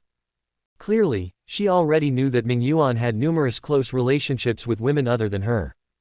Today, though, after a series of blows, her mind was already out of control.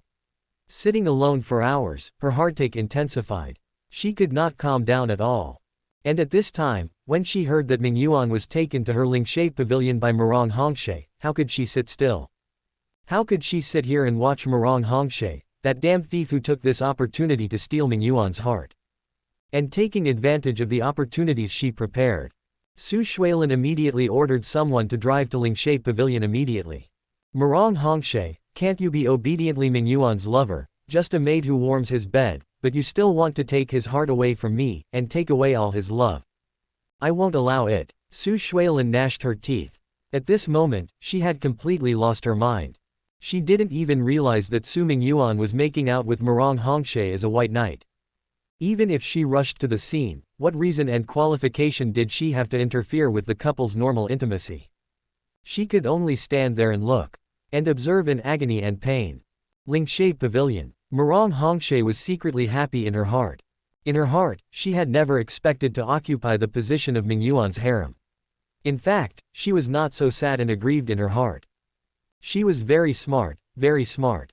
Anyway, she was not qualified to become the wife of Mingyuan, so why not use this to occupy more of her own position in Mingyuan's heart?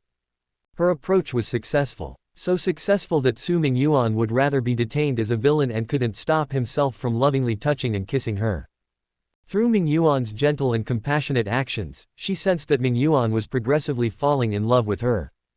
Because of this, Murong Hongshae was also overjoyed and wanted to cheer, but instead she tried to hold back her joy by pretending to be weak and pitiful, trembled slightly, and said soft whispers. Her snow-white and crystal skin turned slightly pink. Ra nu oes. That again aroused Su Mingyuan's compassion and love. Although the touching and kissing this time was not as deep and passionate as the previous few times, it was precisely because of these gentle movements that lacked a trace of desire. There was a kind of silent undercurrent in his heart, a different kind of joy. Not only the body, even his mind became filled with love. Murong Hongshae clearly knew that she had once again made a heavy mark in her knight's heart, and wrote her own name in a certain place in his heart. But not enough. Not enough. Thinking about the romance between Xia Xueqi and her knight on the Ferris wheel, as well as Ruro and all the shameful things she had done with him in Mingyuan's villa, she felt utterly insufficient. Despite the fact that she was eager to be his secret lover, could a lover not desire more? Rather, because she was a lover, would her knight resist her enthusiastic request? I must be the first to take advantage of Mingyuan in front of these women. Murong Hongshe writhed lazily in Su Mingyuan's arms, smiled charmingly, and her loose dress appeared to be rippling in circles. Her fingers lingered and drew circles on his chest, sending him the most intimate invitation. "My knight, can you take me to bed?" She blinked her eyes. Su Mingyuan nearly drowned in her seductive kindness due to the smooth waves in her eyes. "Go to bed." A man could understand the beautiful meaning hidden behind these words. Su Mingyuan did not refuse. Planned in calm by Murong Hongshe, the sensations, ambiance, and emotions were all present. Whether it was out of emotion or compensation, whether it was because of love or physical desire, he had no reason to refuse. Desire had dominated his reason. Su Mingyuan believed that if he initiated an intimate relationship with the female protagonist, it would be considered a violation and reduce his villain point. Therefore, the first time the villain point was reduced was not for anything as trivial as kissing, but for something much more serious. He rushed directly to first base. When all of a sudden, there were loud bangs outside the door. Bang, bang, bang. "Please stop, Miss Su. Miss Su, our boss said she won't have any guests today, so please don't embarrass this humble servant like this." Bang, bang, bang. "Miss Su, Miss Su." Su Shuilin got off her car, and was stopped by the guard at the gate when she tried to enter the Lingshe Pavilion. The guard said that Murong Hongshe was busy with important business today, so she would not see guests. Busy with something important. Suddenly, she smiled coldly. "Hey, well done, Murong Hongshe. In order to make out with my Mingyuan, you also made a special order not to see the guest, trying to keep others out, so as not to stop the good things between you. Then I'm going to spoil your good deeds." Facing the guards, Su Shuilin directly broke in. Into the hallway, Murong Hongshui's subordinates showed up one after another. Some were making persistently modest requests, while others wished to block her entering. But who let her be the eldest lady of the Su family? Su Shuilin went on a rampage the entire way to Murong Hongshui's boudoir, knocking over and shattering many items, and rushing directly to Murong Hongshui's boudoir. However, she cultivated the divine skill of heavenly creation of pure jade. In a fit of rage, she employed it with all her might. Murong Hongshui's subordinates did not expect her to be a martial artist, and they did not wish to make a risky move owing to her identity. They were taken by surprise and were unable to stop her. And although Su Shuilin had never been to Lingshe Pavilion in this life, she was very familiar with it in her previous life. How could she not know where Murong Hongshui's room was? She immediately kicked open the door and rushed inside the room, scanned the area with her eyes like an eagle falcon. On her way here, she felt a faint feeling of deep uneasiness. What did Murong Hongshe want to do to Mingyuan in the end, so that she also issued the instruction to close the door and refuse visitors? Chapter 159, Who is Wrong? 2. At this moment, there was no need for her to glance, because the two people in disheveled clothes had been completely exposed to her eyes. The corners of Su Shuilin's mouth pursed. Her eyes suddenly froze and she became angry. If they just kissed and hugged, their clothes wouldn't be so messy. Also, that was in Murong Hongshui's room, where there was a big, soft bed. Now, they were getting ready to do. That wench Murong Hongshe intend her Mingyuan to do shameful things. Thankfully, she arrived today, or otherwise this wench, Murong Hongshe, would have. Su Shuilin felt a little lucky at the same time, and more anger arose at the same time. But she didn't get angry yet. Murong Hongshe had however risen from Su Mingyuan's embrace, one hand covering her chest that trembled violently with anger, and the other pointed at Su Shuilin while shouting angrily. "Su Shuilin, you really don't know how to be polite. How disgraceful of you to enter my Lingshe Pavilion without permission, forcing your way here and disturbing me while my lover and I were making out in our own bedroom. You still put on an angry look in front of me, you are really shameful." Su Shuilin's facial expression froze. Her fury, which was on the verge of blowing, was abruptly quelled by Murong Hongshui's severe scolding. She instantly understood that she had no qualifications and no reason to display rage in the presence of Mingyuan dressed as a white knight.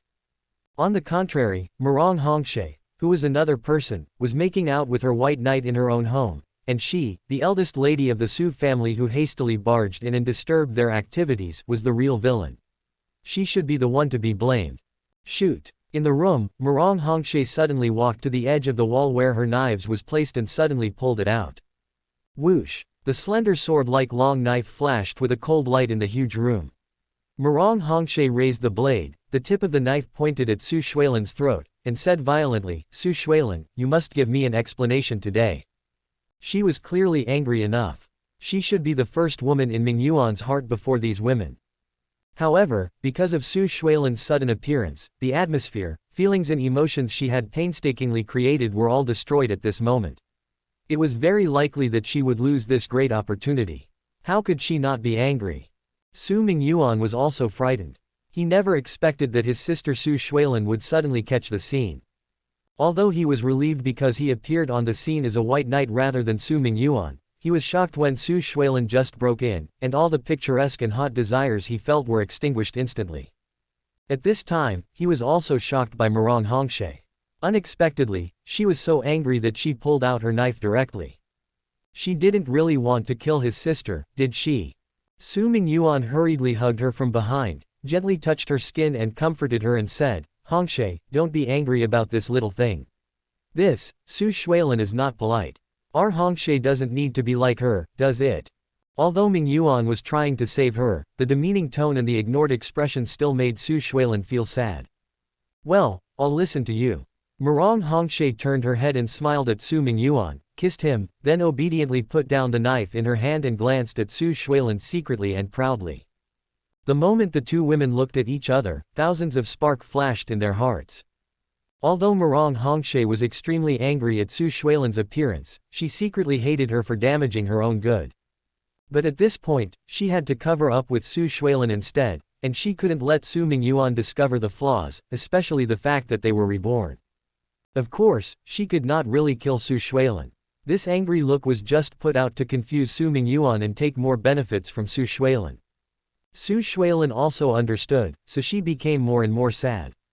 Although she prevented Murong Hongshe from invading Mingyuan's body this time and ruined her good deeds, what price would she pay for this? Seeing Mingyuan hugging Murong Hongshe and making love to her, Su Shuilan's heart was dripping blood and pain. But on the surface, she had to pretend to be angry and find a good reason for her anger. Tell me, Murong Hongshe, I want to ask you, why are the batch of goods you gave me 2 days ago all shoddy inferior products? I need you to give me an explanation first. Su Shuilan's angry look seemed to be true, as if she really came to Murong Hongshe to ask about the crime because of the problem with the goods. As for what goods were they?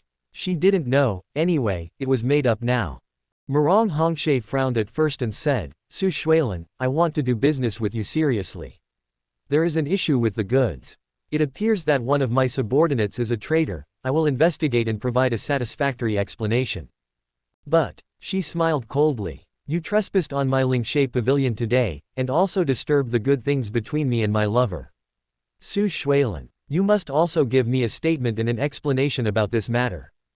Okay. Su Shuilan agreed. What kind of confession do you want? A favor I can use in the future, or a deal, Murong Hongshe said lightly. This was the most painful price. Who knew what Murong Hongshe would do with this favor in the future? Su Shuilan immediately frowned, but in front of Su Mingyuan, she could only agree to come down. Because from the scene, Murong Hongshe gave her a statement and explanation, so she must also give her a statement and explanation on the matter of breaking into Lingshe Pavilion.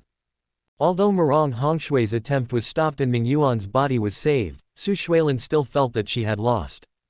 When she left Lingshe Pavilion, her face was gloomy. Upstairs, in Murong Hongshui's boudoir, she embraced Su Mingyuan's arm, grinned, and urged him to go again in bed. But how could Su Mingyuan be so interested at the moment? Now the atmosphere and mood were not in place. Looking at the messy scene in front of him, coupled with the return of reason, Su Mingyuan certainly won't be eager to do that kind of thing with Murong Hongshe. And when Su Shuilan broke in just now, his little brother was scared soft. Now he was covered in cold sweat and couldn't stand up. Hongshe, forget it today. I'll see you in 2 days. Su Mingyuan smiled awkwardly and left Lingshe Pavilion. Chapter 160, I come to pack myself. Park Hyatt Hotel. Hotel room. Lu Mengning took a pen to delete and revise on the paper. Compared to typing on the computer, she still preferred to write her script stories by hand. Ruro supported her face by hands, looked at Lu Mengning's serious expression, and was a little curious. Sister Meng, if brother Mingyuan goes home to live, he will be under strict control by Sister Lan. We won't see him for the next few days, don't you feel lost? Why would I feel lost? Lu Mengning smiled and rubbed Rurio's cute little head. If the relationship lasts for a long time, how can it matter by day and night? Too much clinginess will only make people feel annoyed. By the way, Ruro, would you like to add a kiss scene with Mingyuan? A kiss scene. Rurio's face turned red immediately, her two little hands felt nowhere to rest. She was nervous and shy, and there was a hint of anticipation in her heart. This movie was about to be released. By then, people all over China would be able to see her kissing brother Mingyuan in the movie. What a shame, but it seemed she didn't want to refuse. Lu Mengning looked at her cute, flushed face, and couldn't help stretching out her hand to pinch her tender and hot cheeks. It feels so good. However, how to deal with Xiao Ran, you have to figure out a way for yourself, Ruro. Ruro nodded her little head, and suddenly fell into hesitation. Kissing brother Mingyuan in front of the whole country made her feel extremely shy, and her little heart couldn't stop beating. Moreover, if Xiao Ran saw the kissing scene with brother Mingyuan, how would she explain it to him and make him believe it? It would also be a very brain-consuming thing. But I don't want to miss this opportunity. Sister Meng, I will find a way to deceive Xiao Ran. Ruro raised her face and said seriously. Lu Mengning rubbed her hair, said with a smile, okay, since Ruro has such determination, then don't be nervous and shy when performing kisses with Mingyuan in front of the crew. I will work hard. Ruro clenched her fists. Not long after Su Mingyuan left Lingshe Pavilion, the phone rang. From Sha Rong's, a real dandy and evil young man. Brother-in-law, I was bullied, you must avenge me. Sha Rongzi's crying voice came from the phone. When he had the thought of driving his brother-in-law to help him avenge him, he finally couldn't bear it for long, and dialed the phone impatiently. Oh, you are the only child of Patriarch Sha's family. Who would have the guts to bully you? It's that mysterious white-clothed masked man who's been very popular on the internet recently. I was just flirting with a woman today, but this damned guy thought he was a righteous hero, ran out and broke my hand on obs. Sha Rongs gritted his teeth, and said emphatically, and after I said that I am the eldest son of the Sha family, and that my brother-in-law, you, the eldest son of the Su family, is my friend, he said arrogantly, what rubbish. Is he worthy of making me afraid? Brother-in-law, you say this person is not abominable. He simply doesn't take my Sha family or you seriously. Brother-in-law, you must help me. Hearing this, Su Mingyuan smiled coldly. This Sha Rongs was really shameless. In order to drag him into trouble, he started making up things in front of him. He obviously never said such things. Who would be so stupid as to scold themselves? He broke your hand, so you can take revenge and go back. What do you want me to do? Take care of your own affairs. Su Mingyuan was indifferently and ready to hang up the phone. Don't. Brother-in-law, don't. My sister won't help me with this matter, so I can only find you. For the sake of being a family, please help me. Brother-in-law Sha Rongs lowered his face and begged. What about the benefits? I drug my sister and send her unconscious to your bed. This damned Sha Rongs actually wants to drug my Xueqi. Su Mingyuan's face suddenly sank. I'll call Xueqi later and tell her to take care of this bastard and give him a good beating. Your sister will marry into my Su family, and sooner or later will become my woman. Why would I need you to drug her? He sneered and asked back. Then brother-in-law, do you have a condition? Su Mingyuan thought about it and agreed. After all, there would be a few behind-the-scenes performances that required Sha Rongs to co-star with him. Who made this guy also a villain in the novel, destined to confront Xiao Ran? This guy is also a variable, and he needs to be controlled. In the future, I will ask you to do something for me, a little favor, and you can't refuse. Su Mingyuan said. Okay, Sha Rongs immediately nodded overjoyed. As long as brother-in-law can help me get revenge, I'm willing to do whatever you want me to do in the future. That terrifying white-clothed figure had become his nightmare. If he didn't get rid of him thoroughly, Sha Rongs couldn't even sleep well at night. By the way, brother-in-law, I bumped into him in Lingshe Pavilion, and he is very likely to belong to Murong Hongshe faction. This is all the information I know. Brother-in-law, please take care of this matter, and I will trouble you. Don't worry, if I can find him out, I will teach him a painful lesson so that he will never dare to bully you again. No. Brother-in-law, if you don't kill him all at once, don't say that I asked you to take revenge on him. I'm afraid that he will come back and take revenge on me.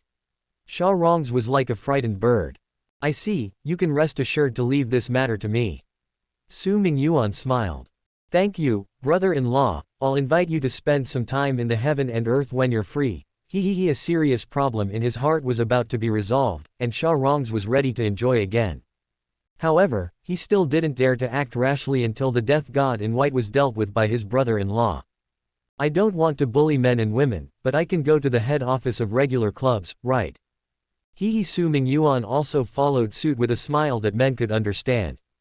Sha Rongs probably couldn't imagine that the person he was afraid of and wanted to take revenge on was the brother-in-law in front of him, right? Let me clean up and kill myself. Su Mingyuan was ready to tell Sha Rongs in private at that time, I have already revenged you, and I found someone to beat the man in white mask very badly. Then he would find an opportunity to turn into a white knight, and pretended to be embarrassed and injured in front of Sha Rongs to confuse him. It was just a simple and relaxed little performance, so Sha Rongs would still believe it. After all, it was impossible for him to know that he and the white knight were the same person. When the time comes, just move your mouth and simply act. Won't you get the favor of whoring for nothing? Then, one could use that favor to drive Sha Rongs to arrange according to his ideas in the subsequent performances, and complete the performance that he, the villain, should have in the original novel. But, hey, dare to have my Shuiqi's idea, and want to drug her. Sha Rongs, your skin is really itchy. After hanging up the phone, the smile on his face disappeared immediately.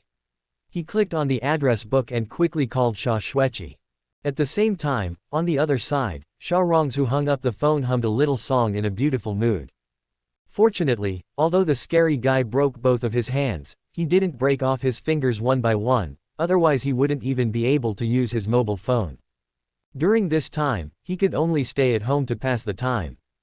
However, there was a brother-in-law, and when the time comes, the brother-in-law would use the power of the Su family to find that guy out. That guy hasn't had a good life for a few days. Sha Rongs thought happily. As soon as he went upstairs, the door of the next room opened with a creak.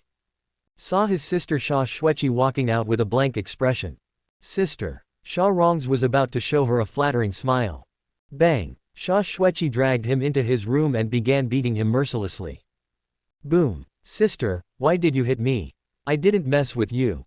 Snap! Sha Shuiqi, I'm your younger brother. I'm a wounded person, I was injured. Do you have any sympathy? Boom! It hurts, it hurts. I am wrong, sister, I know I am wrong. Be gentle, don't hit me in the face, okay? While the siblings of the Sha family were having friendly exchanges. The Su family. As night fell. In the end, Su Mingyuan couldn't escape and had to go back home to face the person he had to face. Mom, sister, I'm back. Su Mingyuan opened the door, changed his shoes and walked into the living room on the first floor. Chapter 161. In my heart, I have already been your wife. 1. There was no one in the living room, so Su Mingyuan was relieved.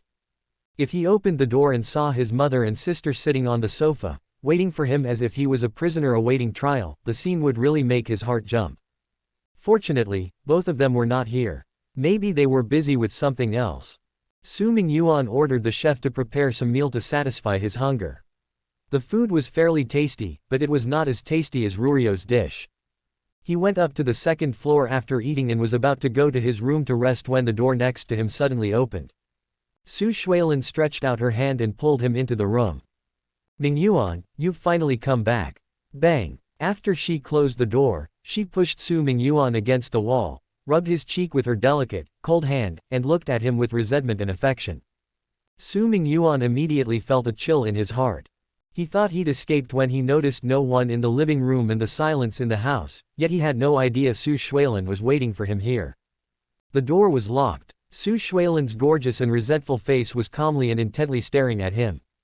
All of his escape routes had been closed, and he had nowhere to go. Su Mingyuan asked dryly, Sister, what are you doing? Su Shuilin did not respond and instead asked, I want to ask you, what did you do today? I just took a casual stroll outside, and took a break. Su Mingyuan said with a half-hearted smile. He was relieved that he had taken care of the fragrance left by Hongshe before returning home. After being rectified by Lu Mengning like that, he was now extremely careful and rarely made mistakes. Other than that, if her sister catched a whiff of it. Su Shuilin was somewhat dissatisfied that she did not smell Murong Hongshui's scent on her younger brother. Otherwise, she could have discovered Mingyuan's true identity at that time and launched a more vicious onslaught against him, causing him to lose his mind and his defenses to collapse. Su Shuilin's calm mind had been completely disrupted by today's series of blows. Like a drowning person desperately trying to grasp the life-saving straw, she had lost too much reason. At that point, all she desired was to attack, and attack again, even if it meant her loss. It was a shame Su Mingyuan didn't give her that chance. He never made 2 mistakes in a row. But, Su Shuilin's attack would not stop. She took a step forward and took Su Mingyuan in her arms. She hugged him tightly and squeezed every inch of her body to fit him perfectly. At the same time, the palm that clasped his cheeks changed their gestures from touching to pinching, gradually getting fiercer and fiercer, making him feel anxious. R&Os. Su Shuilin's body was graceful and charming, but he felt nothing. Especially feeling the increasing force of the cold fingers on his cheeks, as if she wanted to grasp him firmly in the palm of her hand and prevent him from leaving, he asked once again, his voice trembling just like his body. "Sister, what are you doing?" What Su Shuilin smiled. Her smile was both gentle and frightening. "Mingyuan, you are afraid of me, why?" Su Shuilin's beautiful face suddenly inched dangerously closer to Su Mingyuan's face. Her eyes were bright and fiery at that time, yet the bottom of her eyes were dark. Su Mingyuan immediately felt a great oppression and could not help but lean back, not daring to meet her eyes. However, his unconscious action made Su Shuilin, who witnessed this scene, even more heartbroken. "Mingyuan, when you hug Sha Xueqi, you don't dodge like this. Mingyuan, when you kiss Murong Hongshui, you are not so nervous that you dare not look into her eyes. Why are you afraid of me when all I do is hold you and look straight at you?" The more Su Mingyuan wanted to hide, the more Su Shuilin couldn't help but want to force herself on him. "Mingyuan, as your sister, I just want to be close to you. Why are you afraid? Why do you want to dodge? Am I so much to be feared and hated? Am I not worthy to be as close to you? We are the real relatives," she said, but in fact, it was a low growl. She held Su Mingyuan's cheek, suppressed his struggle, and kissed him heavily amidst his intense resistance, and the words kept echoing in the room. "Sister, don't." There was horror laced in his voice. Today, Mingyuan was kissed by Sha Xueqi, leaving traces that had been personally swept away by him. But who knew that Mingyuan would be later captured by Murong Hongshui? I must also remove the taste left on Mingyuan's lips by that whore. Attack! Attack! Continue to attack! Hem. Accompanied by Su Mingyuan's muffled hum, she did not hesitate to launch bold attacks, occupying the lips of her beloved despite her clumsy actions. Su Mingyuan, who was held in her arms, was like a weak little white rabbit. At first, his eyes widened, trying to struggle, but he was repeatedly attacked by this big evil person, and eventually simply lay down and did not resist. It was just that if those slightly lifeless eyes could turn bright at that moment, and if there was more redness on his face, and if his hands were roaming around, maybe this scene would look a little more dramatic. At that time, Su Mingyuan wanted to cry. Even though he refused 1,000 times, 100 times, he was finally forced to kiss by his sister, by Su Shuilin. It was clear that he was a hero who stood up to the sky, but the result was. And it didn't feel good at all. It was not that Su Shuilin's body was not attractive enough, but that her sister's identity was placed there. He was extremely resistant to this in his heart. Furthermore, her actions were extremely rude and not at all gentle. She simply wished to seize him and force him to submit. Su Mingyuan struggled but couldn't escape, so he simply lay flat in her arms and let her do whatever she wanted, like a bullied little daughter-in-law. Su Shuilin gradually realized that, while Mingyuan in her arms did not struggle, his expression did not appear to be good, but rather he appeared extremely indifferent. Indifferent. The indifference was like the female bodhisattva who had been receiving guests for many years in a high-rise building. Facing the attentive guests below her, she yelled twice perfunctorily, and then stood still and let the other party do what she wanted. "Am I so unattractive that you have no reaction?" Su Shuilin felt a deep sense of humiliation in her heart right away. No matter what she did, no matter how close she tried to get to Mingyuan's heart, he seemed to push her further away and face her with more indifference. Su Shuilin immediately became angry. She hugged Su Mingyuan, who had no reaction and stood like a wooden puppet, threw him on the bed, and then began stripping off his clothes. In front of her was the abyss, behind her was the cliff. She was cornered and had no way out. Since this was the case, it was better to engage in an offensive, directly fast forward to the last step. They say women had different feelings for men who had had sex with them. Wouldn't men have the same feelings the other way around? She was a desperate individual who would try anything. In any case, she had arrived at this point. She couldn't give a damn. What kind of family affection, what sibling relationship, she didn't want it. She couldn't wait to break this strong bond, she'd rather not be his sister. And tonight, she must break this bond. Tonight, at this moment, right now, under the witness of the moonlight, she must eat Mingyuan. Chapter 162, She succeeded. She was just getting started. Su Shuilin, who was in Su Mingyuan's arms, slightly raised the corners of her mouth. Her last decision to break the boundary was a success. She cried loudly in his arms, but when his hands lightly rested on her shoulders, she was finally able to reveal a smile in her heart. Because if she confessed like this, Mingyuan would still avoid her, feeling repulsed by this relationship. Then I'm afraid she really had no hope at all, right? Then she might fall into real despair, and even go crazy, right? Fortunately, none of this would happen. Because Mingyuan still loved her dearly. It was just that it would take some time to turn this feeling into love. But, at least, at that moment, Su Shuilin had seen the possibility of success and the hope of a happy ending. She raised her face, sobbed softly, and her moist pupils had a misty fragrance like morning dew. In the past, she had always been gentle and dignified, with a calmness residing deep in her temper. Su Mingyuan had never seen her look like pear blossoms with rain. He felt pity for her. The beauty's tears were the most heart-stirring, and Su Mingyuan's heart beat uncontrollably, and he was moved by this beauty. If he wanted to accept Su Shuilin's fiery feelings, and fall in love with her, it was unimaginable. Su Mingyuan still subconsciously regarded her as a sister in his heart, and he couldn't change his mind so quickly. But after Su Shuilin said those words, a rift was indeed opened in his heart. He could no longer treat her as a real sister, as a relative. Besides, Su Shuilin was not his sister, not his relatives, and he was a time traveler. So, at that moment, her astonishing beauty finally showed its full charm, her soft and hot body, her eyes, her tears, her lips. When Su Mingyuan regarded her as his elder sister, he could still suppress the fluctuations in his heart, and remained indifferent to this beauty. But, when a gap appeared in his heart, he treated Su Shuilin as a woman who loved him. Su Mingyuan had been unable to make his heart as calm as a lake, and the ancient well without waves. Especially since his clothes had just been torn, and now his upper body was exposed. His skin and Su Shuilin's smooth cheeks created sparks as they rubbed against each other. As a man, he reacted. And this also made him feel extremely embarrassed. Obviously just now he was shouting that siblings should not go too far and violate human relations, and should not do immoral things, but now here he was. Su Shuilin sensed this change, and the ripples in her heart suddenly became more beautiful. Although Mingyuan had not yet responded to her confession, or to her crying. But, he gently hugged her shoulders, and he responded to her, which was the best answer for her. She followed his broad and firm chest all the way up, looking for his lips.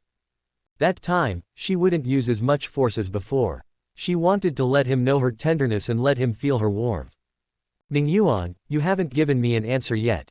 She murmured in a dreamy voice, but her lips had already found Su Mingyuan's lips and covered them gently. Beautiful and fragrant. Without the brutal coercion and feeling of repulsion in his heart, Su Mingyuan finally felt the taste of Su Shuilin, a peerless beauty. Sweet as an apple, as beautiful as a flower. It even made him involuntarily want to show off his kissing skills and taste more. He was bewitched by this damned sweetness again. Facing Su Shuilin, for the first time, he started to take the initiative a little. Since this is what my sister took the initiative to kiss, and it's what she longs for, then if I indulge a little bit, it's okay, right? And I have to appease her now, so that she won't come and sabotage my future performances. Su Mingyuan found an excuse in his heart in an instant, and he was relieved of the psychological burden. That was inseparable from his strong heart and his increasingly scumbag behavior. Of course, he was not really a scumbag, he was just affectionate and serious, with several different girls living in his heart at the same time. Su Mingyuan never thought that he was a good person, a single-minded and dedicated good man. He admitted that he was close to those heroines, and the strategy to take them down was only for his personal gains, in order to get more villain points. He never denied his shamelessness and selfishness. But, he didn't realize that even though he wanted to use his emotions to weave a big net to control those heroines and accomplish his ultimate goal. But, he himself has gradually gotten too deep into the drama, getting caught in the net and unable to extricate himself. When you want to conquer others, don't you need to put in any effort and emotion? Even if it was a false emotion, after a long time, the false would gradually condense into the real. Su Mingyuan hadn't realized this yet, or he had faintly realized it, but he was avoiding this possibility in his heart. After all, he was the movie star. How could he be too involved in the drama and be caught in the emotion of role-playing and unable to extricate himself? Impossible. And on the other side, Su Mingyuan's initiative made Su Shuilin overjoyed. Compared with the force and violence just now, the tenderness at this moment made her feel the real beauty between men and women. But, with just kissing, how could she be satisfied? Now that this step has been achieved, let's strike while the iron was hot and completely make him my own man tonight. Su Shuilin made up her mind. She didn't know how much those bad women and showy hoofs had taken advantage of Mingyuan. She has long been envious and jealous. Finally, Mingyuan's heart loosened. He started to take the initiative. Of course, Su Shuilin wanted more.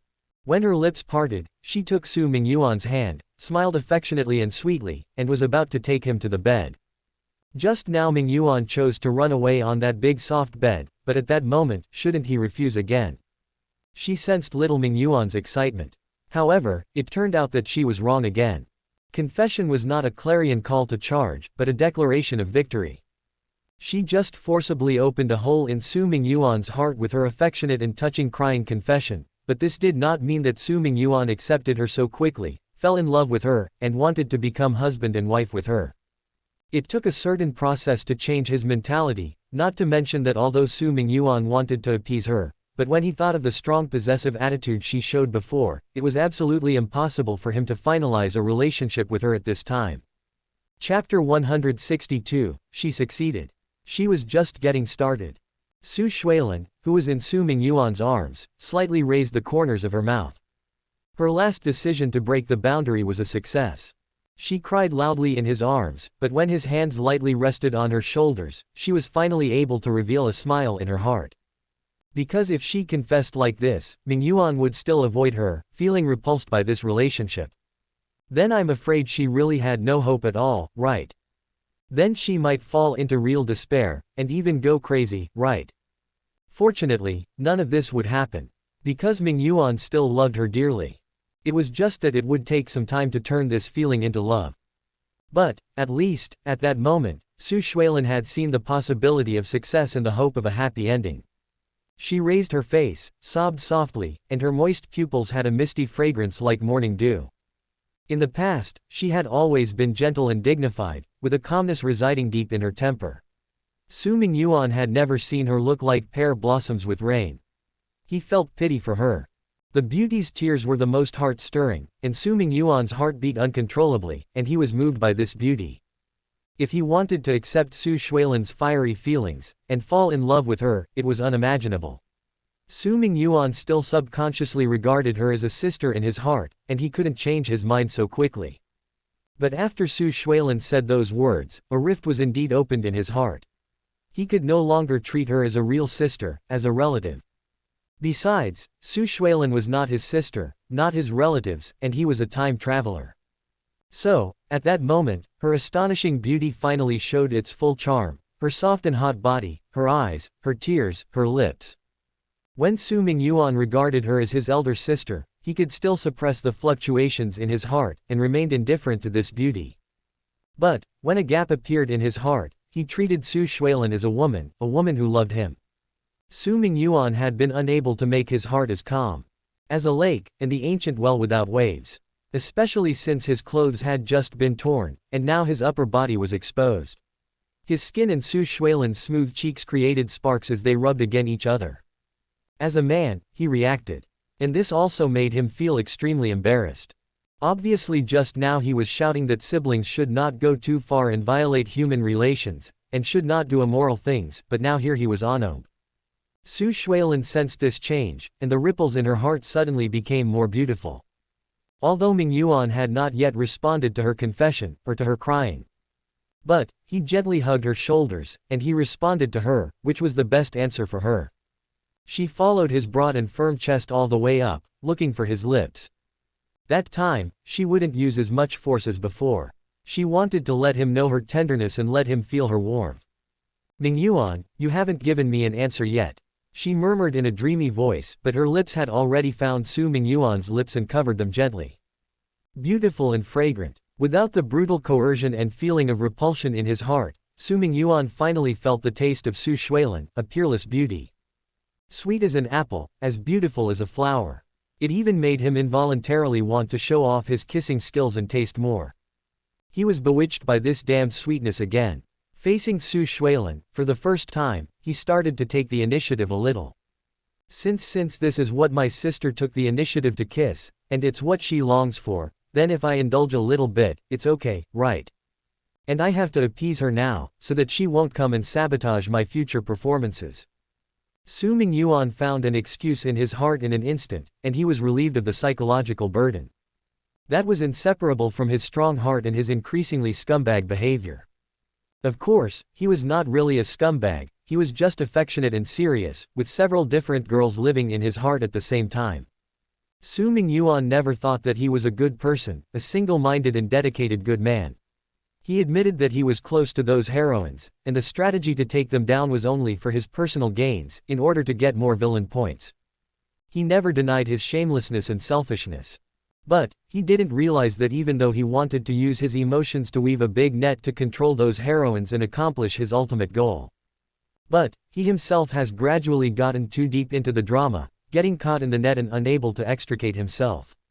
When you want to conquer others, don't you need to put in any effort and emotion? Even if it was a false emotion, after a long time, the false would gradually condense into the real. Su Mingyuan hadn't realized this yet, or he had faintly realized it, but he was avoiding this possibility in his heart. After all, he was the movie star. How could he be too involved in the drama and be caught in the emotion of role-playing and unable to extricate himself? Impossible. And on the other side, Su Mingyuan's initiative made Su Shuilin overjoyed. Compared with the force and violence just now, the tenderness at this moment made her feel the real beauty between men and women. But, with just kissing, how could she be satisfied? Now that this step has been achieved, let's strike while the iron was hot and completely make him my own man tonight. Su Shuilin made up her mind. She didn't know how much those bad women and showy hoofs had taken advantage of Mingyuan. She has long been envious and jealous. Finally, Mingyuan's heart loosened. He started to take the initiative. Of course, Su Shuilin wanted more. When her lips parted, she took Su Mingyuan's hand, smiled affectionately and sweetly, and was about to take him to the bed. Just now Mingyuan chose to run away on that big soft bed, but at that moment, shouldn't he refuse again? She sensed little Mingyuan's excitement. However, it turned out that she was wrong again. Confession was not a clarion call to charge, but a declaration of victory. She just forcibly opened a hole in Su Mingyuan's heart with her affectionate and touching crying confession, but this did not mean that Su Mingyuan accepted her so quickly, fell in love with her, and wanted to become husband and wife with her. It took a certain process to change his mentality, not to mention that although Su Mingyuan wanted to appease her, but when he thought of the strong possessive attitude she showed before, it was absolutely impossible for him to finalize a relationship with her at this time. Chapter 163, Look at Me. Take Lu Mengning. 1. The next morning. When Su Mingyuan saw Su Shuilin walking down the stairs in frivolous revealing night clothes, showing all her beauty and brightness, he couldn't look at it as calmly as he used to. Because he could no longer treat Su Shuilin as a sister. He turned his head slightly, not daring to look directly at the looming crystal white under the translucent pajamas. His heart beat inexplicably faster. Su Shuilin came over with a gentle smile, with a somewhat seductive look, and pinched his ears. Mingyuan, why don't you dare to look at me? Because your charm is too tempting, sister, I'm afraid I won't be able to hold myself. Su Mingyuan's kind words were also open-mouthed. Su Shuilin straightened his head facing him, and the corners of her mouth rose more and more, with a sense of dignity and temptation, appeared closer to his lips and she said. Mingyuan, there's no need to be afraid, because as long as you want, I can give you anything. Her voice was soft and charming, crispy and numb, with the corners of her lips and curved eyebrows, as if she wanted to take away Su Mingyuan's soul. Su Mingyuan's face, at once, turned slightly red. Su Shuilan's mood was very pleasant. In the past, Mingyuan would never blush like this because of her teasing. She picked up the dim sum on the dinner plate and passed it to Su Mingyuan's mouth. Mingyuan, open your mouth. Sister, I can do it myself. Su Mingyuan reached for the dim sum on the dinner plate, but that hand was caught in midair by Su Shuilan's other hand. She looked at him affectionately, held the dim sum with her crystal-like jade fingers and moved them closer to his lips again, reiterating again with tenderness and determination. Mingyuan, open your mouth. Ah. So gentle. That refusal was not allowed. This was why Su Mingyuan did not dare to accept her feelings. Her overbearing nature was evident from this little thing. Gentle and domineering can appear in a single person. In the face of his sister's affectionate and non-refusable eyes, Su Mingyuan hesitantly opened his mouth. Su Shuilan gently fed him a dim sum, two slender and delicate fingers lingered on his lips for a while, and then withdrew from it with a faint wetness. I happen to be hungry too. Su Shuilan said with a smile, and also picked up a piece of snack and put it in her mouth. And the wetness of those two fingers now went into her lips and made her feel like dim sum was nothing compared to this. Perhaps with mysterious ingredients, today's dim sum can be even more delicious than ever. Her lips was still covered with some debris. She gently licked the corner of her mouth. It was meticulous and slow, full of provocation. Her delicate face also crept up with a touch of intoxicating pink, stirring his heart. Aranyo bees. What do you think, Mingyuan? Even though Su Mingyuan had long been teased by Sha Xueqi, Murong Hongshe, and Lu Mengning, and could be said to be experienced in 100 battles, but his heartbeat was still slightly faster. Especially when Su Shuilan picked up another piece of dim sum with her finger that had just been moistened by his lips. Very good, sister, do you think this kind of teasing will make me blush, shy and nervous? You think it's interesting to see me blush with embarrassment?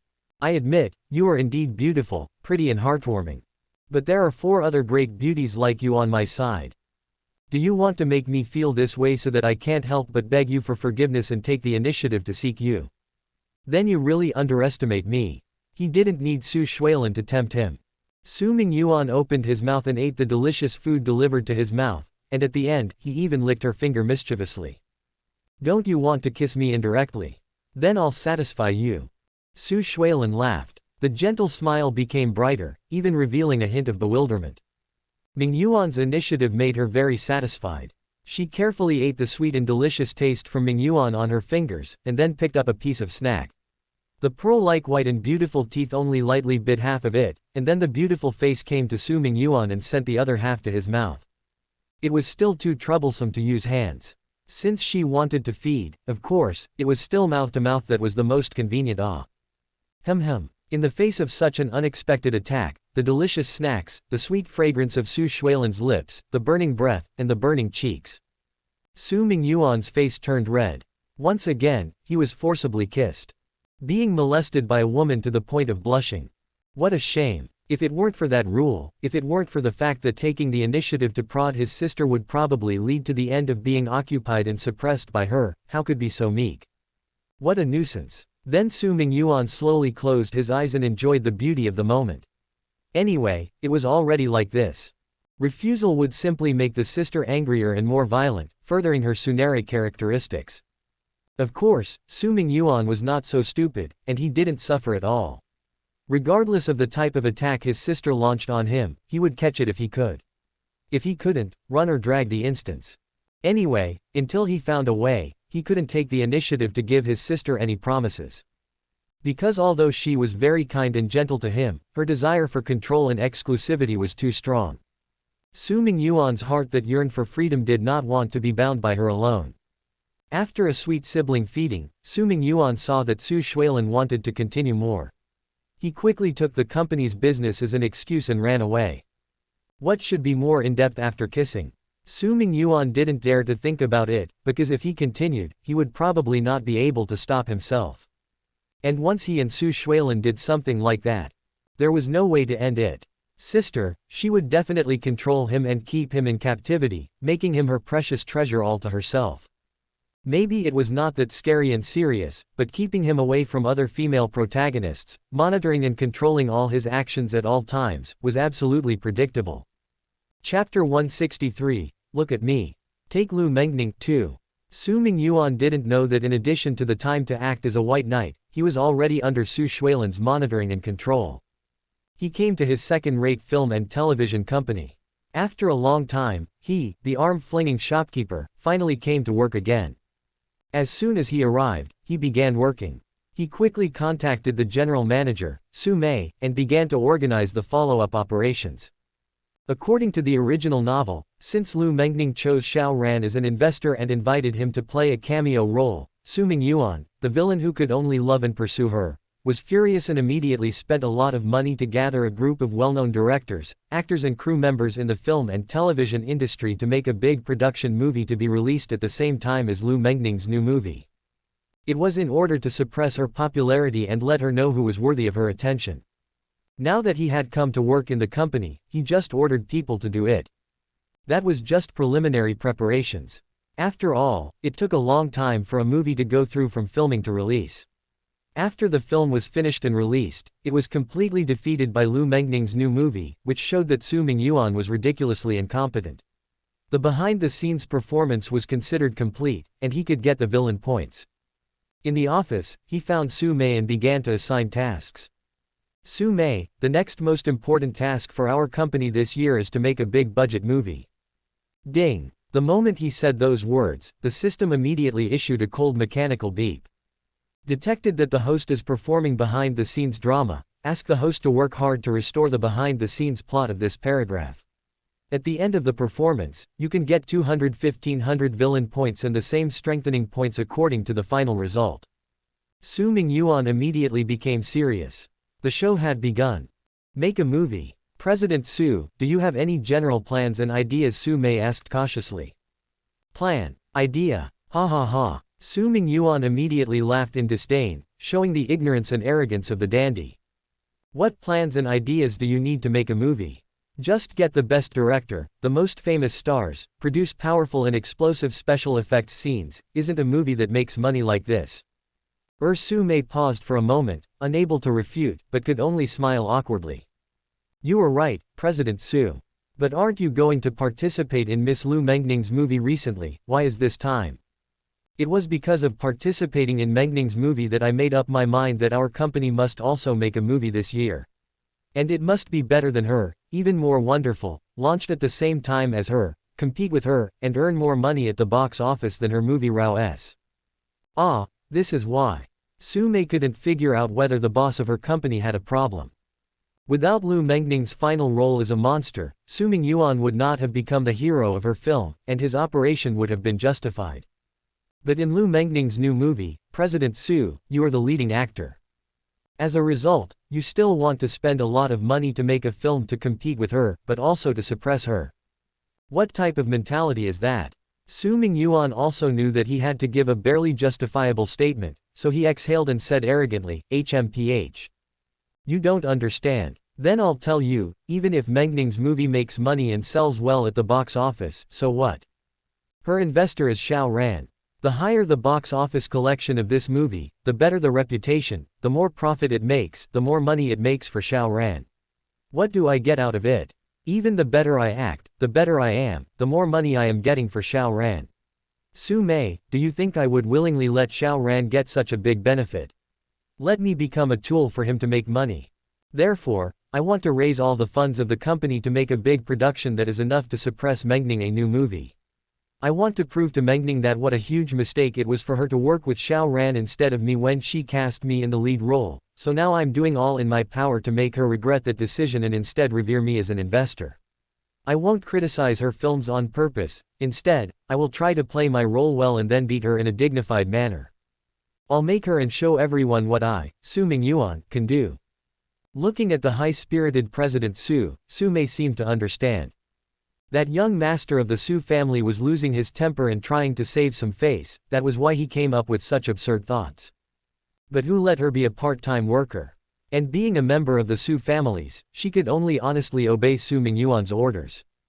Okay, Mr. Su, I got it, she said respectfully and prepared to call a meeting with the company's top management afterwards, making sure to produce a refined and sincere big production movie. After all, President Su just said that he would use almost all of the company's working capital to shoot this blockbuster movie. If he lost money, the consequences would be huge, and the company might not be able to maintain it in the future. Su Mei could only pray that President Su's ideas did not come from a layman, otherwise, everything would be over to her. However, Su Mingyuan, as a dandy villain with more success than failure, how could he issue a demand and allow Su Mei to carry it out completely? Otherwise, with her ability to get things done, she might be able to pull off a really good and successful big-budget movie. Su Mei, I have already thought about the choice of director and actors. Please do as I told you to bring them here and ask them to prepare the crew and start shooting as soon as possible. That was it. Su Mei's heart suddenly cooled. She didn't expect her premonition to come true instantly. She asked cautiously, President Su, I wonder if your favorite director is. Su Mingyuan waved his hands casually, opened his mouth and said, Bai Fei. Bai Fei. Su Mei's heart shuddered. Although this new generation director had made several films with good box office, he had a good reputation and high reputation in the public. But Su Mei, as a person in the circle, knew how good this man really was. He was a man of high vision and wild ideas. If it weren't for his teacher's hand-in-hand guidance and twisting his weird and strange ideas when his movies were filmed, those movies might not know what the hell they would be filmed into. But only recently, Bai Fei, this person, had a fight with his teacher because he felt that every time he produced a film, this dead old man would care about small things, and not allow him shoot as per his wish, so his brilliant ideas were often blocked. What about actors? Su Mei asked with a trembling voice. I've also thought about the male and female actors. Isn't that male star called Lulu very popular recently? There is also that younger sister Jinli who became popular in the talent show. Just them. They are the most famous. With their participation, the film will never lack the topic and popularity. Su Mingyuan looked like he was planning a strategy, as if he had already grasped the victory in his hands. Su Mei just felt that her eyes were dark. Those traffic stars had a lot of followers, but they invited people who didn't have any acting skills to act in the movie. In the end, Su Mei held on to the last ray of hope and asked pleadingly, President Su, have you decided on the script?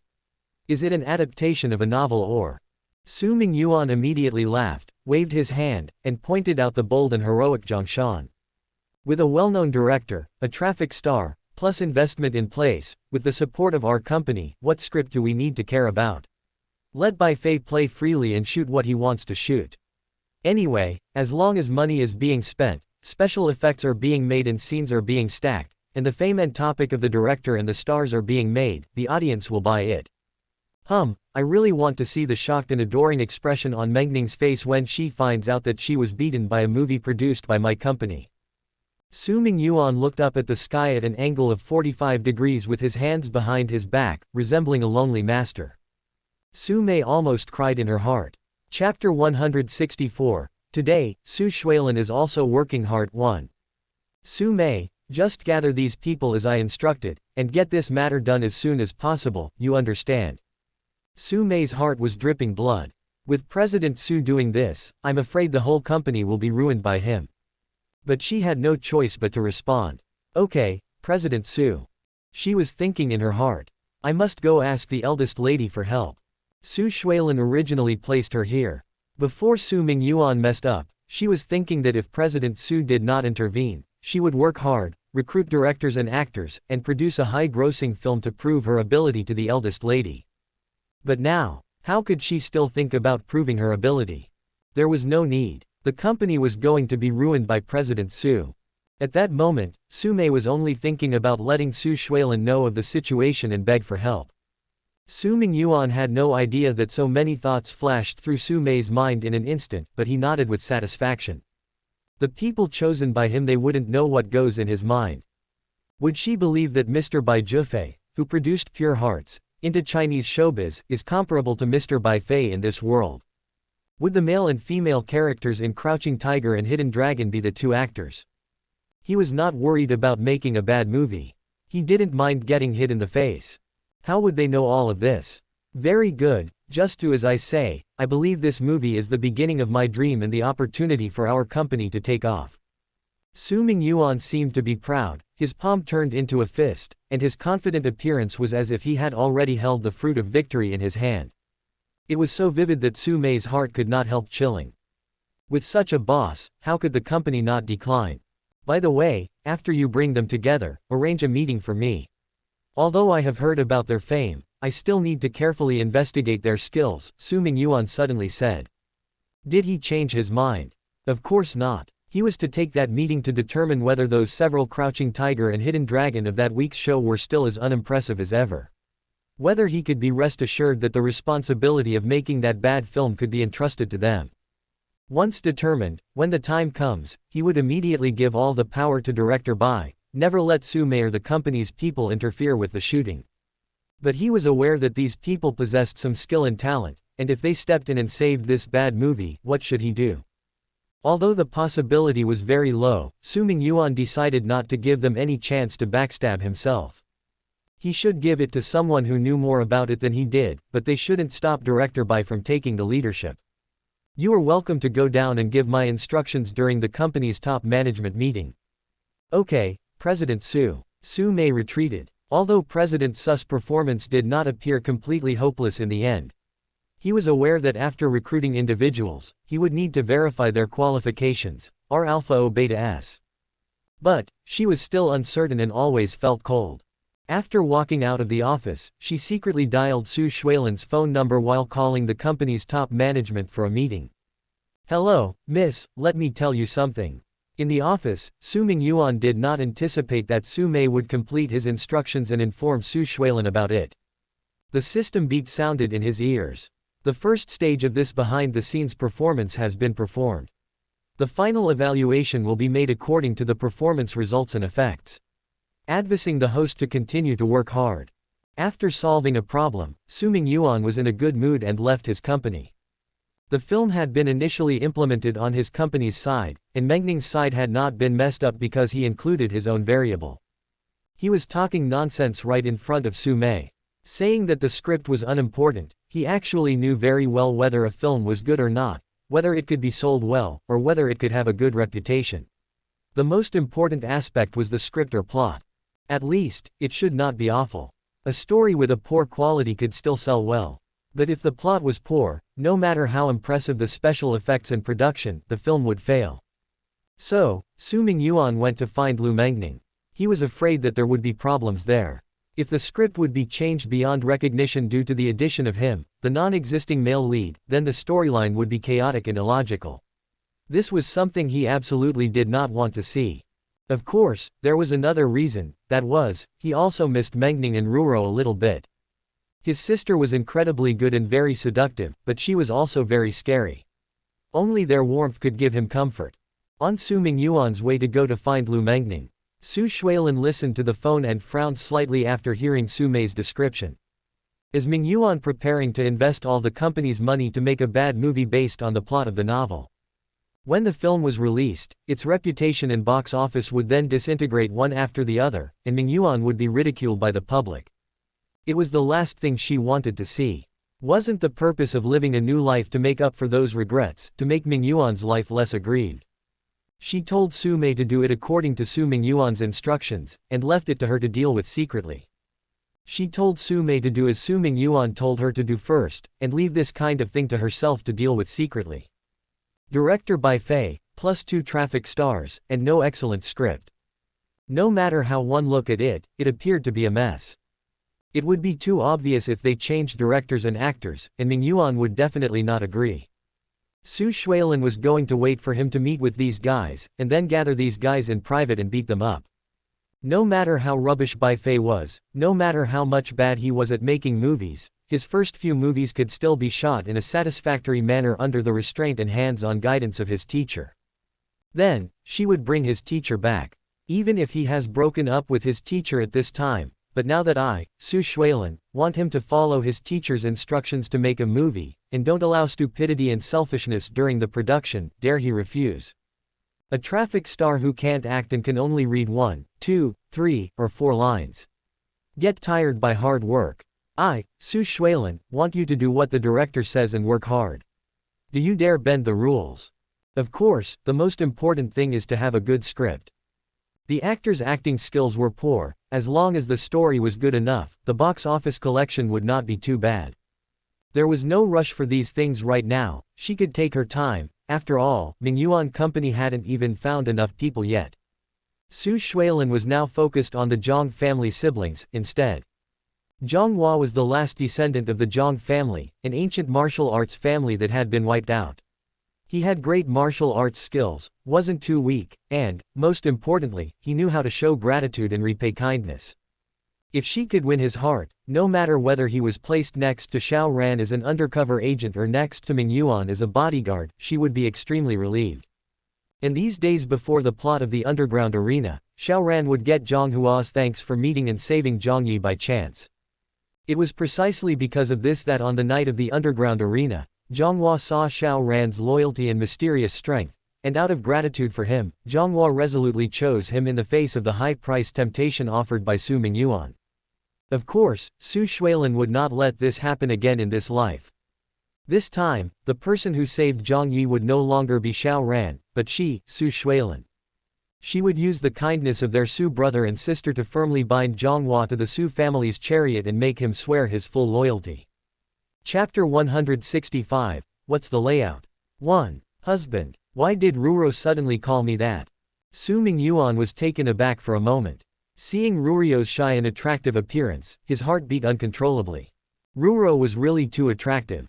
That look of bowing her head and blushing shyly made people want to hold her in her arms and love her a lot. A little earlier, before Su Mingyuan came. In the room, Lu Mengning was showing Xiao Ruro the roles and scenes she played with the revised script. The role I play in the movie is brother. Mingyuan's wife Ruro exclaimed as she read the script, looking very surprised. Lu Mengning was the heroine, and Su Mingyuan was the actor. According to common sense, they should be a couple in the movie. But now, Lu Mengning revised the script so that she and brother Mingyuan became a couple. Even if it was just in the movie, even if it was fake, but when she thought of becoming brother Mingyuan's wife, her heart beat loudly against her chest. But, why did Sister Meng do this? Since it's a movie under the full control of Sister Meng, she should use this power to turn brother Mingyuan into her husband, and have more emotional scenes with him, but why me? Ruro looked at her in surprise and incomprehension. Because people have selfishness, if possible, she would of course want to monopolize brother Mingyuan more. If she and Sister Meng's identities were switched now, she would not be able to do such a thing. Sister Meng, is this really okay? What's wrong? Lu Mengning smiled lightly and pinched her cheek. Or Ruro, you don't want to be Mingyuan's wife in the play. She immediately picked up the pen, teased Ruro and said, if you don't want to, I'll change it right away. Ruro quickly grabbed her hand to stop her, and summoned up the courage to say loudly, of course I want to become brother Mingyuan's wife. I even dream about it. But, what about you, Sister Meng? She looked up at Lu Mengning. Lu Mengning playfully fiddled with a strand of hair next to Rurio's ear, and said with a smile, Ruro, if you become his wife, then I have no choice but to pursue him. I love him deeply but can't show him. I can only stay away. Looking at you from afar, the poor people who love each other and silently wish you happiness. Looking at the smile on her face, Ruro felt even more incomprehensible. She felt that she should play such a role. Watching Sister Meng making out with brother Mingyuan in the play from a distance, while she would stand alone, drowned in her own sorrow, wishing the couple well. Don't you think it's funny, Ruro?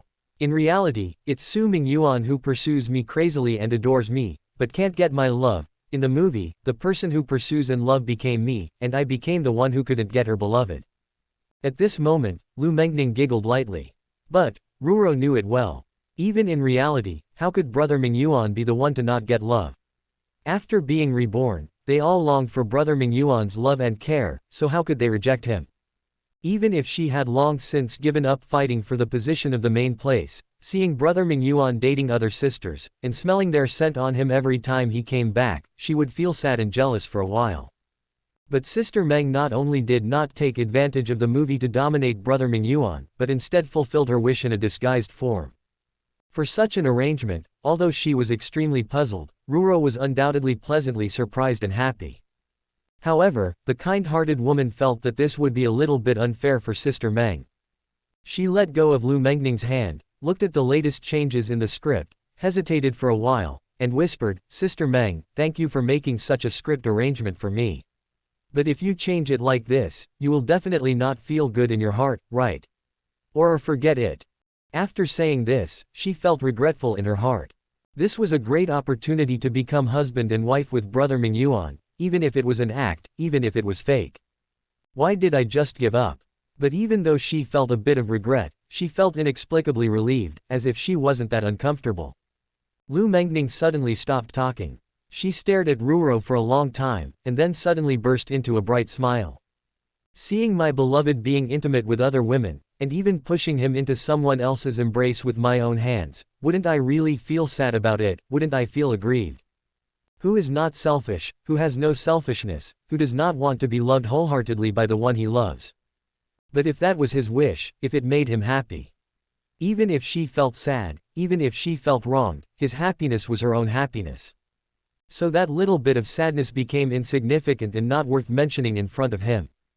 However, Ruro, who made such a request on her own initiative, suddenly became even cuter in Lu Mengning's eyes. Ruro did have selfishness, but she also had a kind and beautiful heart. It was precisely because of her beautiful and kind heart that Lu Mengning really didn't feel aggrieved or sad when she was arranged as Xiao Bai's wife in the play. She even took the initiative to add a kissing scene for Ruro. So Lu Mengning didn't change the script again as Ruro said, but smiled and rubbed her cute little head, walked into the room under her puzzled eyes, and took out a beautiful gorgeous dress from the closet. This was specially made by her. Ruro, quickly change into this outfit and show me. From now on, you will play Mingyuan's wife in the play with this image. Ruro was so surprised that her eyes were bulging. She never expected that even though she had already made such a request for concessions, Sister Meng still didn't plan to change the script, and still wanted her to play the role of brother Mingyuan's wife. Sister Meng, can I? Of course. Lu Mengning handed the clothes to Ruro, shaved her upturned little nose, and said with a smile, I'm not as greedy as your other sisters, wanting to occupy all Mingyuan's mind and time. For me, as long as I can get a little bit of attention from him, occasional care, and a little bit of love, that's enough. Because I think Ruro, you are very similar to me, you don't fight or grab as long as you can stay by Mingyuan's side silently. You are so cute and kind, so I am willing to let you and Mingyuan become husband and wife in the play, and even added a kissing scene for you guys. Ruro, this is the reward you deserve. Ruro blushed a little, and lowered her head in shame. Because she knew that she was not as good as Sister Meng said. She also had a selfish side. She also wanted to greedily seek more from brother Mingyuan, not to fight or grab something. Maybe she had thought this way in her heart, but when the opportunity came, would she really choose to let it go? Chapter 166. One side is working hard, the other side is also working hard. 1. Su Mingyuan scratched his head, suddenly realizing something. Was that just an act? Would Ruro be playing his wife in the drama? No wonder she referred to me as her husband. However, as he reflected on Lu Mengning's recent performance, he couldn't help but feel a subtle sense of unease. Setting aside her controlling sister, Su Shuilin, even Ruro, who had always been well behaved, would likely exhibit a touch of jealousy upon learning he was involved with other women. She might pout and ask for a kiss. But here, Mengning had taken the initiative to let Ruro kiss him in the name of acting, even in her presence. Shouldn't she be jealous? Su Mingyuan couldn't quite fathom it. A woman's heart was often likened to a needle in the sea, and he genuinely struggled to grasp what Lu Mengning was thinking. Just then, the door suddenly opened. It turned out that Lu Mengning, noticing his prolonged silence, had opened the door once more. Mingyuan, why didn't you knock on the door? Her eyes held a trace of dissatisfaction. Oh. Su Mingyuan nodded, belatedly acknowledging her point. The door closed. A knock at the door. Ruro entered, softly calling him her husband. She approached him, blushing slightly as she adjusted the wrinkles in his clothes. She hugged him, planted a light kiss on his cheek, and exchanged a few affectionate words. She looked remarkably like a newlywed bride. Lu Mengning chuckled and remarked, I was thinking that if Ruro gets too nervous to perform, I might have to demonstrate for you. Rurio's face grew even redder. All right, bring your husband and sit here. Lu Mengning poured some tea and then turned her gaze to Su Mingyuan. Mingyuan, you came to see me. What's on your mind? Su Mingyuan didn't hold back his concerns and requested to read Lu Mengning's new script. Soon, the script was in Su Mingyuan's hands. After reading it, Su Mingyuan breathed a sigh of relief. In simple terms, the story revolved around the appearance of demons, triggering chaos during the twilight of a dynasty. The protagonist embarks on a journey filled with setbacks, trials, and tribulations to ultimately rescue the common people, RAOs. While it was a conventional and somewhat old-fashioned narrative, it featured a unique twist this time: the protagonist was a woman. Yet, conventionality didn't equate to mediocrity. Quite the opposite, it suggested stability, broad audience appeal, and high marketability. Su Mingyuan believed that Lu Mengning's script met the criteria, as a script often determined a film's box office success. While it might lack profound depth, it certainly wasn't lacking. With careful dialogue refinement, adept direction, and skillful editing, it had the potential not only to excel at the box office but also to garner favorable reviews. Lu Mengning, respecting Su Mingyuan's perspective, hadn't overloaded him with scenes, allowing for swift filming of his parts, and ensuring he could return to his own affairs promptly. In the film, Su Mingyuan portrayed Lu Mengning's childhood sweetheart. After an era of innocent love, their relationship had evolved into mutual affection. However, the intrusion of demons disrupted their lives. To seek vengeance, the heroine embarked on a journey to acquire the skills needed to confront these malevolent forces. Before her departure, they made a pledge to become a loving couple once she returned from her mission. This journey spanned a decade. 10 years later, the heroine returned, having encountered countless trials and tribulations on her odyssey. Upon reaching her hometown, she was shocked to discover that the boy who had once promised to grow old with her had wedded another woman. At that moment, she suffered severe injuries in a demon attack, but was rescued by the young man she had once loved. He cared for her at his home during her recuperation.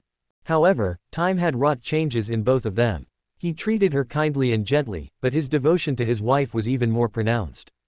He was no longer the young man who had been willing to give up everything for her. Now, he was another woman's husband, and she saw him with another love. The heroine, wounded and unable to fulfill her quest for vengeance, grappled with inner turmoil. She witnessed the love between the man she once adored and his wife every day, and her heart was besieged by inner demons. She was consumed by a potent mix of resentment and affection. She couldn't relinquish either emotion. During her recovery, she wrestled with internal torment, burdened by the weight of her vendetta. But then, she thought of the suffering she had witnessed during her journey, and the countless innocent souls affected by the demons. There were many who suffered more than she did. She still loved him but no longer desired to possess him. She still harbored animosity toward the demon who had slain her parents but now sought to protect him, safeguard the happiness of countless families, and shield humanity from the slaughter wrought by demons. After enduring this ordeal, she emerged from the abyss, enlightened and empowered. She didn't retreat, she progressed and ascended to become a hero. Not bad, Su Mingyuan concluded after finishing this segment of the script. He hadn't anticipated that Lu Mengning would add such a heart-wrenching subplot after his and Rurio's inclusion in the project. Rather than disrupting the overall narrative, it seamlessly integrated, enriching the depth of the protagonist's journey and character development. It felt even better than their original goal for the project. Furthermore, there weren't an excessive number of scenes requiring his filming, which meant it could be completed in just a few days. Now, he no longer worried about returning to Mingjing or the show's plot. Things were looking quite promising, and Su Mingyuan was no longer concerned about the film's potential success. That is, Chapter 166, one side is working hard, the other side is also working hard. 1. Su Mingyuan scratched his head, suddenly realizing something. Was that just an act? Would Ruro be playing his wife in the drama? No wonder she referred to me as her husband. However, as he reflected on Lu Mengning's recent performance, he couldn't help but feel a subtle sense of unease. Setting aside her controlling sister, Su Shuilin, even Ruro, who had always been well-behaved, would likely exhibit a touch of jealousy upon learning he was involved with other women. She might pout and ask for a kiss.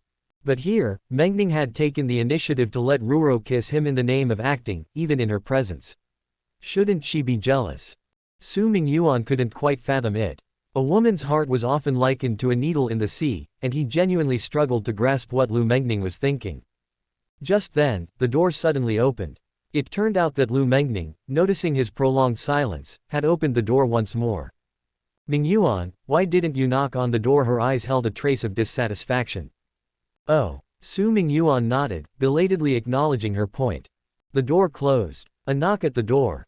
Ruro entered, softly calling him her husband. She approached him, blushing slightly as she adjusted the wrinkles in his clothes. She hugged him, planted a light kiss on his cheek, and exchanged a few affectionate words. She looked remarkably like a newlywed bride. Lu Mengning chuckled and remarked, I was thinking that if Ruro gets too nervous to perform, I might have to demonstrate for you. Rurio's face grew even redder. All right, bring your husband and sit here. Lu Mengning poured some tea and then turned her gaze to Su Mingyuan. Mingyuan, you came to see me. What's on your mind?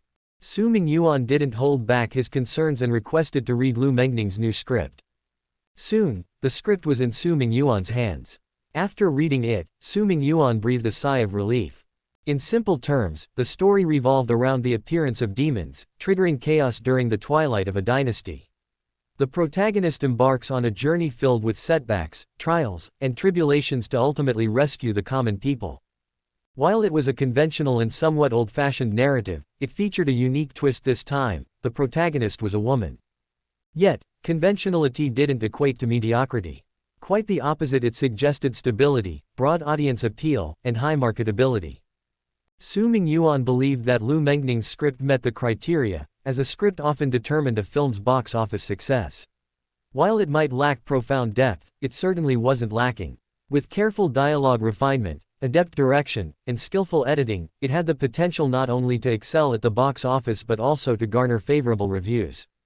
Lu Mengning, respecting Su Mingyuan's perspective, hadn't overloaded him with scenes, allowing for swift filming of his parts, and ensuring he could return to his own affairs promptly. In the film, Su Mingyuan portrayed Lu Mengning's childhood sweetheart. After an era of innocent love, their relationship had evolved into mutual affection. However, the intrusion of demons disrupted their lives. To seek vengeance, the heroine embarked on a journey to acquire the skills needed to confront these malevolent forces. Before her departure, they made a pledge to become a loving couple once she returned from her mission. This journey spanned a decade. 10 years later, the heroine returned, having encountered countless trials and tribulations on her odyssey. Upon reaching her hometown, she was shocked to discover that the boy who had once promised to grow old with her had wedded another woman. At that moment, she suffered severe injuries in a demon attack, but was rescued by the young man she had once loved. He cared for her at his home during her recuperation. However, time had wrought changes in both of them. He treated her kindly and gently, but his devotion to his wife was even more pronounced. He was no longer the young man who had been willing to give up everything for her. Now, he was another woman's husband, and she saw him with another love. The heroine, wounded and unable to fulfill her quest for vengeance, grappled with inner turmoil. She witnessed the love between the man she once adored and his wife every day, and her heart was besieged by inner demons. She was consumed by a potent mix of resentment and affection. She couldn't relinquish either emotion. During her recovery, she wrestled with internal torment, burdened by the weight of her vendetta. But then, she thought of the suffering she had witnessed during her journey, and the countless innocent souls affected by the demons. There were many who suffered more than she did. She still loved him but no longer desired to possess him. She still harbored animosity toward the demon who had slain her parents but now sought to protect him, safeguard the happiness of countless families, and shield humanity from the slaughter wrought by demons. After enduring this ordeal, she emerged from the abyss, enlightened and empowered. She didn't retreat, she progressed and ascended to become a hero. Not bad, Su Mingyuan concluded after finishing this segment of the script. He hadn't anticipated that Lu Mengning would add such a heart-wrenching subplot after his and Rurio's inclusion in the project. Rather than disrupting the overall narrative, it seamlessly integrated, enriching the depth of the protagonist's journey and character development. It felt even better than their original goal for the project. Furthermore, there weren't an excessive number of scenes requiring his filming, which meant it could be completed in just a few days. Now, he no longer worried about returning to Mingjing or the show's plot. Things were looking quite promising, and Su Mingyuan was no longer concerned about the film's potential success. That is, Chapter 166, one side is working hard, the other side is also working hard too. Su Mingyuan pointed to the kiss scenes in the script and glanced at Lu Mengning. Mengning, although it's necessary to portray the love between the newlyweds, do we really need these kissing scenes? In the movie, Ruro naturally played the role of his newlywed wife, but Su Mingyuan felt that there was no need to display their affection through on-screen kisses, especially in front of others. And, if Xiao Ran were to see this, how would he explain it? Hugging Ruro privately was one thing, but kissing her on the big screen, in front of the entire nation. The mere thought sent shivers down his spine. But he couldn't act on impulse. It would be challenging to explain afterward, especially to Xiao Ran. Just a few kisses, Su Mingyuan added cautiously. At this moment, Ruro summoned the courage to hold his hand. Brother Mingyuan. I think. Though her cheeks flushed with nervousness again, she locked eyes with him without flinching.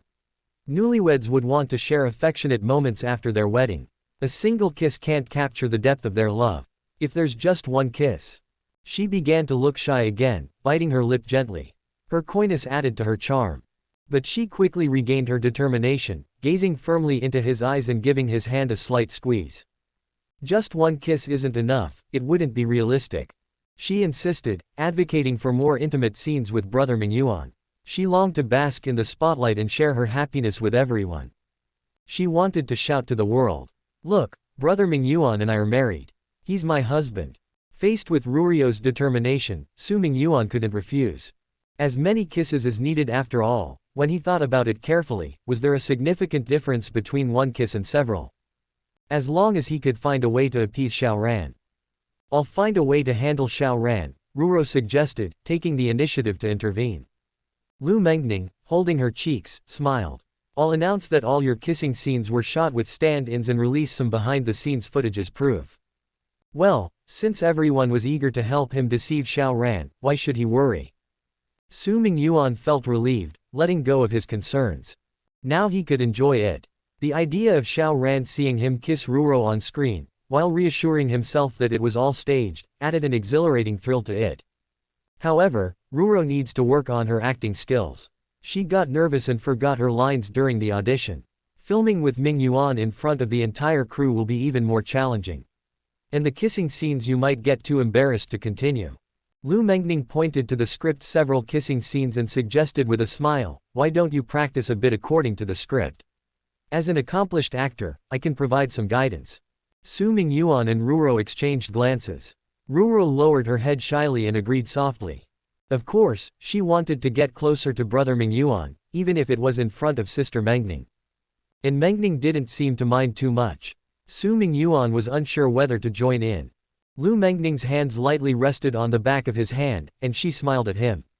Mingyuan, don't worry too much, and don't keep Ruro waiting, okay?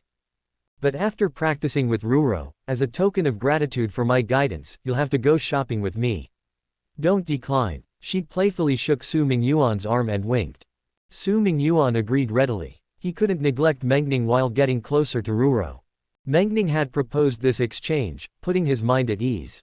Under Lu Mengning's guidance, Su Mingyuan and Ruro portrayed the love expected between newlyweds.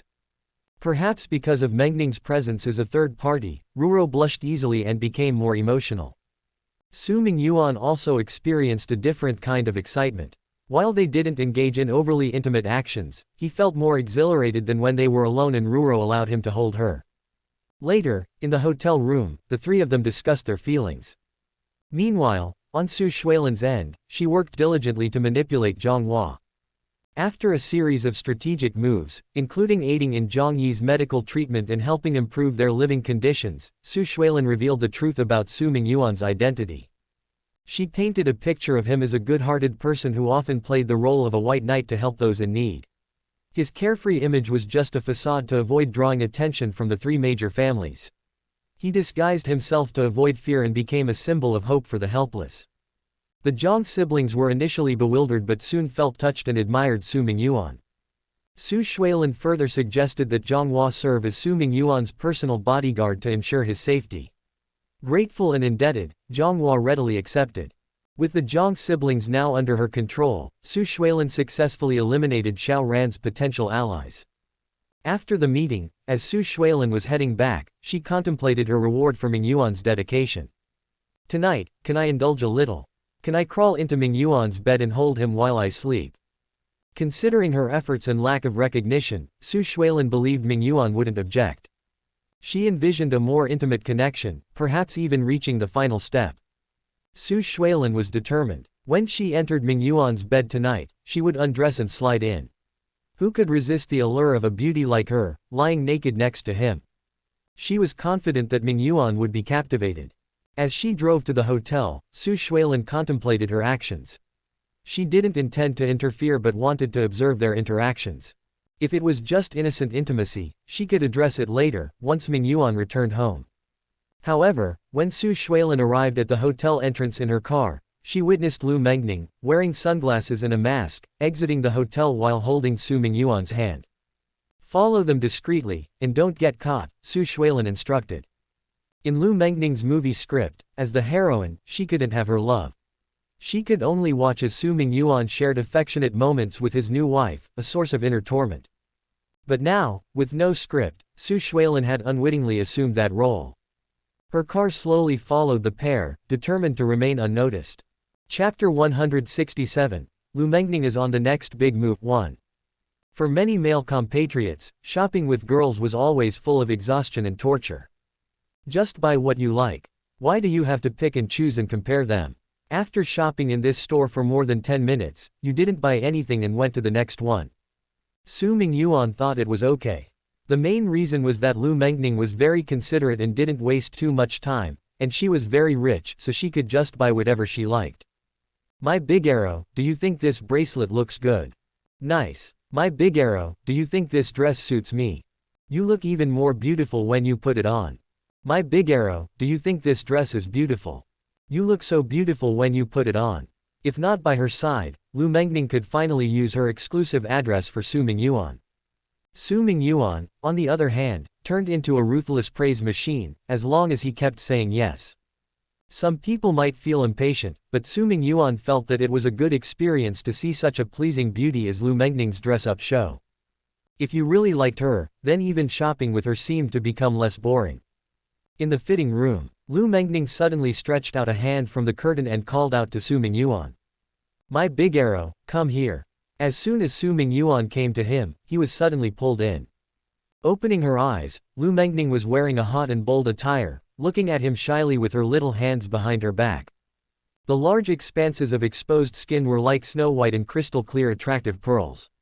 The mountains and valleys outlined by the cloth, and the temptation revealed beneath her every curve could arouse people's infinite reverie and desire. My big arrow, do you like me dressed like this? Lu Mengning brushed her hair, winked at him, approached him, and exhaled a warm breath from her mouth. Of course I like it, but… I know. Lu Mengning patted his shoulder lightly, and said coquettishly, I won't let others see me like this. The fitting room was not that big. As the two of them got closer, the temperature in the room seemed to climb to a limit. It made people feel a little hot, and he couldn't help feeling a little restless. Lu Mengning's beautiful face came close to his eyes, and her full and moist red lips were like burning flames, which made his heart suddenly burn with fire. Because this attire, I will only show to my big arrow alone. She giggled and chuckled, her slightly raised red lips, and her charming limpid eyes turned into fuel at this moment, instantly burning the blazing fire even more vigorously. Ran OB_S. What a seductive fairy. Su Mingyuan couldn't help but reach out and hug her, his eyes peeped at her body presumptuously, and his palms lingered on her skin. In this small fitting room, they entangled with each other, exchanging body temperature. Separated by a curtain, there was a young couple hugging each other inside, but people were coming and going outside, and no one knew which customer would suddenly walk into this fitting room and break everything. But it was this sense of unknown danger that could often bring people more strangeness and excitement. The two had already kissed each other in this fitting room. In a shadowy corner, Su Shuilin's face was gloomy, and she gritted her teeth. In the beginning, hiding in the dark and seeing the occasional intimate interaction between Mingyuan and Lu Mengning, she didn't think too much. After all, she had seen too many similar scenes before. But when the two entered the fitting room and didn't come out for a long time, thoughts had already started to flow in her mind. Her palms were unconsciously clenched into fists, and she started to get angry. It's just a change of clothes, what are these two people doing inside? Are they brave enough to do here? Just because she could see it, her imagination started to run wild. Su Shuilin was so angry that she was shaking all over. She really wanted to rush in and save Mingyuan from the arms of that bad woman Lu Mengning. But, she finally held back. Thinking about it carefully, no matter how courageous they were, it was impossible for them to do such absurd things right here. Moreover, Lu Mengning definitely couldn't waste her first time in this kind of place. Although she knew this was the case, Su Shuilin silently took out her mobile phone and issued an order. Soon, a female customer came to the fitting room, pretending to choose the clothes on the hanger, and made a voice, "Well, this dress is quite beautiful, do you want to go to the fitting room and try it on?" Now, Su Mingyuan finally came out. Slightly bowed, his face was a little red, and there were lip marks on his neck, but he didn't feel embarrassed at all. Instead, he calmly said to the female customer, "My girlfriend is trying on clothes inside, you go to another room to try on clothes." Seeing his calm appearance, those who didn't know would think that this was a men's clothing store, and he just walked out of the men's fitting room. After a while, Lu Mengning changed her clothes and came out from inside. Her complexion was even more rosy, especially those beautiful lips, which looked full of moist luster and were extremely charming. She skillfully took Su Mingyuan's arm, and gently wiped off the lip marks on his neck. The two smiled at each other and walked out of the clothing store. "Damn you bastard, vixen, you are using this crooked tricks to seduce my Mingyuan." Chapter 168, Is This Wave Stable Again? 1. When Su Mingyuan sneaked back home, his sister Su Shuilin was not there. He let out a sigh of relief right away. At that time, he used the excuse of being busy with company affairs to get rid of her sister's enthusiasm, but after going to the company for less than an hour, he went to find Mengning and Ruro. It would have been better for him to take a shower first to get rid of the smell on his body so that her sister wouldn't smell it when she returned. Other female protagonists, like Ruo, would get jealous if they smelled the scent of another woman on his body, act affectionate, say a few words, and then ask for kisses and hugs. But sister here, Su Mingyuan really didn't know what drastic things she would do. He was a little scared, to be honest. After taking a shower, he washed every part of his body with care so that it didn't smell like other women. When he came out of the bathroom, Su Shuilin came back with a gloomy face. "Where have you been?" Sister Su Mingyuan asked her because he could tell she was upset. Su Mingyuan had no idea that his appearance had reached Su Shuilin's breaking point. When Su Shuilin saw him, she recalled the injustices she had endured today and Lu Mengning's absurdity. "I visited the company to negotiate deals. By the way, have you already had dinner?" "No, but I've asked the chef at home to prepare dinner." "I don't have either. It just so happens that we can eat together." Su Shuilin returned to her room, changed into modest clothes, and went. She didn't get angry with Su Mingyuan immediately, but the depressed emotions in her heart were slowly brewing and might explode at any time. During the meal, none of them spoke much, they simply took up their own dish and ate the rice in their own bowls in silence. Su Shuilin could not help but remember the afternoon cafe scene she witnessed. Mingyuan and Lu Mengning fed each other dessert and drank together while talking and joking with each other. Now it was her chance to dine with him, and if she did not initiate conversation, was it possible that he would remain silent? Su Shuilin frowned deeply and felt increasing distress. But she didn't know that Su Mingyuan had carefully glanced at her frown and angry expression, and wanted to speak, but was afraid of offending her if he said something wrong, so he simply stopped talking. After eating, Su Mingyuan went upstairs. Su Shuilin finally couldn't bear it anymore and held him back. "Mingyuan, where did you go today?" "Company, sister, didn't I already tell you that I went to the company to do business? I'm going to make a new movie, and I'm discussing the preliminary preparations and plans with the people in the company."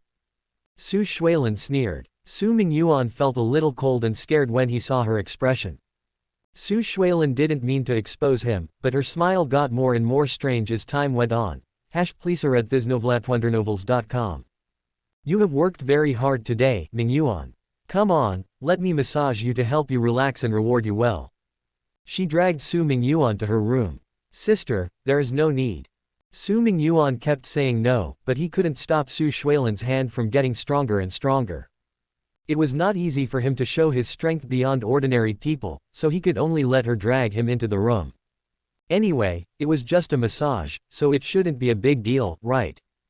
As soon as he walked into the room, Su Shuilin pushed him down on the bed and started taking his clothes off. Su Mingyuan knew something wasn't right. "Sister, your massage, does it need me to undress?" Su Shuilin smiled slightly and said, "Of course." It's just that wearing clothes doesn't work well. Mingyuan, you have to trust me, your sister. After speaking, she continued to take off his clothes. She couldn't take it anymore after seeing that scene today, and jealousy burned her heart. At this moment, she only wanted more than Lu Mengning. Su Mingyuan quickly stretched out his hand to protect his chastity, but it was still difficult to stop Su Shuilan's advances. From his sister's eyes, he read a kind of fiery desire, a kind of burning madness. She wanted to eat him. Immediately. Why is that? What exactly happened that irritated my sister and made her unable to hold back before I gave her an answer? I also didn't kiss Xueqi in front of my sister like last time. But before Su Mingyuan could continue to think about it, Su Shuilan had already stripped his upper body. When she grabbed his pants, he didn't have time to wonder why. He had to stop it. He didn't have the courage to stop his sister from acting out. Once a beautiful woman like her sister took the first step, he couldn't stop his physical urges. Even if he didn't want to, it would start to feel good for his body. And Su Mingyuan didn't want to establish a relationship with his sister now and be bound by her. He was also selfish and greedy. He wanted to possess more, he wanted to have everything, and he was unwilling to give up an entire forest for a single tree. In a sense, his fraternity was no better than Su Shuilan's. But who made him the one who was favorably treated? Su Mingyuan suddenly stretched out his arms, hugged Su Shuilan tightly, turned over, and pressed her under him. Since I can't stop my sister from attacking me with her skilled hands, why don't I just make my hands useless? The skins of the two were so close together that Su Mingyuan could feel the wonderful touch of his trembling chest, but he had no time to feel those. He just stared deeply into her eyes. Sister, I don't know what happened to you, but you should be sober and give me a little more time to think about our relationship, okay? Mingyuan, I'm very sober now, very sober. Su Shuilan's eyes were very clear and bright, but there was a clear burning flame coming out of her pupils. Because I'm sober, I know that you may never give me a clear answer. Mingyuan, let me ask you, are you willing to leave Sha Xueqi and Ruro for me, and only love me alone? Su Mingyuan fell silent for a moment. Silence was the best answer. Su Shuilan laughed softly all of a sudden. It's okay, Mingyuan. I know that these vixens have charmed you with their beauty, making you reluctant to leave or give up on them. But my looks aren't worse than theirs. I know what I'm doing. If they can use beauty to make you fall in love with them and drown you, why can't I do the same? I want to do better than they did, go further, and show you how kind and gentle I am. Then you'll realize that they're just weeds on the side of the road and that I'm the only real beauty who can make you happy. Su Shuilan made up her mind to eat Su Mingyuan tonight, to let him feel something he had never felt before and make him completely obsessed with her body. She wanted him to be her only man. Did Lu Mengning use her hands to make Mingyuan happy at the movie theater? Then she had to do better, she had to do more. Chapter 168, Is this wave stable again? 2. Mingyuan, don't I have the slightest attraction toward you? Don't you want to experience that kind of joy with your sister? Don't you want to experience the joy of being a man? Su Mingyuan fell silent once more. How could his eyes not be drawn to Su Shuilan's body? How could he not want to experience the joy of being a man in the presence of such beauty? If he said he didn't care about Su Shuilan, he'd be lying. Who didn't want to enjoy? Who didn't want to indulge? But precisely because he had feelings for her, he couldn't do it. Su Shuilan hoped that her words would cause Su Mingyuan to forget his worries, throw himself into her arms, and begin to enjoy himself. He'd become obsessed with her body, and then she'd gradually take over his heart. But Su Mingyuan just looked at her distressingly and stretched out his hand to gently caress her eyebrows. Sister, don't do such self-deprecating things in the future. He lowered his head, kissed her forehead lightly, then got up and left the bed. He picked up the clothes that had fallen by the bed, and left the room.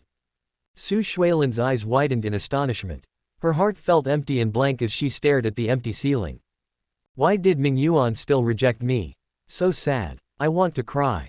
Su Mingyuan, who returned to the room, suddenly thought of Sha Xueqi, who had the same strong personality as her sister Su Shuilan. If one day Xueqi found out that she was on a few boats, would she also become like her sister? Su Mingyuan looked at the moon outside the window, picked up his cell phone, and made a call. Beep, beep. The phone went through. Hello, Mingyuan. Sha Xueqi's cold voice came from the other end of the phone. Su Mingyuan didn't say anything, just listened to her voice, which was as clear as a stream, remembering that day at the amusement park's entrance. Facing Mengning, who made her debut, Xueqi chose to give in. "What's the matter, Mingyuan, why don't you speak?" On the other end of the phone, Xueqi, who didn't hear his voice, asked with concern. Her voice was still cold, like icy snow, but Su Mingyuan, who knew her, could feel the warmth beneath the snow as well as her concern and tenderness for him. It was like melting snow flowing slightly under the cover of a glacier. "It's nothing, I just wanted to hear your voice because I miss you," Su Mingyuan said with a slight smile. Then you should listen to my voice more." After being silent for a while, Xueqi spoke in a shy voice. This night, Su Mingyuan listened as Xueqi spoke. This phone call went on for quite some time. For the next few days, Su Shuilin did not attack Su Mingyuan in such a strong and oppressive way as in the past few days. Maybe what he said that night was effective because Su Shuilin was also at a loss as to how to deal with him. In the past few days, many things have happened to Xiao Ran. He successfully met his brother Yi Tian through Yi Chen. During this time, a number of fake events happened, which gave him a few more younger brothers and put him in touch with people his parents, who were now high-ranking officials, knew. With the secret support and recommendation of these senior officials, his career had become more and more smooth, and the business of the security company had also expanded smoothly. The only issue was that there were too many foreigners in his company. At the time, Xiao Ran was the only Chinese employee in a company run by a foreigner. Viper also told Xiao Ran that he should hire some locals to work for his security company. Xiao Ran planned to do this and started to put together his own forces in the area. Usually they were bodyguards protecting the rich, but when needed, they were their capable subordinates, powerful thugs. He asked Murong Hongshe for help while giving his subordinates the job of finding and accepting talented people in this field. After all, this security firm had her own share. Murong Hongshe suggested that he go to underground boxing rings and other places to recruit people and find helpers. There were hidden dragons and crouching tigers, and he might be able to recruit 1 or 2 talents. Xiao Ran thought this idea was great and planned to look into the underground black boxing in Ming City. In the past few days, Su Mingyuan had also done a major event. That was, he ordered Su Mei to summon the director, actors and others, and finally found them all. He took advantage of his free time and invited this group of people to dinner in a luxurious hotel to test their quality. Bai Fei, Lu Lu, and Jinli, don't let me down. On the day of the dinner, these people did not disappoint Su Mingyuan. Then Bai Fei was indeed a fool with little ability but full of big talk, thinking that he was a genius. After drinking some wine, he yelled about something. If it weren't for the restraint of the teacher, which prevented him from expressing wantonly, how could he have achieved such little success in the first few films he made? That must be a masterpiece that would go down in history. And the other 2 traffic stars were not made for acting at first glance. That Lulu looked like a girl, and Jinli, who was born in a talent show, didn't seem to have any acting skills.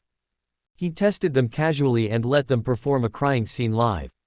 The unsightly performance was worse than a 5-year-old child's. Very good. Now Su Mingyuan was completely relieved. With such jokers around, why worry about not being able to make bad movies? Why worry about not losing money? After the party, he immediately found Su Mei, waved his hand, and said that according to his appraisal, director Bai Fei was the most powerful director he had ever seen, and the 2 leading actors were even geniuses in acting. He wanted to give them the full freedom of performance and creation, so that director Bai Fei could fully express his thoughts this time. And let the 2 leading actors, under the guidance of director Bai, completely become stars shining in the film and television industries. Dazzling star. You, Su Mei, don't interfere with them, understand? Yes, President Su, I'll follow your orders and never get in. Chapter 169.1, he was confident again. 1. You feel that creative expression should not be constrained by rules, and you feel that your teacher hinders your freedom to express yourself. Are you prepared to let go of this film that is still in production? In the hallway, Su Shuilin held her chest with both hands, her aura was strong, and she was forced to look at Bai Fei. Bai Fei was frightened. Facing Miss Su's stare, his forehead had been sweating profusely for a while. He stood there helpless and could only smile dryly. He kept wiping the cold sweat from his forehead, not knowing what to say. And you, with your poor performance, do you deserve to be the leading actor? The sissy Xiao Lu and the flower vase-like little sister Jinli also stood there tremblingly, with their heads down. They appeared like students being reprimanded by the teacher, and dared not say a word back. As soon as Su Shuilin showed up, they couldn't stand up to her. She had a scary presence and eyes that could cut through anything. President Su was a gentle and friendly angel compared to her. Su Shuilin began to give orders.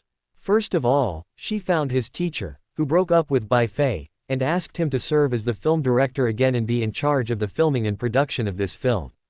Bai Fei thought that with President Su's help, he would be able to release his nature. Who would have thought that his dream would be shattered once again when the young lady of the Su family appeared, who was more powerful than President Su. He had no choice but to give in. This Su family from Ming City, which involved Su Shuilin, would then lead the Su family in the future. He would rather offend Su Mingyuan than Su Shuilin. Because she really could destroy him and had the means to do so. Next time, I will definitely find a company that fully respects me and allows me to express myself freely. I will create a super blockbuster movie that really belongs to me, so that those of you who look down on my talent will regret it. Bai Fei clenched his fists, secretly making a commitment in his heart. But, on the surface, he was full of respect. He didn't dare to complain about Su Shuilin's orders and arrangements, and he even greeted his teacher, despite the other party's cold response. It was not that Su Shuilin could not guess his thoughts, but as long as she was here, she believed that Bai Fei would not dare to be reckless. As for Bai Fei, he wanted to express himself freely and show off his skills. Then, she would give him what he wanted and send him to Xiao Ran's film and TV company. As for the two leading actors who had no acting skills, Su Shuilin had only one request. Give them a lesson in how to act from now on. At the same time, strictly adhere to Bai Fei's teacher's directions and arrangements. He would tell you to act, and if they couldn't, do it again until you succeeded. In this movie, they couldn't mess up. All of them were old actors. And they were not allowed to be let down. Bai Fei was considered a director. He was the director in name, but under Su Shuilin's signal, everyone in the crew could only listen to his teacher's arrangement. Finally, the most critical script issue.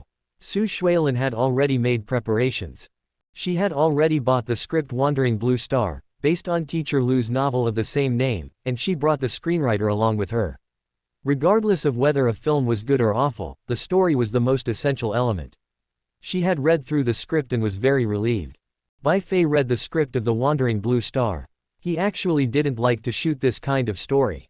In his opinion, the script was just as regular as it was, and it was completely inferior to the talent he was brewing in his heart.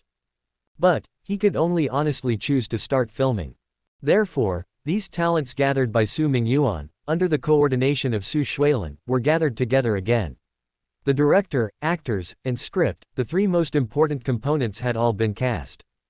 Su Mingyuan hoped that they could fully play their role in making a bad film. Su Shuilin turned things around. Even if these people were bad, she still wanted them to cooperate sincerely and make a good movie that sells well at the box office. Before leaving, she told Bai Fei and the others very clearly not to tell her younger brother Su Mingyuan that she was coming here.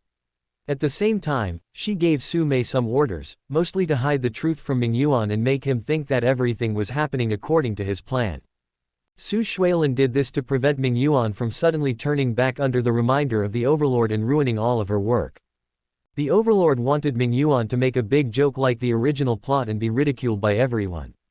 After dealing with this matter, she hurried back to her company. After that night, because she didn't know how to face Mingyuan and how to deal with him, Su Shuilin utilized her busy and exhausting work to suppress her dazed and lost heart.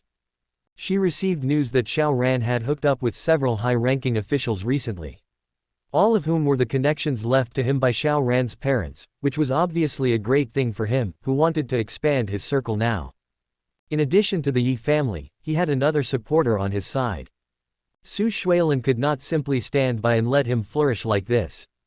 She had already sent spies to find out about these high-ranking officials, and as soon as she had enough proof, she would send them to prison with a lot of anger.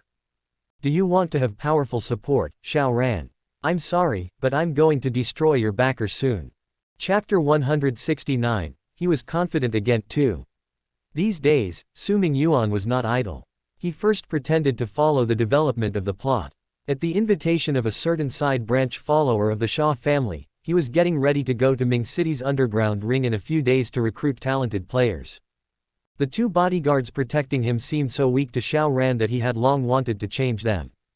And he had promised Li Cheng that when he hired a new bodyguard, he would assign him to more important tasks. Combined with the fact that he, a good-for-nothing, liked to watch exciting scenes, it was only natural to see fist-to-fist bloody brawls in the ring. His trip to the underground arena was a very reasonable thing to do. Of course, Li Cheng was not idle during this period. Under Su Shuilan's signal, he, as an undercover agent, secretly informed Xiao Ran of two important pieces of information. First, Su Mingyuan had found a well-known director and actors and was preparing a big-budget film, which would be released at the same time as Lu Mengning's movie. The one in which Xiao Ran had invested in. Xiao Ran was taken aback when he heard the news. Su Mingyuan's actions baffled him. But then he reacted quickly, thinking he had grasped Su Mingyuan's thoughts. This guy felt that just being the main protagonist in Lu Mengning's new film wasn't enough. He found out that the greatest way to defeat him is to win Lu Mengning's heart by attempting to win her heart. You are very shrewd, Su Mingyuan. Of course, Xiao Ran couldn't just sit there and do nothing. Not to mention that he still had some small thoughts about Lu Mengning in his heart. Even if he had no feelings for Lu Mengning, he did not want to see Lu Mengning and Su Mingyuan unite together. However, she is from the Lu family.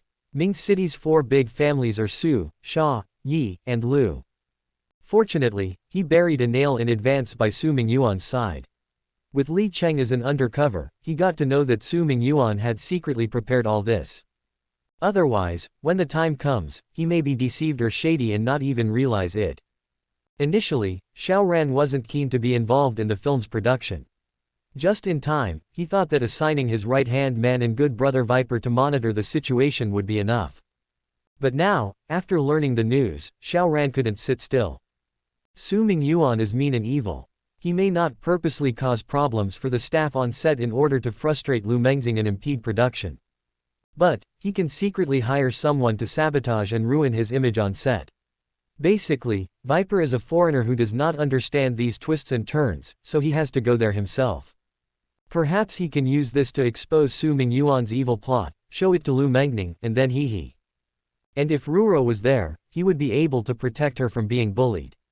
This time, Xiao Ran was especially glad that he had Li Cheng, an undercover agent planted there, in addition to Ruo.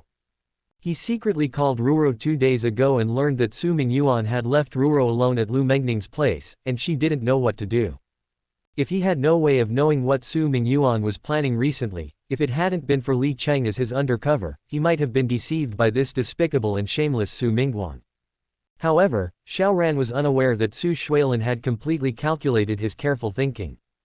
The reason why she asked Li Cheng to disclose this news to him was to let him follow Lu Mengning and Mingyuan to the production set at that time.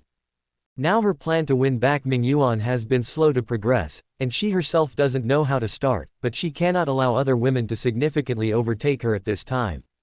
Lu Mengning, you want to bind Mingyuan to your crew.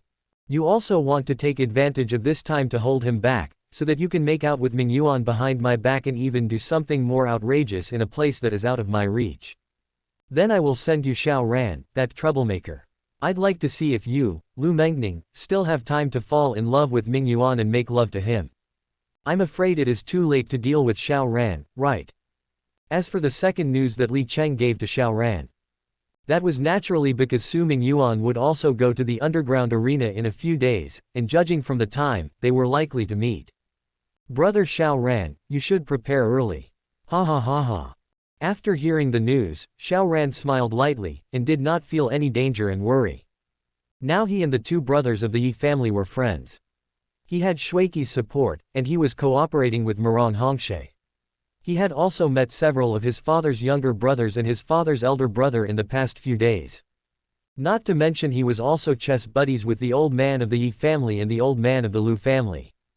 In a short period of time, the web of influence he had woven gave him the confidence to be worthy of Su Mingyuan. And in terms of force, Su Mingyuan's was like weed that was everywhere, worthless in front of him, and even more miserable. What was he afraid of? And this time, junior brother did not appear to look for him, indicating that the current Su Mingyuan is not afraid, and it is impossible to pose him any problem. He recalled that whenever he had confronted Su Mingyuan in the past, his junior brother had come to his aid in secret. But, I haven't seen my younger brother in quite some time. What has he been up to lately? Xiao Ran found himself missing his mysterious and mischievous junior brother. Even though he hadn't seen him in a long time, Xiao Ran felt that his younger brother would support him in a time of need, just as in the past. And now, instead, he should be prepared to meet Su Mingyuan for a while, the eldest son of the Su family, who had repeatedly slapped him and brought him humiliation. This time, he couldn't be the humiliated person. However, in Ming City's underground arena, countless powerhouses gathered. It was also his partners, Murong Hongshui's home stadium. You, Su Mingyuan, still want to show off your might in front of me, Xiao Ran.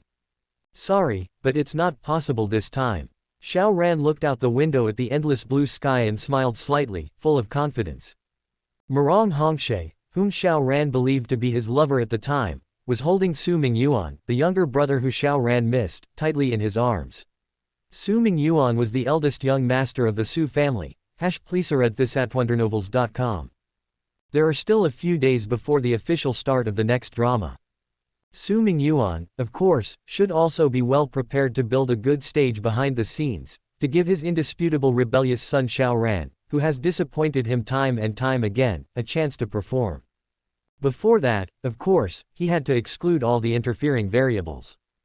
On Zhonghua's side, he asked them to repay the favor as Xiao Ran's junior brother, which was obviously appropriate.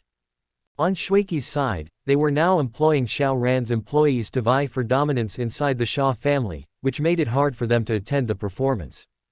Very good, Shuiqi. You keep going. Lu Mengning and Ruo were there, and he simply called to say hello, which easily ruled out the possibility of their presence there. Lu Mengning also smiled and asked him when he would come back to rehearse the plot with Ruo in the movie to help Ruo practice her acting skills.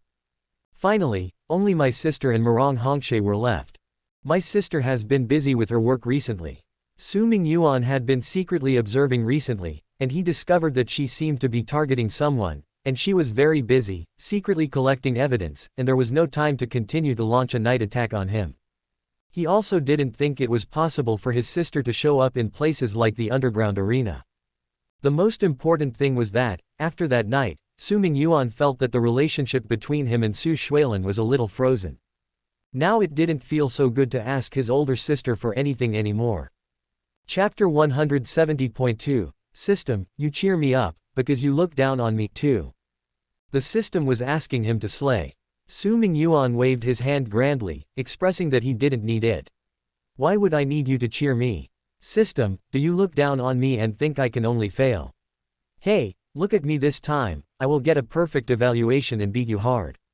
This time, it was a one-man show between him and Xiao Ran. Once again, he ruled out all interference in advance, and even put his eyes on Zhang Hua, the most important supporting role. And in order to prevent things that happened at the Hongyun building last time, he also inquired about Xiao Ran's recent situation in advance. This time, he was not oppressed by the Su Xia family like last time, and he didn't have to bow his head to him under the pressure of the two families. He was now in the midst of a prosperous spring, had made many connections, and his career was developing more smoothly. With his rebellious temperament, facing Su Mingyuan this time, he would never bow his head again. Like a protagonist, he would definitely successfully slap Su Mingyuan in the face once. So Su Mingyuan was equally high-spirited and felt that there would definitely be no more problems in this performance. I don't need you to cheer me up. Every time you cheer me up, I end up in a disastrous end. It's unlucky for you to say something like that, you know. System. Then, Su Mingyuan strutted into the venue, and bumped into Xiao Ran, who had just walked in from another entrance. The moment the two pairs of eyes met, the hustle and bustle of the gamblers and spectators seemed to disappear, and they only had each other's disgusting faces in their minds. The air was instantly heavy, and where the two people's eyes met, there seemed to be faint sparks flickering. At this moment, the ring boss wiped the cold sweat from his forehead, and ran over with a respectful face. Since they didn't hide their identities, they were naturally recognized as soon as those two people entered this place. One was the eldest son of the Su family, and the other was Xiao Ran, a mysterious figure who had been in the limelight recently. He dared not offend these two, nor did he dare neglect them. He hurried over to say hello, and then ordered his subordinates to take the two to the VIP seats to watch the game. After following the waiter to the VIP seats, it just so happened that Su Mingyuan and Xiao Ran were sitting next to one another. Su Mingyuan exploded on the spot, pointing at the waiter's nose and cursing. "How did you lead the way and bring Xiao Ran to sit next to me? What kind of thing is he? He deserves to sit with me, Su Mingyuan." The Viper's eyes beside Xiao Ran turned cold on the spot, and he couldn't help but want to go on a killing frenzy. His good brother, Xiao Ran, was the king of killers. Everyone was afraid of him abroad. But the young man from a wealthy family who had no power over himself dared to mock him. The king of killers couldn't be insulted. Viper immediately wanted to teach Su Mingyuan a lesson, but Xiao Ran stopped him with his hand and gave him a look to signal him to back down. China was no better than foreign countries. Here, if you want to act first, you must have at least a logical reason, but you shouldn't be as unscrupulous as you are in foreign countries. Nobs. Compared with flipping the table and doing it, this place paid more attention to tactics and conspiracies. And being ridiculed by Su Mingyuan like this, to be honest, he had gradually gotten used to it. Su Mingyuan could no longer provoke him. On the contrary, he felt that Su Mingyuan had repeatedly magnified and ridiculed him, but he still had nothing to do with him. Even now that he had joined forces and had more and more backers, his momentum of development was unstoppable. But what about Su Mingyuan? Apart from the title of the youngest of the Su family, what did he do? He was guarding his dilapidated, second-rate film and television company and accomplished nothing. He calmly looked at Su Mingyuan as if he were a joke. So he really laughed cheerfully, not angry at all. Glanced at the two bodyguards behind Su Mingyuan, he said with a hint of teasing. Young Master Su came to the underground arena this time, probably because he found out that his bodyguards were always punched and knocked down in front of me. Every time you want them to take action to teach me, you find that they are not strong. Since you wanted to hit me but couldn't touch me, so you had no choice but to hold back, and you finally wanted to find a place to hire a new one, so you came to look here, right? But I'm sorry, young Master Su. No matter who you find to be your new bodyguard, when you face me in the future, I'm afraid you'll still have to choose to hold back, because, they can't be my opponents. Not a single one, haha. Xiao Ran chuckled, then suddenly turned his head to look at Su Mingyuan with concern and asked, "By the way, first young Master Su, it's easy to get a heart attack after holding it in for a long time. Do you need me to buy you a quick-acting heart medicine?" Su Mingyuan's face was as black as iron, and he clenched his fists, as if he wanted to punch Xiao Ran's face. But he was not his opponent. Neither were the bodyguards behind him. He could only grit his teeth, and say coldly, "Oh, you can just feel complacent here, Xiao Ran. After I find a new bodyguard who can deal with you, I'll see if you can still laugh." Poor thing. Woo, hee hee. Su Mingyuan was snickering in his heart, but at the same time, he also felt a little weird. Xiao Ran was mocking him just now. Why did it feel like he was used to him? He appeared like a villain mocking the protagonist. Facing Xiao Ran's chuckle, Su Mingyuan turned his face away, looked at the two contestants in the audience, and in order to regain the stage, he immediately said, "Xiao Ran, I'm too lazy to talk nonsense with you, I'm afraid you came here with some motives. You must be thinking about finding new employees for your security company. Oh, just right, there is also a gambling room here. Let's make a small gamble for fun, and see who has a good vision." After speaking, without waiting for Xiao Ran's consent, he made a bet and bought it himself. Xiao Ran only thought that Su Mingyuan was a little funny. Comparing eyesight, he possessed miraculous skills and had experienced hundreds of battles. Who could compare to him, Xiao Ran? Of course, Su Mingyuan didn't intentionally humiliate Xiao Ran, but before coming here, he had gotten through with the boss of the ring, and he knew who was fierce in this round, and there were no matches where the weak defeated the strong.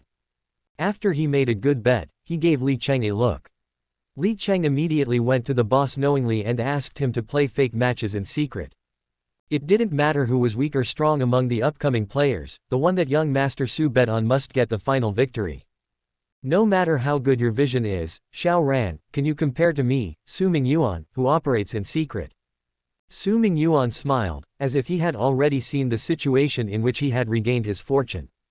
However, he didn't know that when he signaled Li Cheng with his eyes to find the boss of the ring for a fake match, the Viper beside Xiao Ran also quietly disappeared. He overheard the conversation between Li Cheng and the ring boss. You actually want to play a match-fixing match to humiliate my king? Viper's eyes suddenly turned cold, and he became a little angry. Immediately, under the cover of the crowd, he sneaked into the backstage, behind the player who had been bet by Xiao Ran, took out a tube of potion from his pocket, and plunged into him while the other party was not paying attention.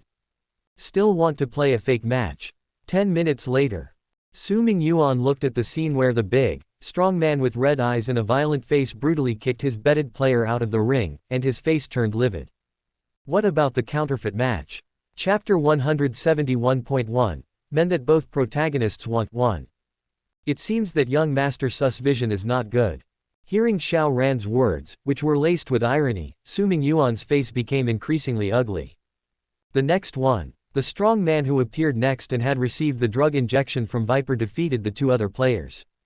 The audience cheered, and people were eager to see such a cruel and bloody scene. Su Mingyuan seemed like he was sitting on a needle, and Xiao Ran slapped his face twice in a row. He was happy in his heart, but on the surface, he looked very angry. Not far away, the owner of the ring panicked when he saw Su Mingyuan's angry face. How could this player perform so fiercely as soon as he went up? He used to be so weak before. Would young Master Su think that I was deliberately cheating him? Damn. At that moment, the host announced that the next player who was about to appear was the undefeated General Zhang Hua. There was a loud commotion in the entire arena. Since this guy didn't have a strong physique, he didn't look so capable. But he was called the undefeated general. He had never lost a match on that underground ring, no matter who he was facing. Everyone was curious how powerful boxers could knock him down and how long would his unbeaten legendary glory last. Today, the strong man with scarlet eyes in a row of KOs seemed to have the hope of defeating Zhang Hua. He was too powerful and brutal, which fully resembled people's fantasies and expectations of the strong. Everyone was looking forward to that strong duel. At that moment, Su Mingyuan in the VIP stand couldn't bear the provocation from Xiao Ran any longer. After several rounds, he realized that the muscular man in the ring was taking some sort of performance-enhancing drug. As he watched the muscular man win repeatedly, Su Mingyuan became convinced that his judgment was correct and placed another bet to prove it. Before coming to the event, Su Mingyuan had heard the arena boss mention that Zhang Hua was a fierce fighter. However, based on the drug-enhanced muscular man's performance tonight, combined with Xiao Ran's mocking comments, Su Mingyuan was convinced that he had made the right decision. He went all in, believing that the muscular man on drugs couldn't possibly lose. Little did he know, the muscular man didn't take the drugs voluntarily, he was drugged by someone else, and now the effects were wearing off. Xiao Ran watched him place his bet with a reddened face and found it somewhat amusing. He had come to the event to witness a master fighter who had never tasted defeat in the ring. He brought Viper to see if Zhang Hua was truly as skilled as rumored. He was desperate, and he felt that the strong man who had taken medicine could not lose. This time, he bet on the strong man to win. He didn't know that the strong man was not actively taking medicine but was being passively prescribed, and now the efficacy was going to pass. Xiao Ran watched his blushing face and felt a little funny in his heart. He also heard that there was a master who had not lost a match here so far, so he came to witness it with Viper and evaluate the strength of Zhang Hua. Rao Epsilon S. At the same time, the owner of the ring saw Su Mingyuan getting crazy with anger and quickly went to find Zhang Hua, who was warming up in the background. This time, he couldn't continue to annoy the Su family. He tried to persuade Zhang Hua again. It happened that the atmosphere on the field was extremely enthusiastic. Most people felt excited because of that upcoming battle and bet on the stage. If he lost, Su Xiao's face would be kept, and he could make a lot of money. However, Zhang Hua shook his head indifferently. False match. Boss, don't mention it. I won't be able to bear my conscience if I falsely deceive the audience for some petty money.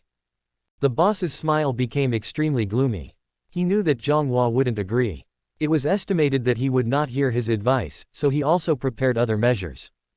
The medicine. He knew that Zhang Hua never consumed the food or drinks provided by them.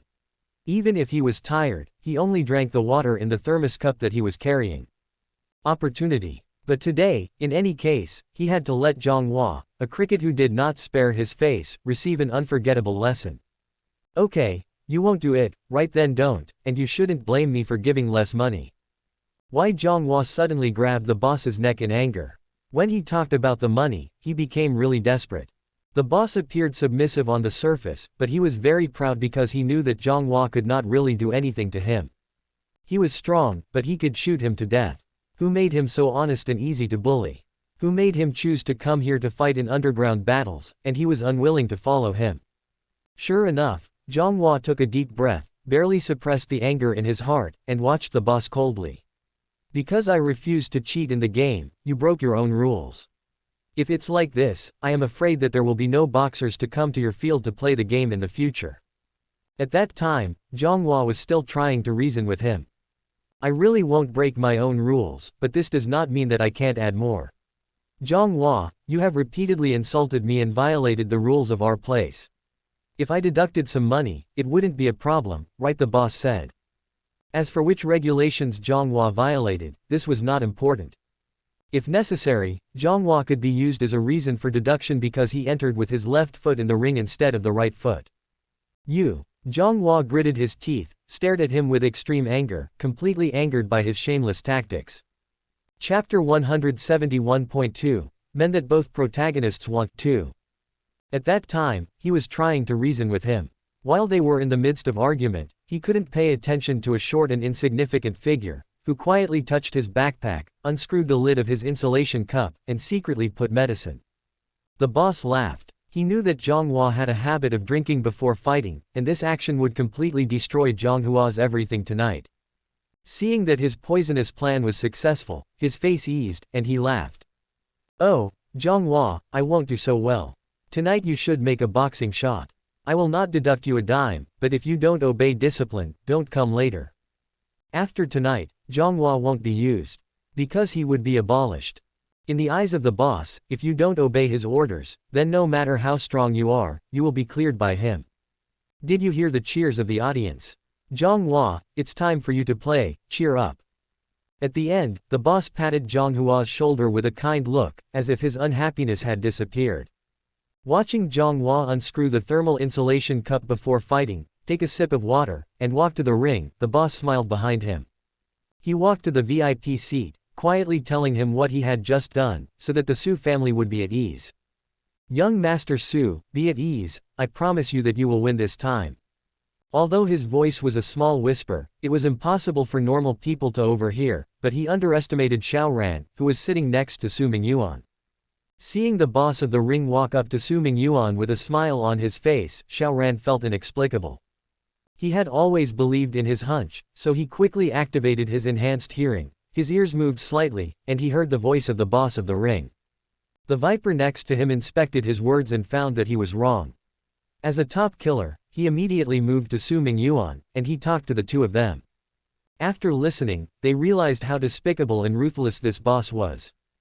Viper's eyes flickered as he looked at Zhonghua standing on the stage below, wanting to quietly go over and remind him, to prevent Su Mingyuan and the arena owner's sinister plot from succeeding. But Xiaoran reached out and stopped him once again. Don't be hasty. He smiled slightly, exuding the calm and dignified demeanor of a general. In this situation, he wanted to see how much strength Zhonghua could show and see if he was worth putting in his pocket.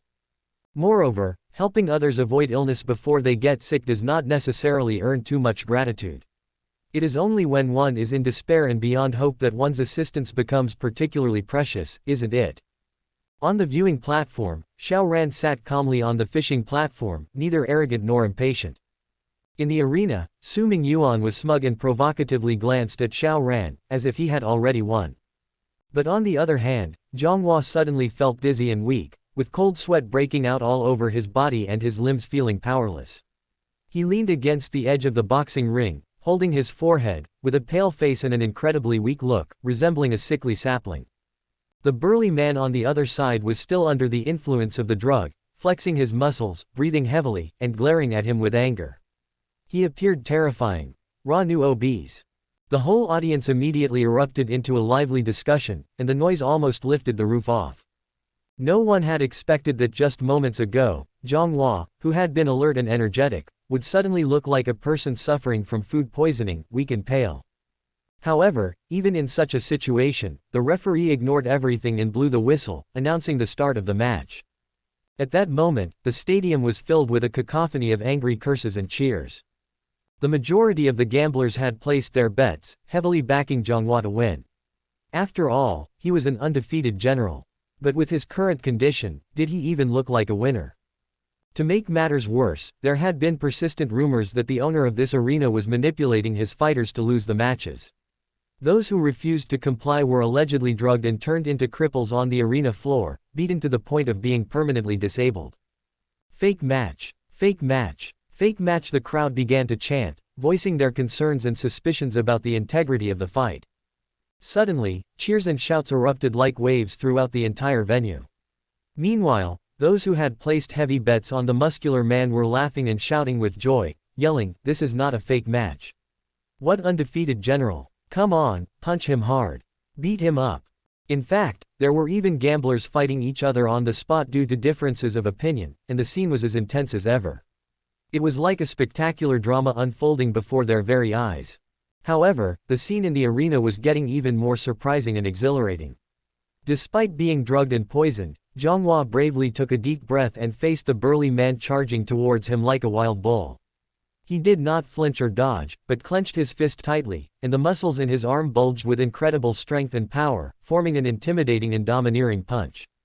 At this moment, it was unclear whether it was the lighting or some other reason, but a layer of light red aura seemed to flow around his body, like a bright red cloak of dominance draped over him from afar. These auras slowly circulated on his body, and eventually gathered on the arm, turning into a clear image that turned into a dragon.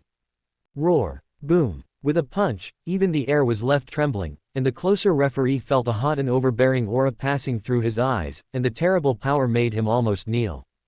When he was just being optimistic that he would win the victory, he was hit by this punch instantly. Knocked out in one hit. How was this possible? On the stands, everyone forgot their previous disputes and debates. They were stunned by Zhonghua's powerful and dominating punch, and fell into a deathly silence. In the VIP box, Su Mingyuan's mouth, which had just curled upwards, froze. The laughter of the arena boss turned into unbelievable shock, and Xiao Ran sprang up from his seat with a glint in his eyes. That was ancient martial arts. Zhonghua must have inherited ancient martial arts. And judging from his current state of destitution combined with his surname, he should be a descendant of a thoroughly declining ancient martial arts family. A fiery glint flashed in Xiao Ran's eyes.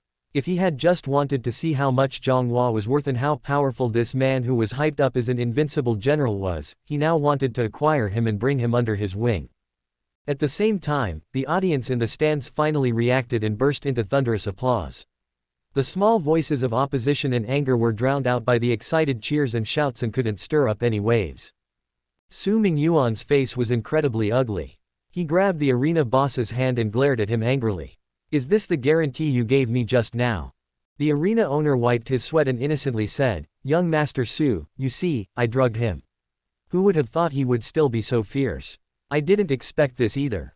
Useless Su Mingyuan cursed and turned his head to look at the stage where Zhonghua was standing. He also glanced at Xiao Ran next to him, especially noticing the shock and heat in his eyes.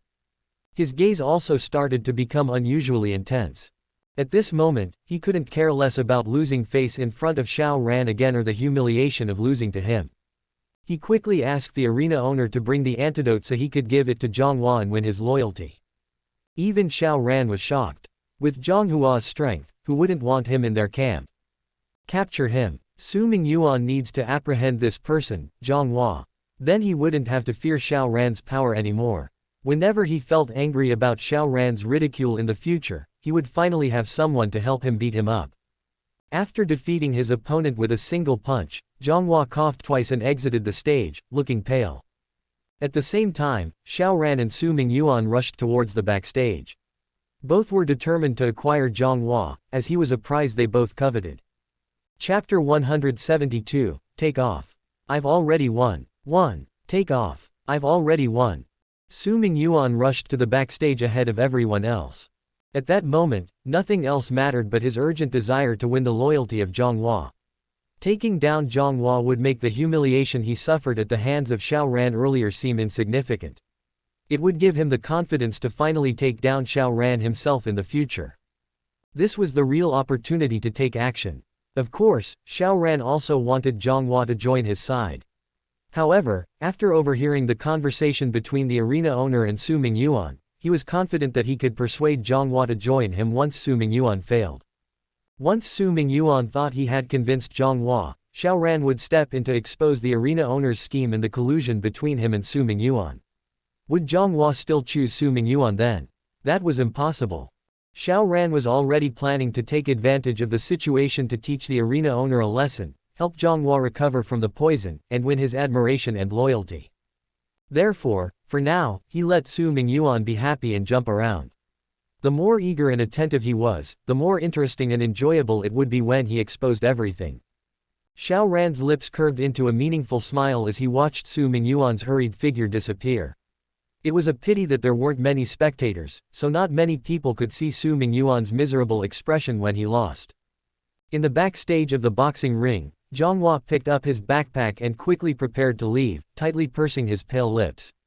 He knew he had been set up and drugged. He didn't follow the boss's instructions to fix the match, so he must have suffered revenge.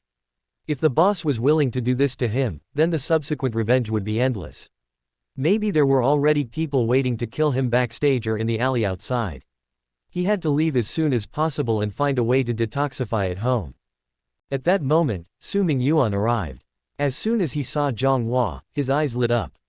He signaled for Li Cheng to stop him, straightened his clothes, and walked towards Zhang Hua with an arrogant and pompous manner. "Are you Zhang Hua? You've got some skills. Come work for me and be my bodyguard," he said to Zhang Hua in a condescending tone, as if he was offering a favor. It sounded like he was asking Zhang Hua to be his dog, not his employee. Zhang Hua hesitated for a moment, then tried to walk around them and head home. "I'm sorry, I have things to do." "How dare you!" Li Cheng, the lackey, immediately stepped in front of him and shouted in anger. "Do you know who this is in front of you? Su Mingyuan, the young master of the Su family in Ming City. So many people want to be the young master's subordinate, want to be recognized and appreciated by him, but you dare to ignore him. You dare to refuse this opportunity given by the young master." Su Mingyuan, the young master of the Su family in Ming City. Zhang Hua's footsteps paused, and his expression became even more distressed. He had just offended Sha Rongs, the young master of the Sha family, and now he was faced with Su Mingyuan. What had he done wrong to deserve this from the heavens? "Yes, that's him," Li Cheng sneered at Zhang Hua, puffing out his chest proudly. He looked like he had just gained some kind of honor or prestige by association. Li Cheng glanced at Zhang Hua, sneered, and urged him. "Opportunities like this are rare. The young master rarely takes the initiative to recruit people. If you're smart, you'll accept it now. Don't make the young master unhappy. Do you understand? Money and women. As long as you follow the young master, you'll have plenty of riches and glory." "Riches and glory. That sounds nice, but you just want people to become Su Mingyuan's dogs, don't you?" a voice came from the distance. Finally, the protagonist arrived. Su Mingyuan breathed a sigh of relief and couldn't help but want to punch Xiao Ran, who was dawdling with his footsteps. "If you didn't take so long to get here, did I need to stay here silently and let Li Cheng perform to his heart's content to buy time?" But it was also good. The more relaxed and confident Xiao Ran appeared, the better he could show off, and the higher his evaluation would be. "Oh well, I won't hold this small mistake against you." Seeing Xiao Ran appear, Su Mingyuan finally spoke, and he made an extremely arrogant declaration. "What's wrong with being a dog? I can give him money and glory that others can't earn in their lifetimes. As long as he is known as my underling, everyone will show him respect and fear him, afraid of offending him and try to please him. How many people struggle their whole lives but never receive such treatment? How many people want to be my dog but can't find a way? Zhang Hua is a loyal hunting dog in my hands, but in the eyes of others, he is an enviable and jealous person. I ask you, what's wrong with being my dog?" "Su Mingyuan, young Master Su," Xiao Ran said with a smile. "Not everyone can abandon their self-respect and dignity for money. On my way here, I deliberately investigated and learned that brother Zhang Hua has been threatened with fake matches by the boss here many times, but he has always refused firmly. He is not the kind of person you think who can abandon everything for money. He has his own beliefs and moral bottom line. Do you think everyone wants to be your dog? But you don't realize that your attitude, your desire to make him your dog, is the greatest insult to him." Xiao Ran was righteous and imposing as he spoke, looking like a true hero, While Su Mingyuan was undoubtedly the villainous antagonist, especially when he pulled out the antidote as a half-temptation and half-threat to Zhang Hua. Zhang Hua, don't listen to Xiao Ran's nonsense. Think about it, if you become my Su Mingyuan's subordinate and a member of the Su family, how bright and glorious your future and prospects will be. I am very sincere to you. Are you feeling unwell from the poison? I immediately found the antidote for you. You look pale and sweaty. Is the pain unbearable? Come, accept my kindness, become my subordinate, and I promise you a future of wealth and status. Please read this chapter at wondernovels.com raw new OBE. Where did you get this antidote from? Young Master Su Xiao Ran's voice was like a fatal sword plunged into Su Mingyuan's heart. Brother Zhang, you were poisoned, and he immediately produced the corresponding antidote. Tisk tisk, your speed is really fast, as if you were already prepared. Su Mingyuan, could it be that this poison was concocted by you and the boss of the arena? Is this your premeditated plan?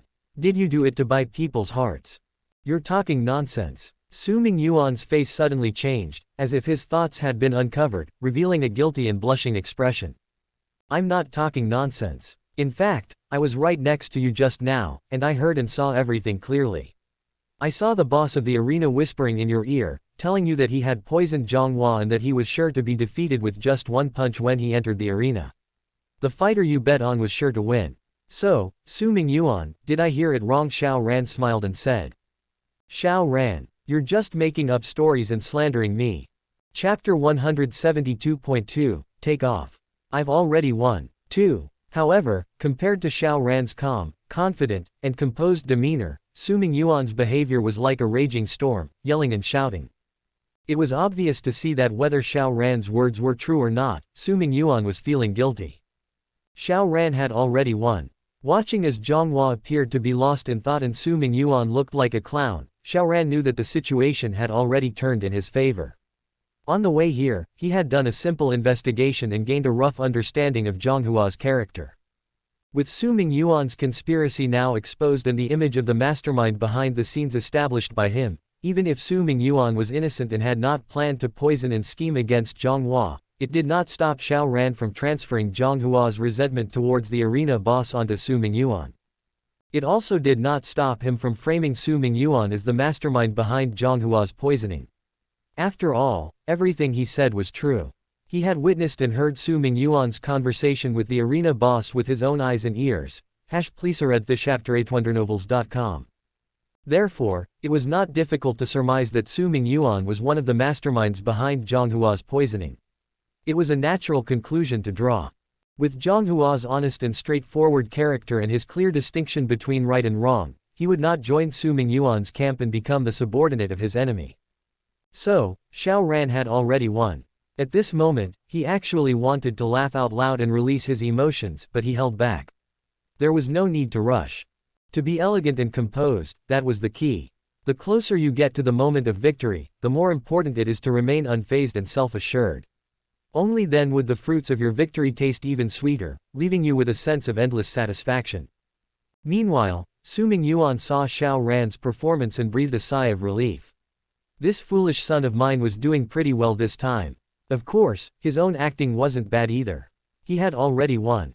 With the help of his performance as the White Knight last time, coupled with Xiao Ran's recent exposure of the conspiracy, it was clear that given Zhang Hua's temperament, he wouldn't choose to side with him.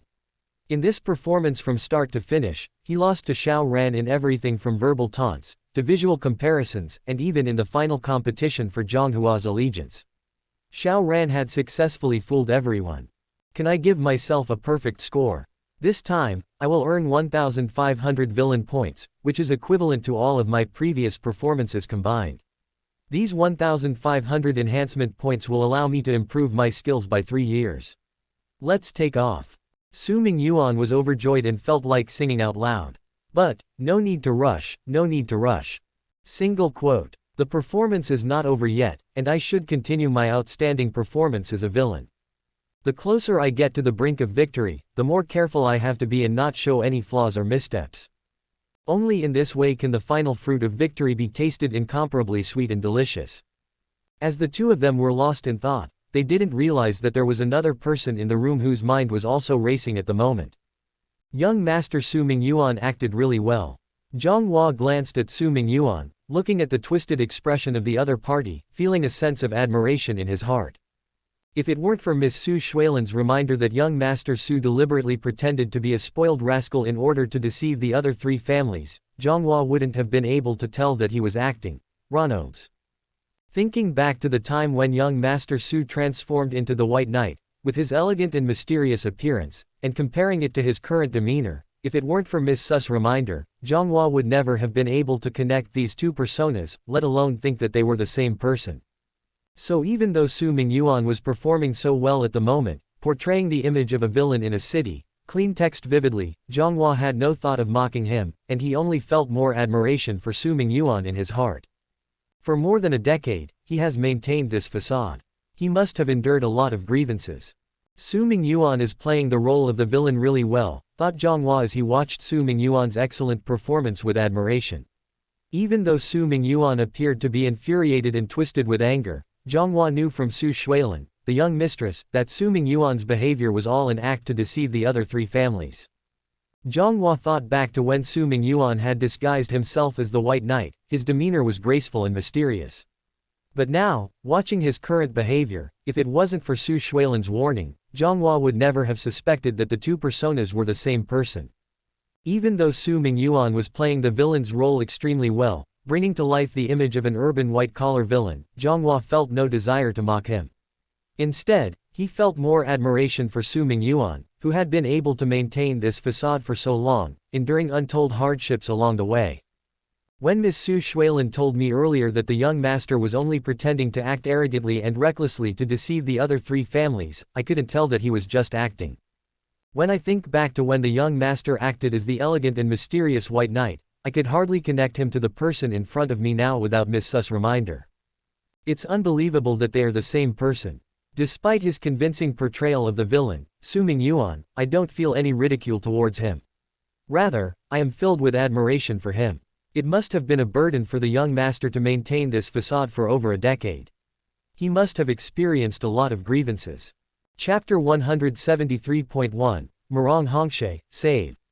1. At that time, Xiao Ran's outstretched hand was like a ray of hope in the midst of darkness. Despite the intimidating presence of Su Mingyuan and the arena owner, Xiao Ran stood up with unshakable righteousness, courage, and strength. He was determined to be Zhang Hua's pillar of support, to be the light that would guide him through this difficult moment. Xiao Ran's charisma and ability to win people's hearts were on full display. With his unwavering conviction, he vowed to help Zhang Hua detoxify and seek revenge against those who had wronged him. It was a truly inspiring sight. But, unfortunately, Zhang Hua saw through Xiao Ran's plan. He knew that accepting his help would only make things worse. Xiao Ran was destined to fail. As time passed, hope dwindled. Half a minute went by, then a full minute. Despite his best efforts, Xiao Ran couldn't save Zhang Hua from his fate. It was a painful reminder that sometimes even the bravest and most righteous among us cannot overcome the forces of darkness. Zhang Hua did not take the initiative to shake hands with Xiao Ran, despite his outstretched hand. Xiao Ran's hand awkwardly hung in the air, and his confident and calm smile froze as he realized that his good intentions were not being accepted. Even though Xiao Ran tried to help, he felt resentment towards Zhang Hua's rudeness, which made his previous words and actions seem ridiculous. He couldn't help but feel a slight twinge of disappointment at Zhang Hua's behavior. Even with his excellent breathing techniques and broad mind, his breathing became irregular for a few seconds. Meanwhile, there was someone at the scene who was even more flustered and had even more irregular breathing than him. This person wondered why Zhang Hua didn't follow the plot of the novel and walked towards Xiao Ran with a heartwarming gesture, accepting his goodwill. The person couldn't understand why Zhang Hua instead walked towards him, creating a sense of confusion and unease. The person wondered if Zhang Hua had been threatened or wronged, causing him to forget the kindness he showed him and the hint he gave him that day. The person had asked Zhang Hua to repay his senior brother, Xiao Ran, so he couldn't understand why Zhang Hua did this instead. The situation left him feeling uneasy and anxious about what might come next. This isn't you. Zhang Hua not only refused Xiao Ran's kindness but also walked step by step towards Su Mingyuan.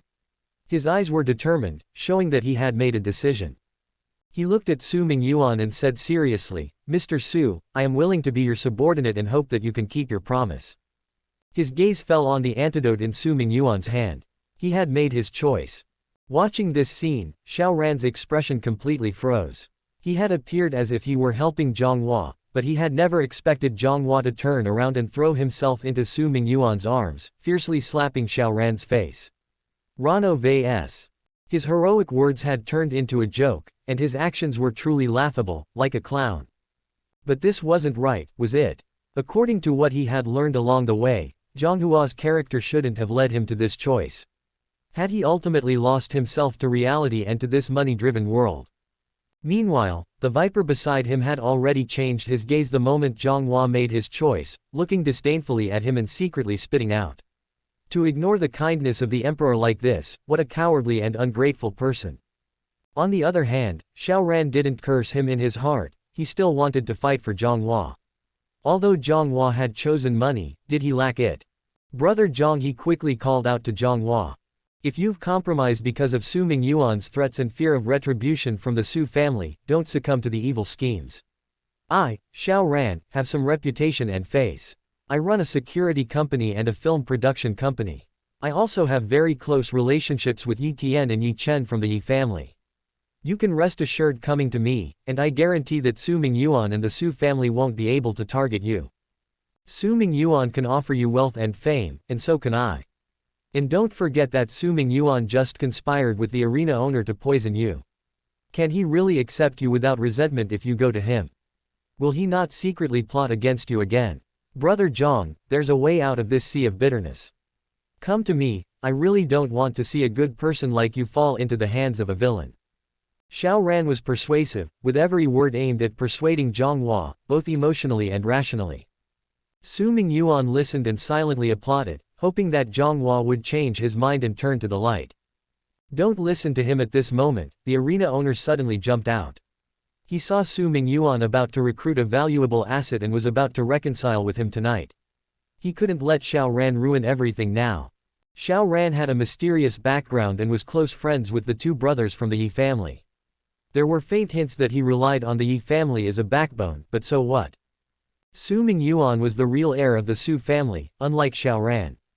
What kind of influence did Xiao Ran have compared to Su Mingyuan's status? It was obvious who he was trying to please. Xiao Ran, stop making baseless accusations and spewing lies here. I didn't poison Zhang Hua, you keep claiming you saw and heard things, then present evidence. Accusations like these have no cost, so I could also claim that I personally witnessed you and your subordinates secretly discussing poisoning and plotting against Zhang Hua, just to shift the blame onto me and Su Yung to win over Zhang Hua's favor. Chapter 173.2, Murong Hongshe, Save. 2. Zhang Hua, you can trust young Master Su and follow him, don't listen to this guy's nonsense.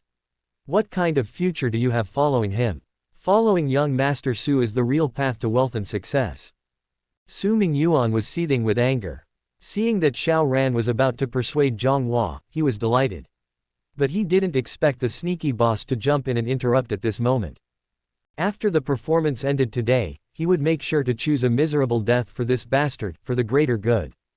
Luckily, Xiao Ran was capable and determined. While he couldn't produce any evidence, he could bite into the most fatal point, making the arena boss's words seem weak and feeble.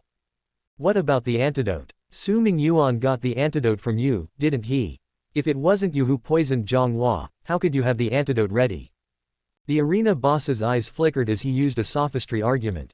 This is all part of your scheming, Xiao Ran. You stole the poison from me and poisoned Zhang Hua. You knew that only I had the antidote, and you deliberately framed me to gain Zhang Hua's trust. I have no choice but to admit that you succeeded, and now I am utterly defenseless. But I still have to say, Xiao Ran, what a despicable plan, what a vicious mind. He shrugged his shoulders with a shameless look, making Xiao Ran grit his teeth. Today, it wasn't Su Mingyuan who had made him angry, but this shameless arena boss who had provoked him to the point of wanting to hit someone. The boss of the arena was truly shameless and didn't seem to care about offending Xiao Ran.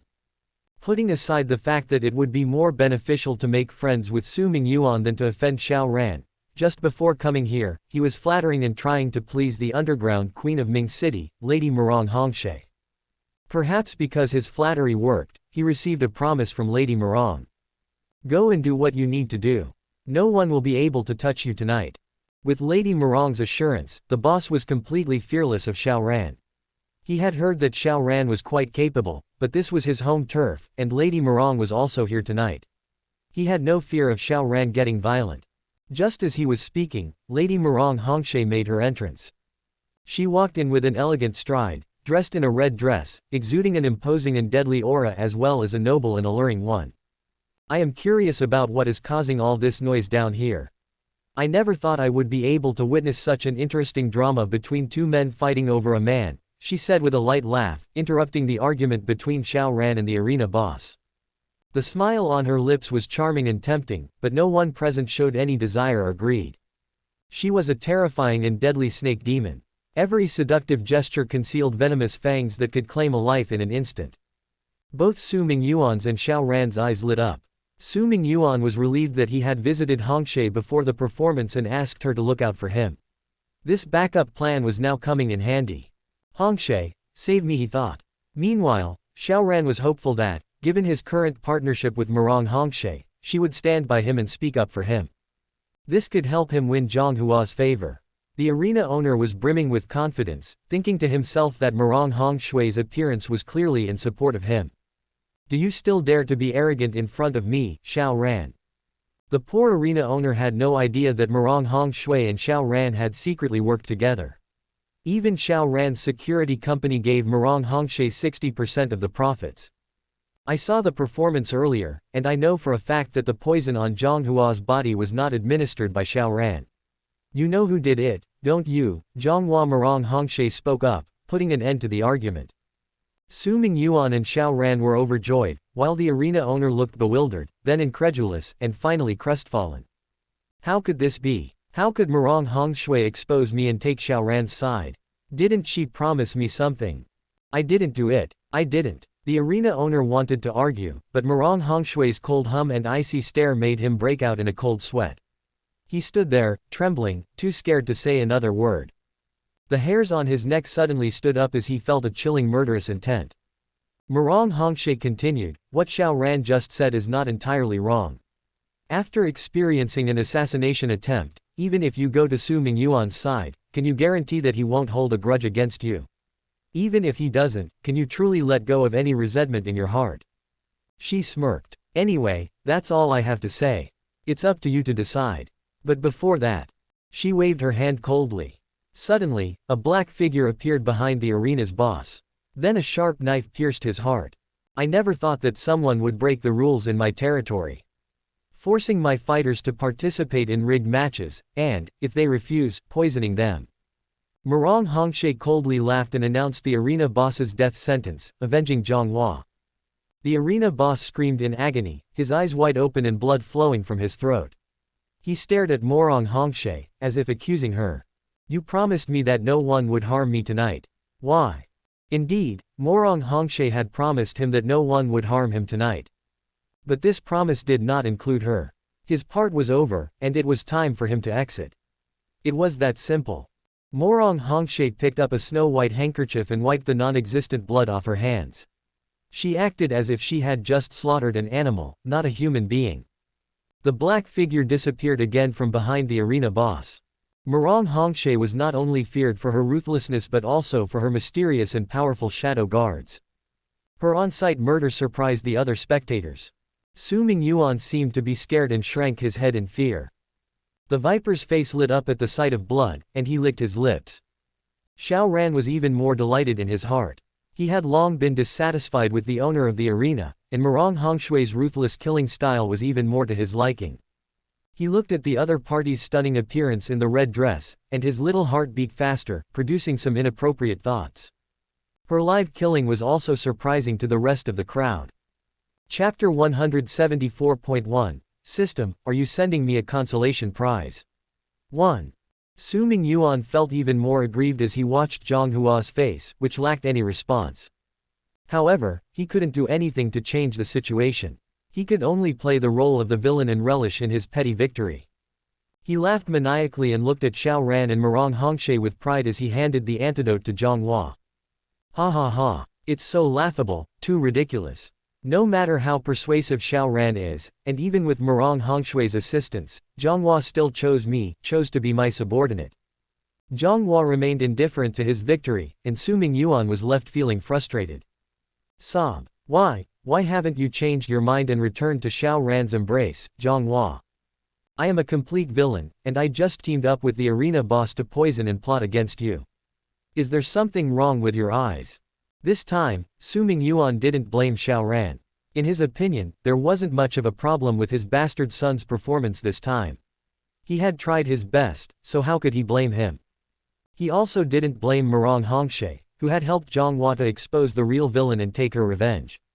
Despite her efforts, Zhonghua remained unmoved.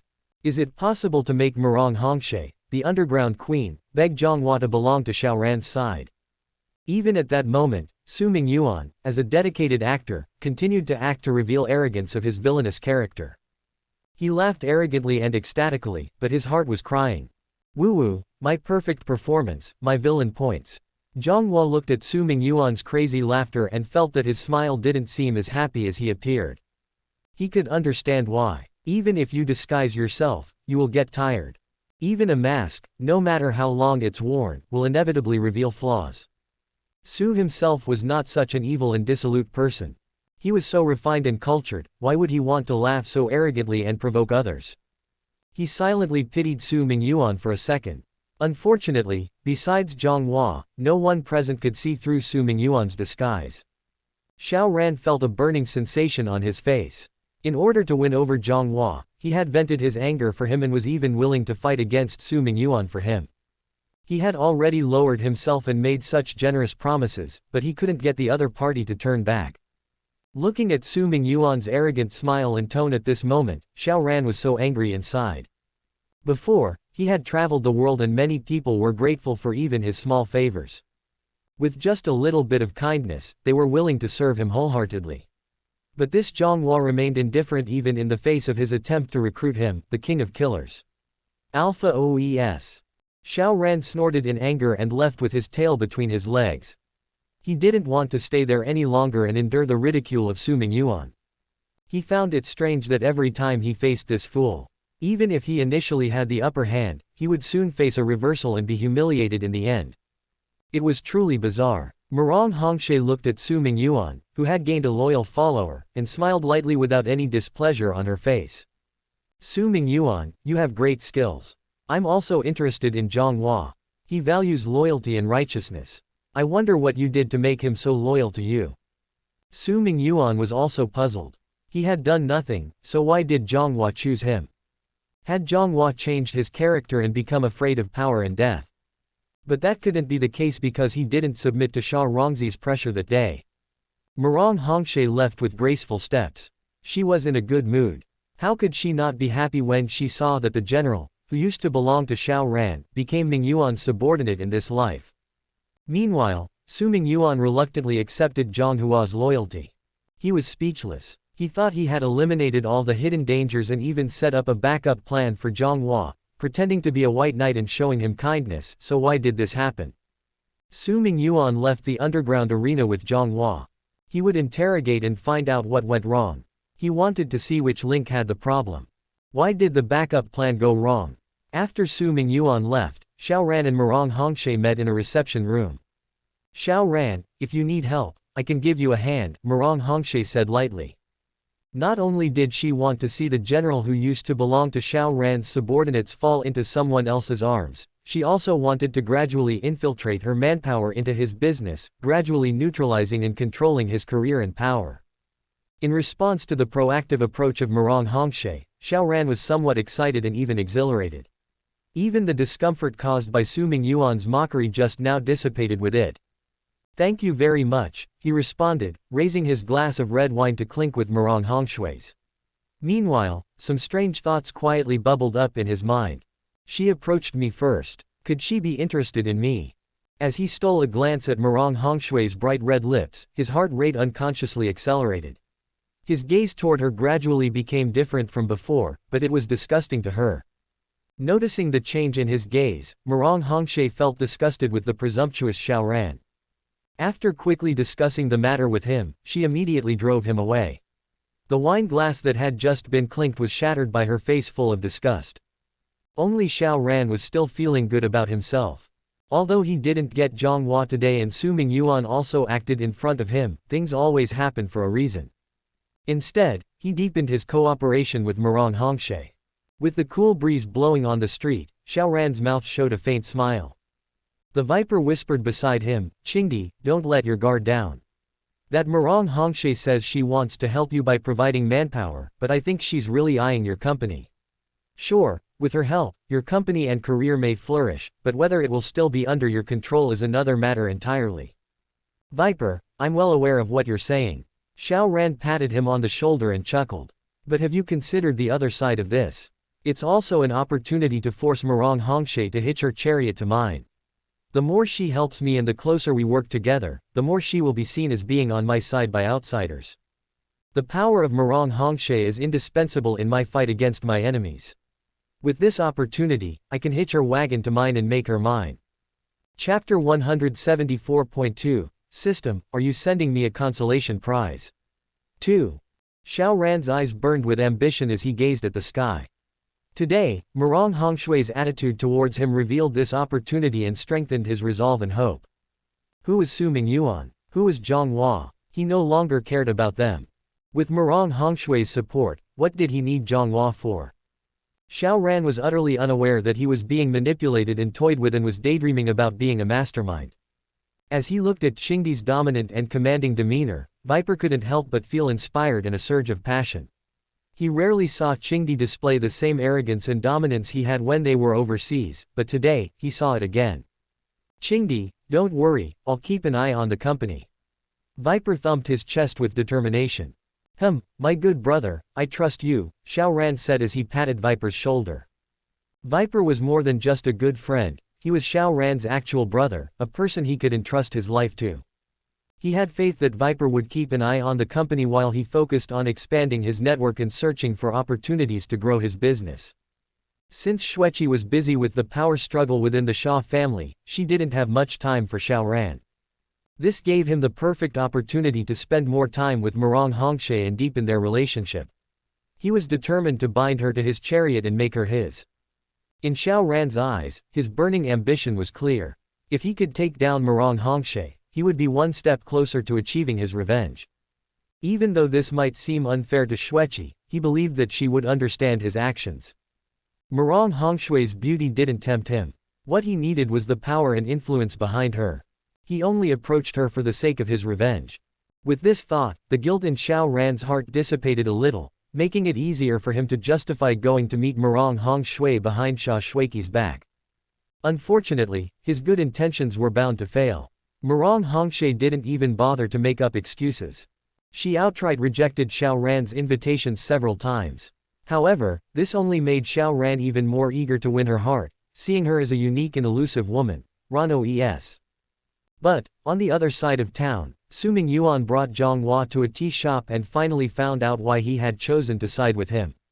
It turned out that the reason was that in the original plot of the novel, the scene where Xiao Ran rescued Zhang Yi from danger and won his gratitude and affection was actually supposed to be taken by his sister, Su Shuilin. Not only that, but after learning about the siblings' situation, Su Shuilin immediately paid for Zhang Yi's medical treatment and deployed her men to protect her around the clock, thus preventing her from being bullied by gangsters again. This was a big favor. Keep in mind that the reason why Zhonghua came to the underground arena to fight illegal boxing was to pay for his sister's medical treatment. It was under the arrangement of his sister, Su Shuilin, that he was hired as a bodyguard. Today, he came here only to settle the remaining payment for the previous match and terminate the contract with the arena owner. He saw the fight as a final farewell to his past. Unfortunately, the arena owner had drugged him, and it was only by chance that he met Su Mingyuan and got embroiled in this argument. Upon hearing this, Su Mingyuan finally understood everything. The culprit behind all of this was none other than his own sister. Of course, he also bore some responsibility. He should not have assumed that everything was under control after making his grand entrance as the White Knight. He should have continued to closely monitor Zhonghua's actions and ensure that the story developed as planned, with Xiao Ran becoming the savior of the Zhong family. But at that time, he really didn't think much about it. The most crucial thing was that in those few days, he was being pressured by his sister's emotions and was so worried that he didn't even have time to deal with his affairs, let alone pay attention to what was happening over here. But who could have expected that it was during those very days that his sister quietly did this thing? Sigh, never mind. Su Mingyuan didn't have the heart to blame Su Shuilin either. She didn't know that she was a character living in a story, she didn't know the plot of the novel, and she just wanted to find someone powerful to protect him. Although her possessiveness was a bit pathological, she still did it for his good and was a good sister. It's just a failure of one performance, and it doesn't matter, I've failed before. Isn't it just a bottom grade evaluation? Isn't it just a guaranteed minimum of 200 points every time? These failures are all preparation for one big explosion. The perfect evaluation I'll get then will be worth the sum of 7 or 8 failed performances put together. Failure is not terrible. What is awful is that you are defeated by failure and do not stand up and are eager to succeed. Su Mingyuan never felt that he would continue to fail. He summarized the lessons in the summary of the failure, which would reduce deviations, interference, and errors. He was slowly controlling the overall situation. He made the final savings for the great success of each performance in the future. Finally, it's my turn to perform with Ruro. This time, I don't believe anyone can interfere with the performance and make it miserable again.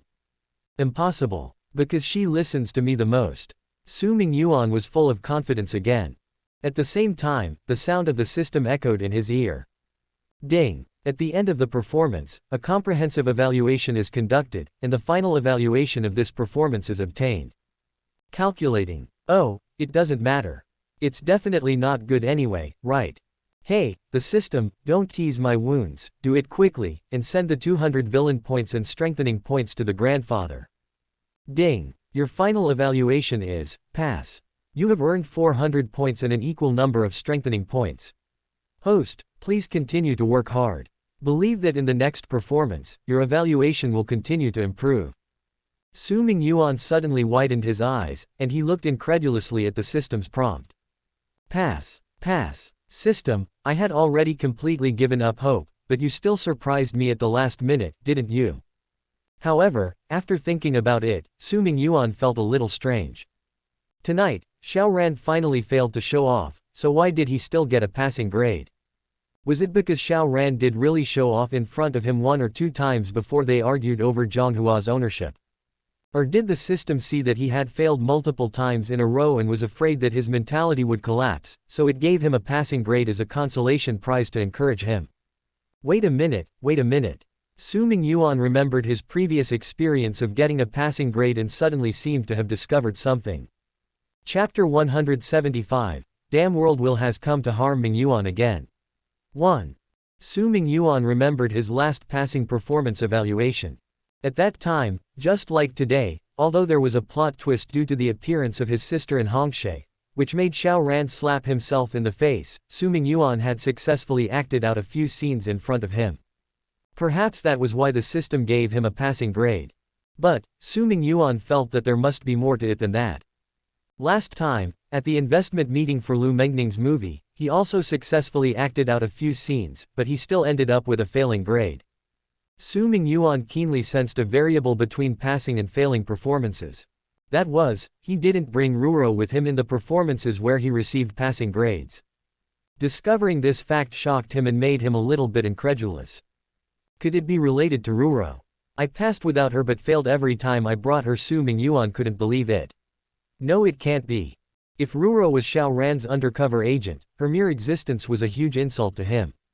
It didn't make sense that her presence would lead to his passing, especially if she had betrayed Xiaoran by falling in love with him. She couldn't change her heart then, fall in love with me, and betray Xiaoran, which caused the opposite effect. Su Mingyuan didn't want to believe that Ruro was the cause of his failure. He had not ultimately won her over, and he couldn't be sure that she would be willing to betray Xiaoran for him.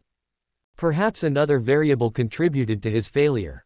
Su Mingyuan couldn't think of anything else, and Ruro was the only obvious variable he could see. He couldn't ignore the possibility that bringing her to his performances might lower his score. What made him even more anxious was that his next performance would involve a scene with Ruro. He had thought he had a sure win, but if his suspicions were true, it would mean disaster. Is it over? Wait a minute. Maybe not. Sweat dripped from Su Mingyuan's forehead as his mind raced. This was just a conjecture. And even if Ruro had feelings for him and was willing to betray Xiao Ran for him, his mission was to play a villain, restore the plot of the original novel, and let Xiao Ran successfully show off. And who cared about what happened outside of the plot? Therefore, as long as Ruro behaves the same as in the original novel during the plot, there should be no problem. The key to the previous failures was that Ruro did not appear in those plot performances in the first place.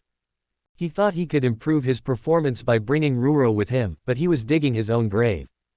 Thinking about it, even if Ruro became Xiao Ran's undercover agent, and even if the villain was impotent, could the reader still enjoy the scene when they see a scene where the hero's sister serves as a secretary, pours tea and water for the villain and give him massages?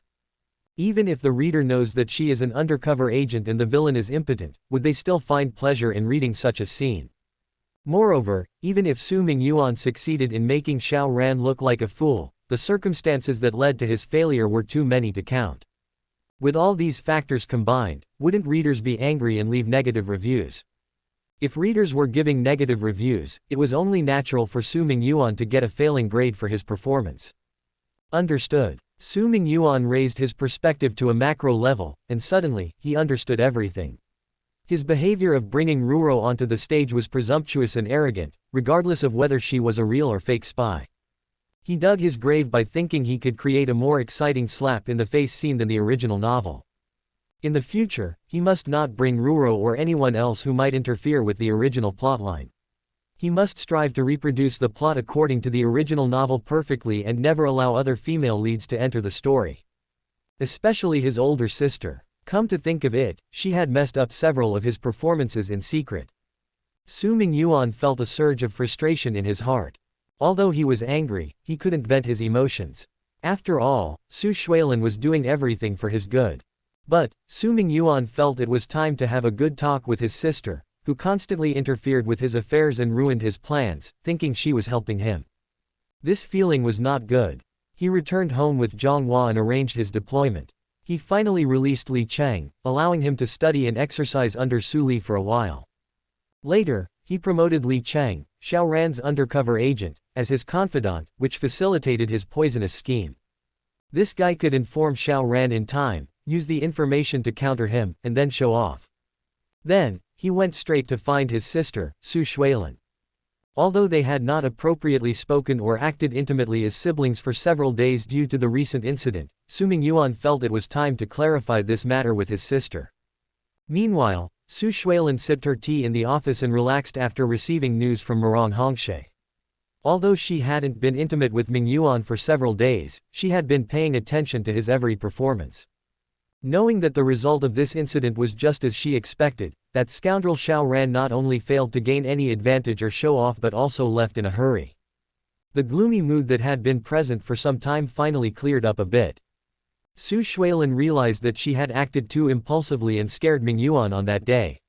So, she had been patient and suppressed the flames in her heart, trying to use this kind of silent care and help to gradually make Mingyuan feel her warmth and sincerity, and be moved by her concern and tenderness.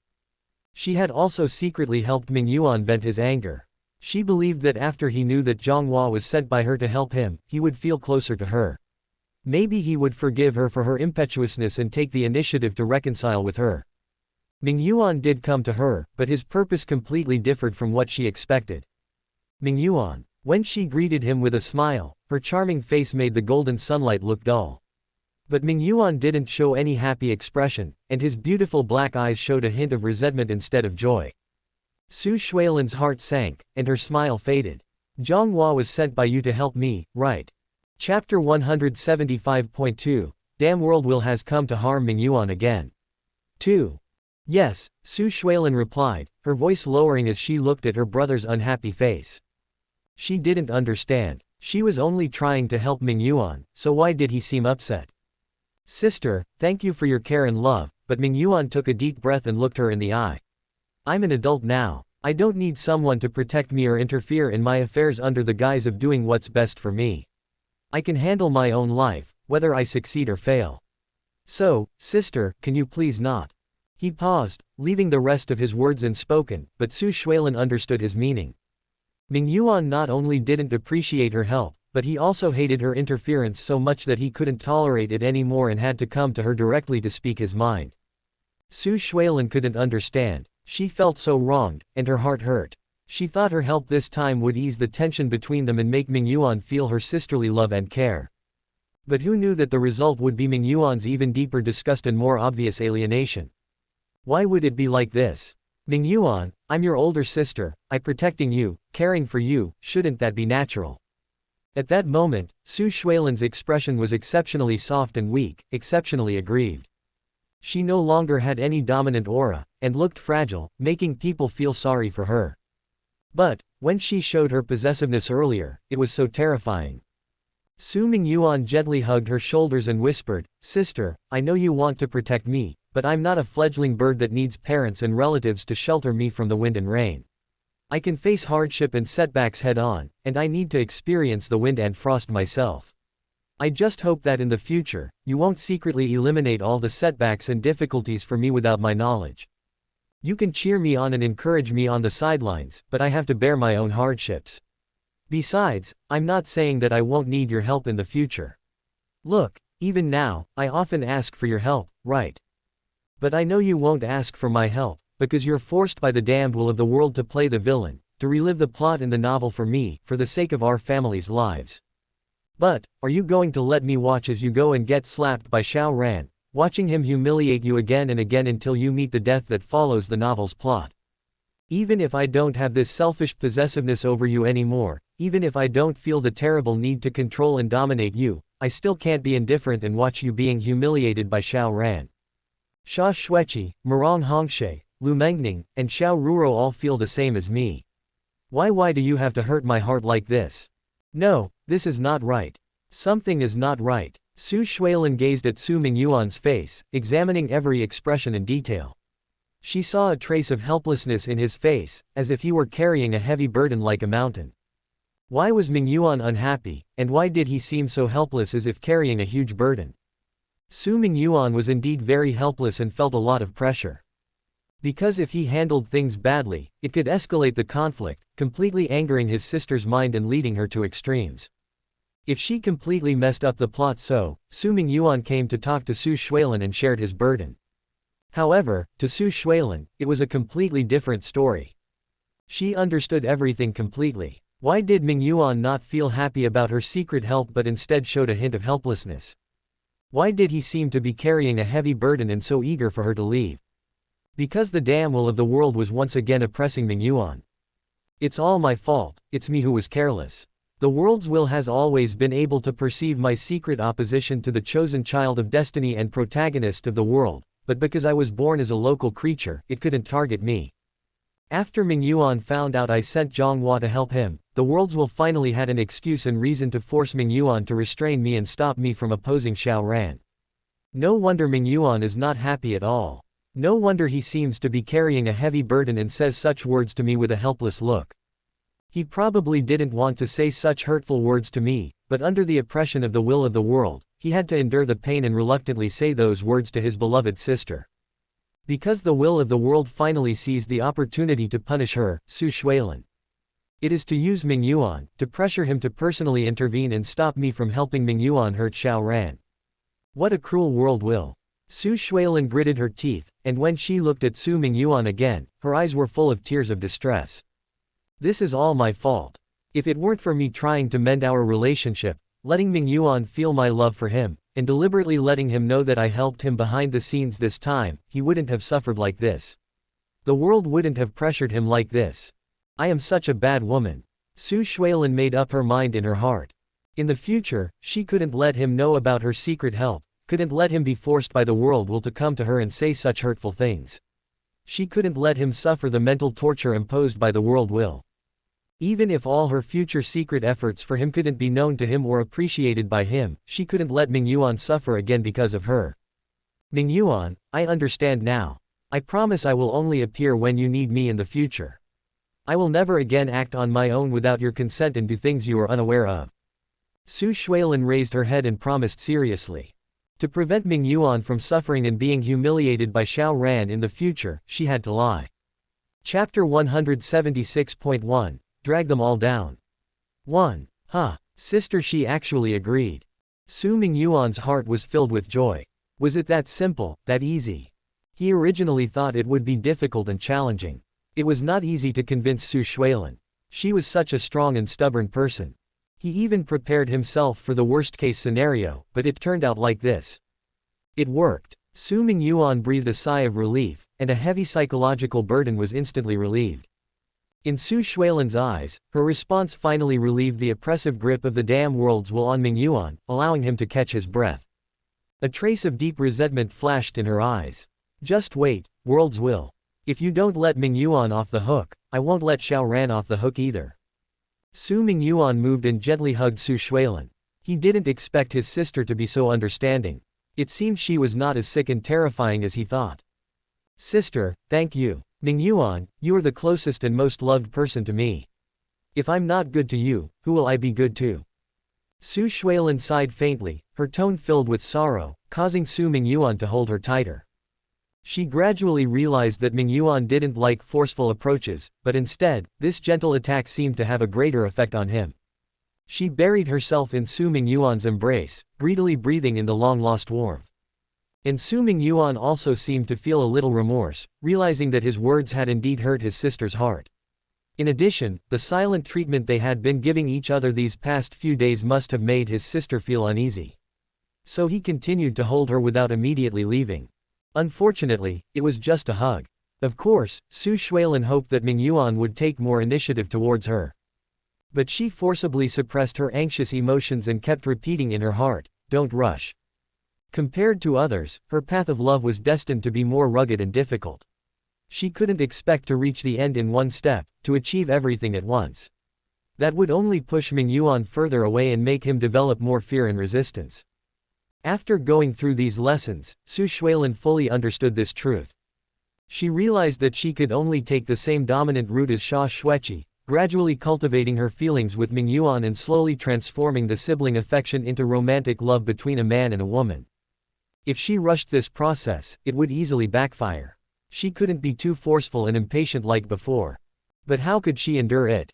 Especially when her progress was slow, while those few vixens were making remarkable progress. Su Shuilin felt that she couldn't continue like this. She had to come up with a way to slow down the progress of those vixens, preferably making them too busy to focus their time and energy on pursuing Mingyuan. Her progress was slow, so nobody should expect to speed things up. She knew what methods to use to prevent others from focusing their attention on Mingyuan. What else could be more important than killing Xiaoran? If Xiaoran doesn't die, Mingyuan will meet a deadly end.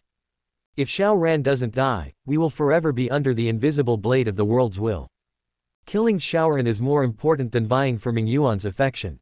Because only when he was dead could Mingyuan survive, and the pursuit and competition for Mingyuan's love would become meaningful. Su Shuilin felt that it was time for her good sisters to shift their focus away from Mingyuan and onto Xiaoran. Although she knew there was no guarantee of killing Xiaoran, it was not the right approach to hide like a poisonous snake and avoid being discovered by him until he became even more powerful and harder to kill after escaping death under the favor of fate. But before that, his influence and his future followers could be dealt with one by one to prevent him from growing stronger. Look at what you've been doing lately. You, Xia Xueqi, are instigating internal conflicts within the Xia family using Xiaoran's subordinates. You, Murong Hongshe, are thinking of further involving yourself in Xiaoran's security company. I know all of this, but it's not enough. Haven't you noticed that Xiaoran has recently established contact with some old acquaintances of his father, who are now high-ranking officials and wealthy businessmen, expanding his network? I'm the only one secretly planning to take down his backing and constantly thinking about how to make arrangements in advance when Mingyuan and Xiaoran confront each other according to the original novel's plot, so that Mingyuan doesn't suffer humiliation from Xiaoran. I'm tired too. You can't keep letting me, Su Shuilin, work hard in secret, only to end up without any comfort or a kiss from Mingyuan. After all, I can't let him know about these things. You all need to start helping me too. Especially you, Lu Mengning. You've gained so much advantage, and in a few days, you'll be taking Mingyuan to your film set to have a good time. Can't you lend me a hand? And by the way, it seems like Xiaoran's foreign trade company is about to start operating soon, right?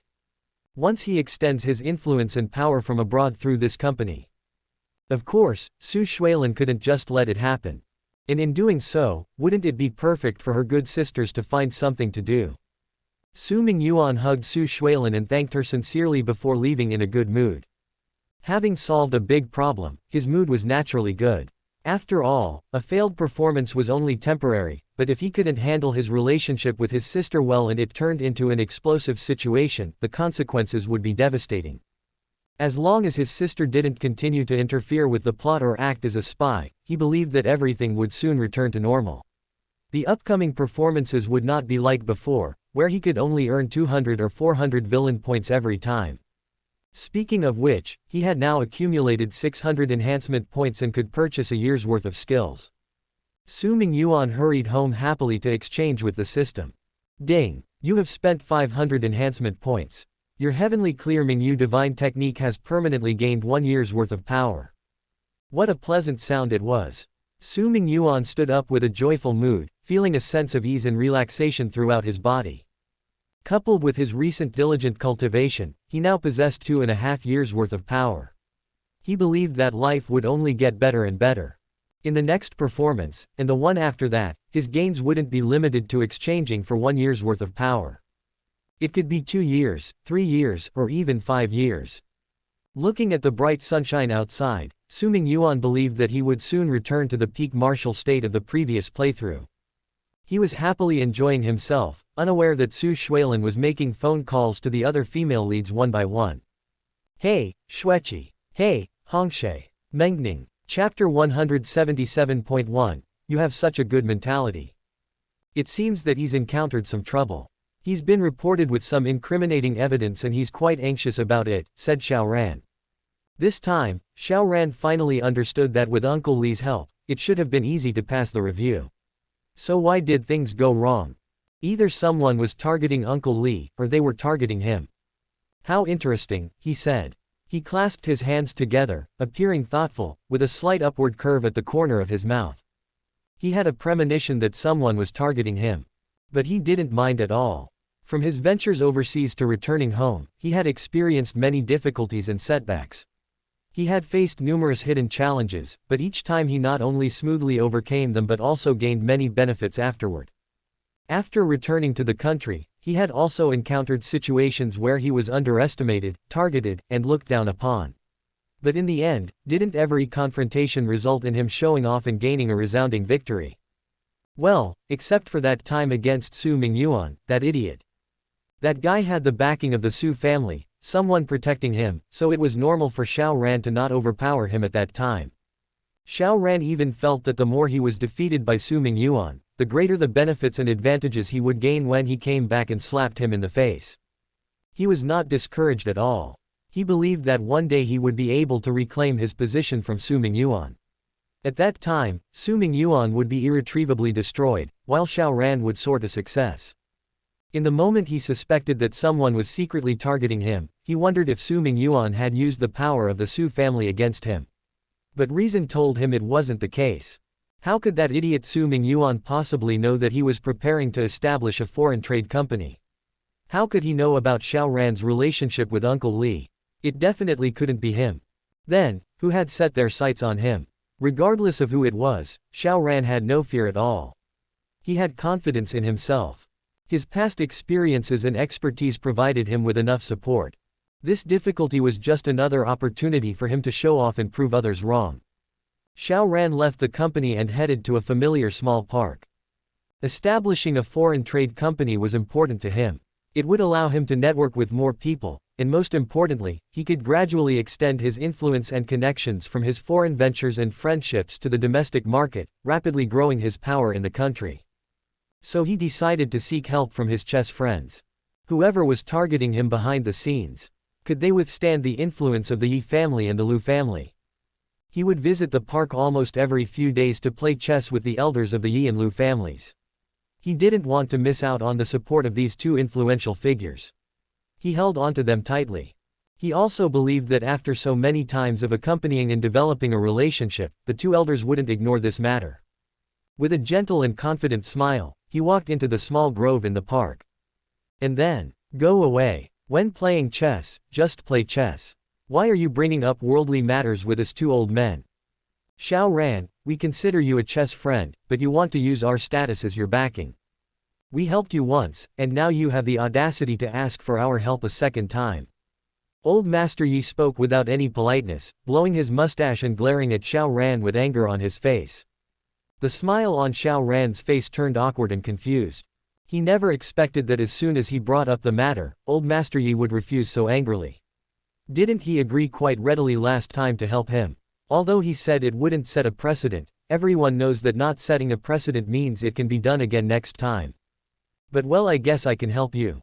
Suddenly, the tone of Old Master Yi changed. He pinched his white goatee and looked at Xiao Ran with a sidelong glance. Seeing the expectant look in the other's eyes after completely piquing his interest, he said in a nonchalant manner. Your chess skills are just average, far inferior to your mysterious junior. If you bring your junior to play chess with me and he loses to me, then I'll help you. Old Master Yi vividly remembered how Su Mingyuan had defeated him and exposed his embarrassing attempt to cheat using a phone as an assistant. He had long wanted to reclaim his dignity. Who let you act all suave and mysterious in front of me, pretending to be an otherworldly expert? I want to see if you are willing to lose a game of chess to me for the sake of your senior brother. Upon hearing this request, Xiao Ran instinctively felt delighted, thinking it was too easy. He would ask his junior brother for this favor, and his junior brother would surely help him. However, he suddenly realized that his junior brother had always been the one to come to him. He didn't have any means of contacting his junior brother at all. Oh, seeing Xiao Ran's troubled expression, Old Master Yi snorted in dissatisfaction. What? You can't even fulfill such a simple request. Of course, I can do it, Xiao Ran hurriedly said, but, Mr. Yi, please give me some time to find my junior brother. All right, I'm not in the mood to play chess with you today. Quickly leave my presence. Old Master Yi waved his hand impatiently. Xiao Ran was also afraid of displeasing the old man, so he quickly left, thinking about how to find his junior brother. Considering my luck, maybe I'll bump into my junior brother while walking on the street. With that thought in mind, Xiao Ran also made up his mind to ask for a way to contact his junior brother the next time they meet. However, he didn't encounter his long-awaited junior brother on the street. Instead, he ran into his sister, Xiao Ruro. Oh, Ruro, what are you doing here? Chapter 177.2, You have such a good mentality. Ruro was startled when she saw Xiao Ran, and her eyes immediately showed a hint of avoidance. However, she quickly calmed herself down and hastily came up with an excuse, saying, Brother, I'm just out shopping. But that wasn't true. She was actually planning to meet her beloved brother Mingyuan. However, before meeting him, she wanted to prepare a gift for him.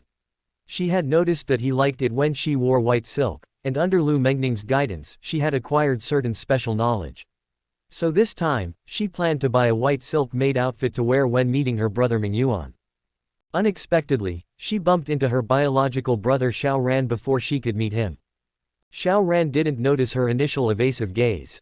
He held her hand, wanting to take her to a nearby cafe to ask about her recent situation and, incidentally, gather some information about Mingyuan from her.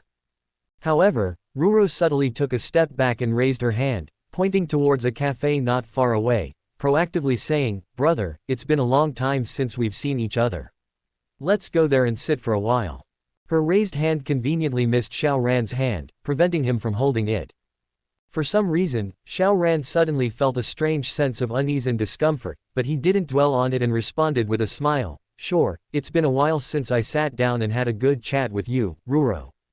Meanwhile, just as Xiao Ran had left the park and encountered Ruro, Su Mingyuan, who had just changed into a white knight costume, stepped through the park's entrance. He had no idea what had just happened in the park. These past few days, he suddenly had some free time and was no longer bothered by his sister. In addition to diligently practicing his martial arts, he wanted to find something that balanced work and leisure. For example, playing chess with the old men and defeating them in their experienced domain, enjoying their amusing expressions of embarrassment and anger. Especially since they were the old masters of the Lu and Yi families. To win against them in chess, to dominate and conquer them, that kind of joy tisk, it was a pleasure that ordinary people couldn't experience. As Su Mingyuan walked in, he saw old man Yi sitting on one side of the chessboard, raising his eyelids slightly as if he had anticipated his arrival. He calmly said, "You're here. Huh, I just love that composed look of yours, old man Yi. When your old face turns red and you start making excuses after I annihilate you, it will be even more entertaining." Su Mingyuan had no knowledge of Xiao Ran seeking old man Yi's help just moments ago, nor did he know that all he had to do was lose to the other party for old man Yi to help Xiao Ran. He simply sat down calmly in front of old man Yi, smiling and saying, "Shall we play 2 games?" Old man Yi also thought that Su Mingyuan had come to help Xiao Ran and that he was here to lose on purpose. Excitedly stroking his beard, he loudly declared, "Come, today I shall avenge our previous match. I'll defeat you so thoroughly that you'll beg for mercy. Hee, young man, I just love that composed look of yours. I wonder if you'll be able to maintain such composure when you're forced to lose to me later." Old man Yi had already started looking forward to Su Mingyuan's expression at that moment. He felt like he had already won and proudly stroked his beard. First move. The soldier on the front. This old man still has some spirit left. Wasn't he satisfied with being annihilated by me last time? Su Mingyuan smiled faintly and launched a merciless attack. 5 minutes later, old man Yi widened his eyes in disbelief. He looked at the chessboard, then raised his head to glance at Su Mingyuan, his voice trembling. "I lost." "Yes, you lost." Su Mingyuan nodded calmly, finding it somewhat amusing. Last time, it took several games for this old man to show such an expression. Unexpectedly, in just the first game this time, he couldn't hold it together. As he looked at Su Mingyuan's composed expression and the slight smile at the corner of his mouth, old man Yi gritted his teeth secretly. This kid didn't even go easy on me. Could it be he no longer wants to help Xiao Ran? If that's the case, then he didn't need to come here to play chess with me. Could it be although he has to lose to me to help Xiao Ran, deep down, he's not willing? So he thought of winning a few games against me to vent his frustration before intentionally losing to me, to make himself look better. Yes, that must be it. Ah, I see. A sinister smile spread across old man Yi's gloomy face. He felt like he had seen through the other person. The image of the other person being suave and mysterious in front of him had been completely shattered in this moment. So, he's just a young person who can be emotionally attached and refuses to accept defeat or give in. "Come on, kid, let's play another game." Old man Yi set up the chess pieces and extended an invitation to Su Mingyuan. Su Mingyuan calmly glanced at old man Yi's smiling face. Indeed, he is old man Yi from the Yi family. His attitude is truly admirable. Very well. Challenging an opponent like you with such difficulty, breaking your mentality, will only increase my joy exponentially.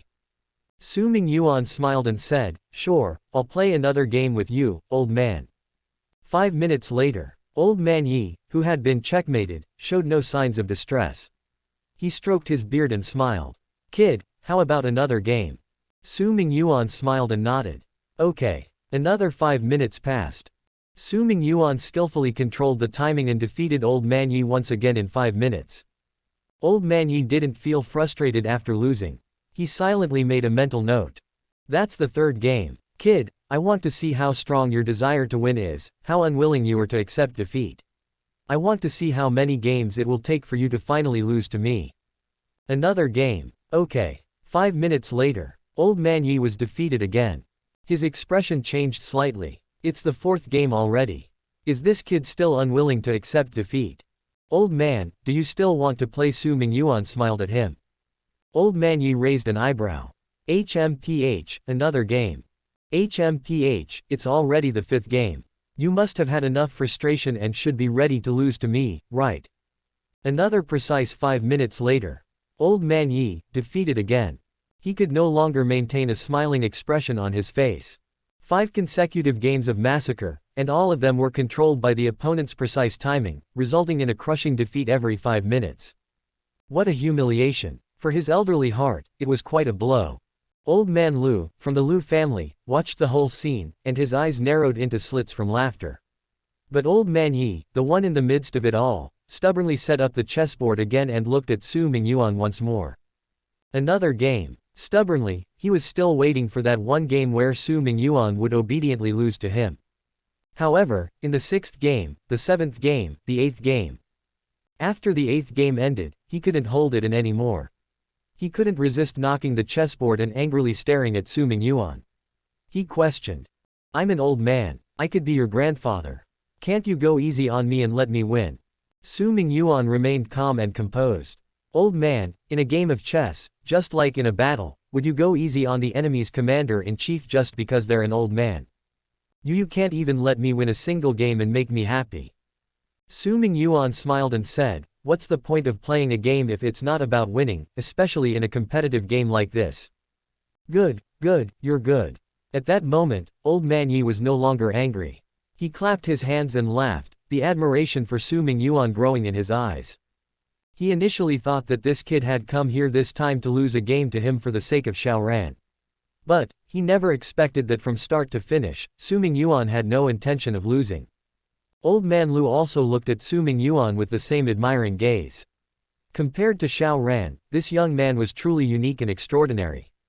Facing the gaze of the two men, Su Mingyuan was a bit puzzled. He had already played 8 games of chess with old man Yi, each ending in a 5-minute massacre. Yet, his mindset hadn't collapsed. Chapter 178.1 How dare you, Xiaoran, touch my brother-in-law's woman? So you've been with Lu Mengning these days. Has she been bullying you? No, she hasn't. Sister Mengning has been treating me well. That's good. In the coffee shop, upon hearing about Rurio's recent situation, Xiaoran smiled and started scheming in his mind. If Rurio could build a good relationship with Lu Mengning during this period, then if his sister and Lu Mengning got along well, wouldn't it be equivalent to him and Lu Mengning getting along well too? Maybe in the future, when he pursued Lu Mengning, Rurio could assist him. Xiaoran's wicked thoughts surfaced as he said, Ruiro, you should get along well with this young lady from a prestigious family. Maybe when she's happy, she'll give you more screen time, upgrading your role from a minor actor to an important supporting role. If your performance shines in the film, it won't be a waste of my investment. Yes, brother, I understand. I'll work hard, Ruiro responded with an energetic appearance, seemingly serious but actually just going through the motions. She no longer wanted to continue playing the deep sibling bond with Xiaoran. Her heart had already flown out the window, eagerly anticipating seeing another person. Unaware of her true feelings, Xiaoran patted his chest and confidently said, Ruiro, don't worry. As an investor in the film, I plan to participate in the shooting with your crew. If that Su Mingyuan tries anything funny on set, I guarantee that he will not have good days. And as an investor, I can speak positively for you in front of Lu Mengning, asking her to give you more screen time. It wouldn't be in vain for my significant investment. Upon hearing Xiaoran's words, Rurio's face instantly darkened. Ah, why do you have to go with us too? I was still thinking that I could further deepen my relationship with Brother Mingyuan through the portrayal of a married couple in the script. By using the guise of being a couple, I could have more intimate moments with him. If you come, how can I be close to Brother Mingyuan? Ruiro lowered her head. Ruiro pouted. Ruiro felt a bit unhappy. Fortunately, her mind was still clear. When she looked up at Xiaoran, there was no trace of resentment on her face. Instead, her hands clasped together, and her face was filled with happiness and gratitude. Brother, thank you. I know you're worried about me and have my best interests at heart. But I also know that you have more important things to do. You don't need to invest too much energy into the movie shoot. Ruo acted like a considerate sister genuinely concerned for Xiaoran, and she earnestly said. Su Mingyuan can't do anything harmful to me. Look, I've been undercover with him for so long, and nothing has happened, right? I will also remind Sister Mengning to be cautious of Su Mingyuan and won't let him pull any tricks. Brother, you work so hard for our revenge every day, and it pains me to see you exhausted. I really don't want you to bear more burdens for my sake. So, brother, you should focus on more important matters. Leave the movie shoot to me completely. Ruo spoke with genuine emotions, as if she truly didn't want Xiaoran to shoulder any more burdens and didn't want him to become even more exhausted. Seeing Rurio's gentle and caring demeanor, a warm current surged through Xiaoran's heart, and he was deeply touched by his sister's concern. But precisely because of that, he felt even more compelled to go and see for himself. He had learned from Li Cheng that Su Mingyuan was planning something big. He couldn't bear to leave his sister alone there, in case she got hurt. Not to mention the possibility of him stepping in as a hero if Su Mingyuan caused any trouble, which might earn him Lu Mengning's favor and attention. In any case, from both emotional and logical perspectives, he couldn't simply allow Su Mingyuan to wreak havoc on the set. He had no idea that Su Mingyuan had no intention of causing trouble. Why would he? The better this movie was made, the more his own ambitious production, which he was secretly preparing, would appear ugly in comparison. His decisions and actions would be mocked, highlighting Xiao Ran's sophistication. Xiao Ran had no knowledge that the information he received from Li Cheng was completely conveyed to him by Su Shuilan's signal to Li Cheng. He didn't even know that Lu Mengning had arranged roles for Ruro and Su Mingyuan as a married couple in the play. He thought that after arriving on set, he would ask Lu Mengning to give Ruro more scenes so that her performance would shine in the movie and be more memorable to the audience. Add more scenes. Intimate scenes with Su Mingyuan. Ruro, even if I have to work harder and suffer more for you, so what? Stop talking. This time, for your sake, I will stick closely to the crew and protect you well. Xiao Ran was moved and wanted to hold Rurio's hands to let her feel his warmth. As he reached out, Ruro suddenly felt trapped. She didn't want any physical contact with Xiaoran. In her heart, brother Mingyuan was the one she had chosen for life. She wanted to push his hand away, but if she did, wouldn't this affectionate sibling act be instantly shattered? This was not the behavior of a good sister who was tender-hearted and cared for her brother's well-being, as she should. And at that moment, an unexpected guest suddenly appeared, breaking the false atmosphere and relieving Ruro from her predicament of being caught in a dilemma. You, Xiao Ran. Taking advantage of my brother-in-law's absence, you dare to make advances towards my brother-in-law's secretary. You have some nerve.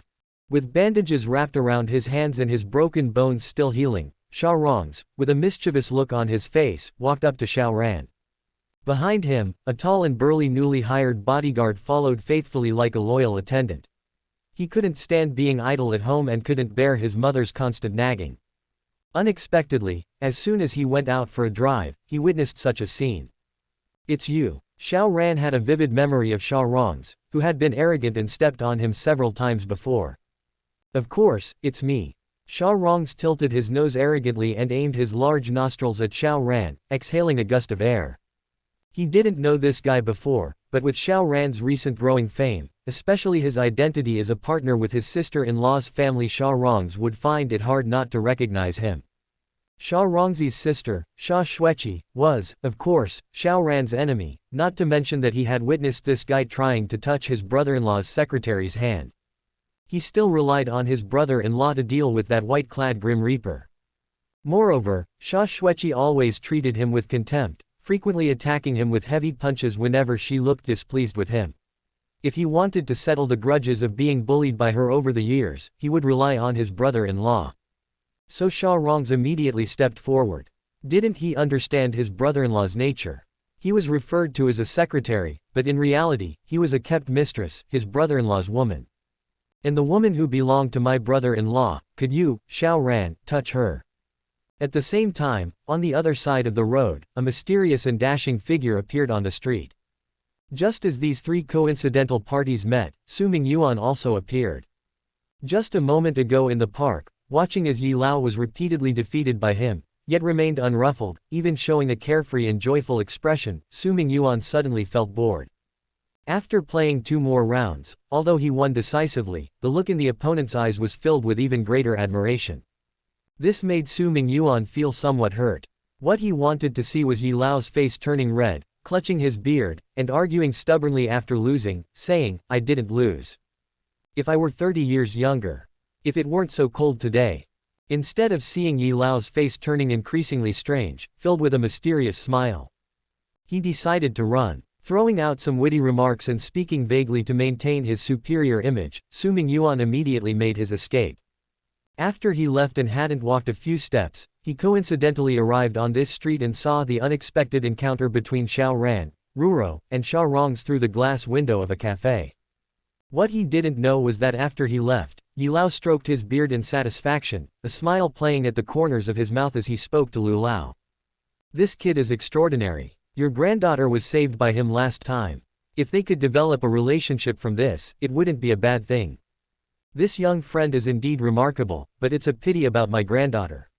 Ah, you know about Mengning's temperament. Chapter 178.2, How dare you, Xiaoran, touch my brother-in-law's woman. 2. Old Lu shook his head, clearly feeling helpless about his granddaughter's character and behavior. That's enough. The younger generation has their own destiny. But old Yi, every time this young friend comes, it's always you playing against him. Isn't it my turn to take the stage? Just you. Old Yi raised an eyebrow, disdainfully saying, Old Lu, you can't even beat my old ass, and you still want to play against him. Forget it. HMPH, who just got ruthlessly defeated in 10 consecutive rounds within 5 minutes. With your level, I could even play in your place, mocked Lu Lao. Yi Lao immediately felt indignant, slamming the chessboard down and waving his hand.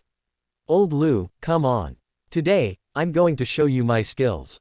HMPH, I won't let you off so easily. I'll make you suffer a bit and taste some bitterness. Don't think you can take me for granted. Old Lu linked his arm and joined the battlefield. As the game reached the middle stage, when the two were locked in a fierce battle that was difficult to unravel, Old Lu suddenly asked, about Xiao Ran's request. Hey, don't mention him to me. Compared to his junior brother, he is as worthless as dirt. Reeking of the secular world. A hint of disgust appeared in Yi Lao's eyebrows. With the comparison provided by Su Mingyuan today, Xiao Ran's position and favorability in Old Yi's heart had greatly declined. Old Lu chuckled and said, both of us thought that the young friend would intentionally lose a game to you for Xiao Ran's sake today. But unexpectedly, he didn't give in or make any concessions.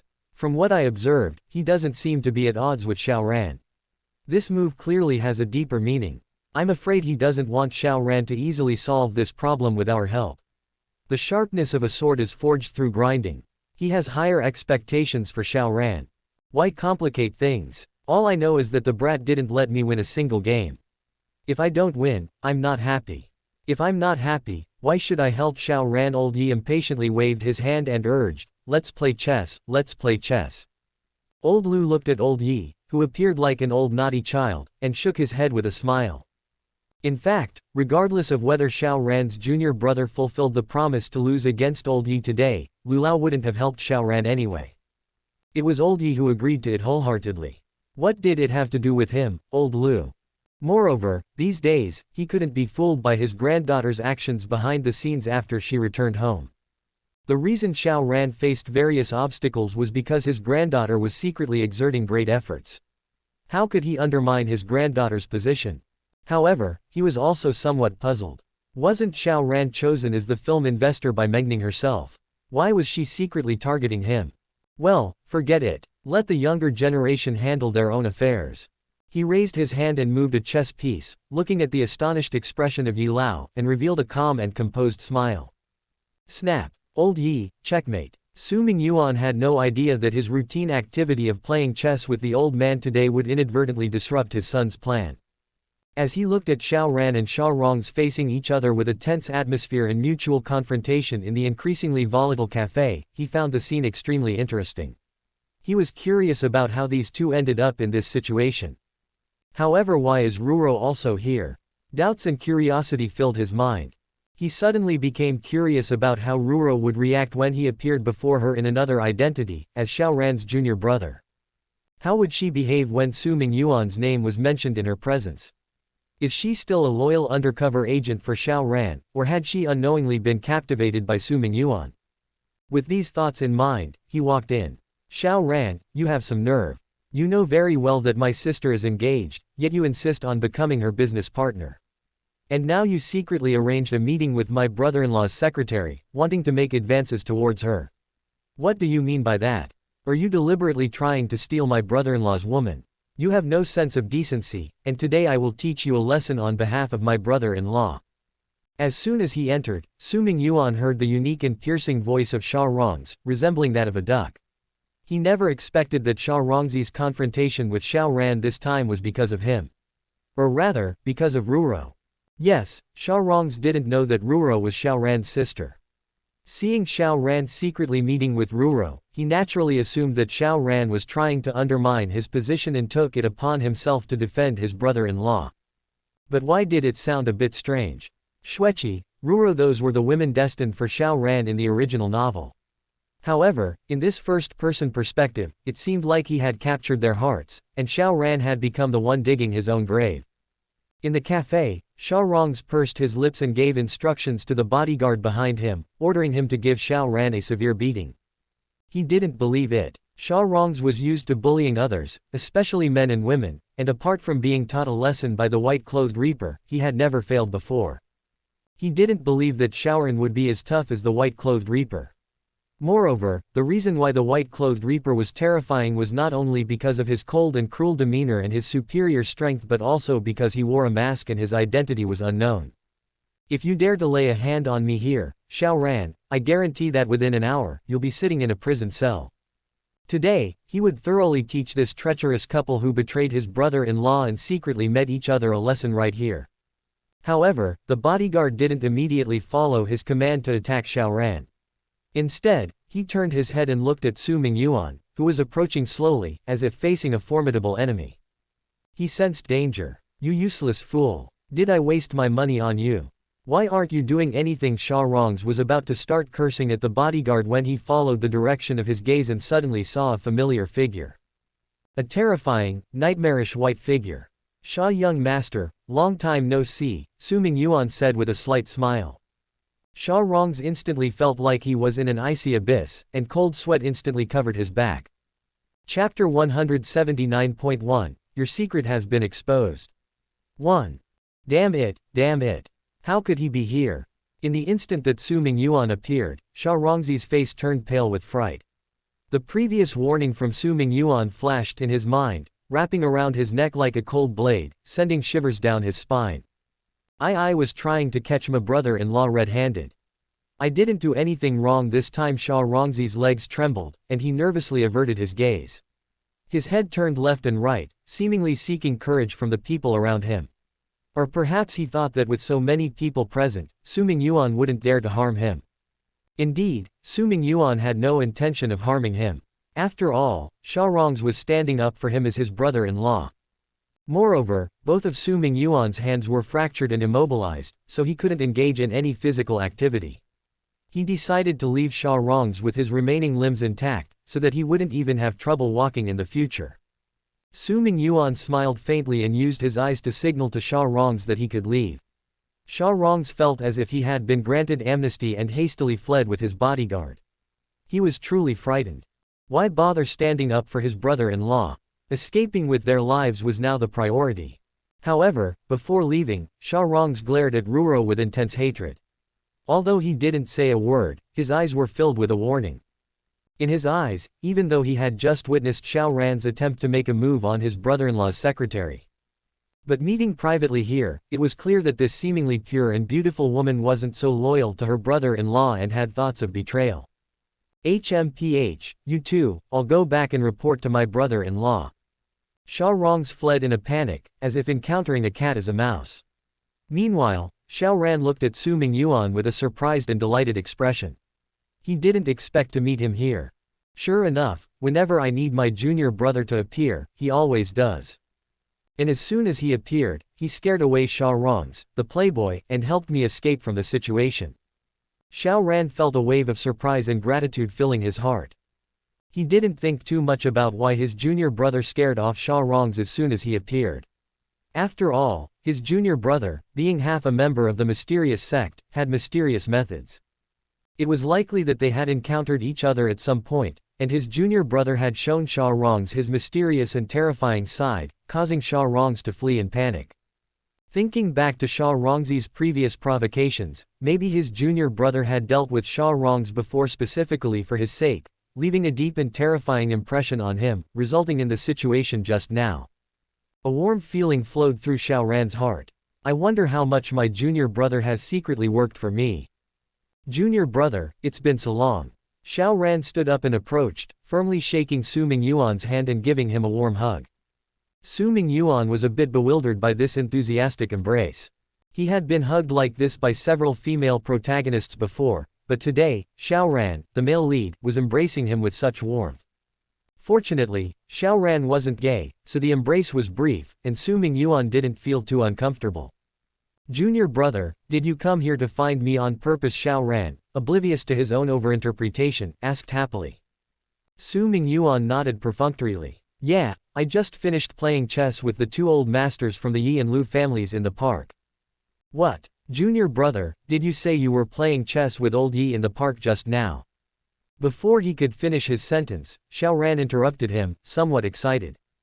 Although Xiao Ran had thought that if he approached his junior brother for help, his junior brother wouldn't refuse and would definitely assist him, he didn't expect that before he even had a chance to ask for help, his junior brother had already gone to play chess with old Yi.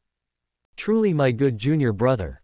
The instant Xiao Ran heard Su Mingyuan's words, he immediately imagined his junior brother furrowing his brows, calculating with his fingers, and then rushing to the park to play chess with old Yi after realizing that he needed help. In addition to the fact that his junior brother scared Xiao Rongs away as soon as he appeared, Xiao Ran's favorable impression of Su Mingyuan skyrocketed. His fondness for him increased rapidly, elevating his already significant position in Xiao Ran's heart. Junior brother, I knew you would come when I needed you. Xiao Ran tightened his grip on Su Mingyuan's hand, his face filled with a sincere and grateful smile. Su Mingyuan was still somewhat confused, not understanding why Xiao Ran was behaving so excitedly.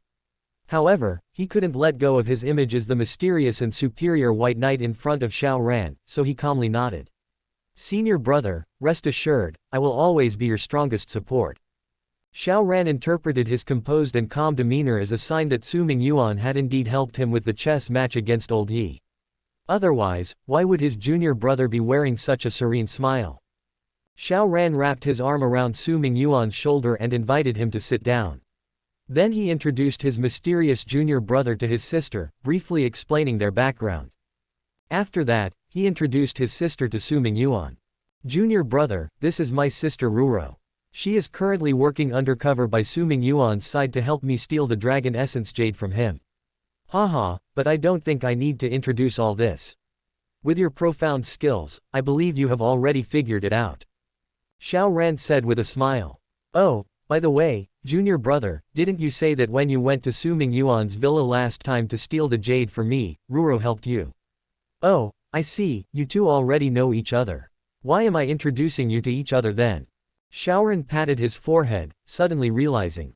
However, this sudden pat on the head startled Su Mingyuan, causing him to break out in a cold sweat.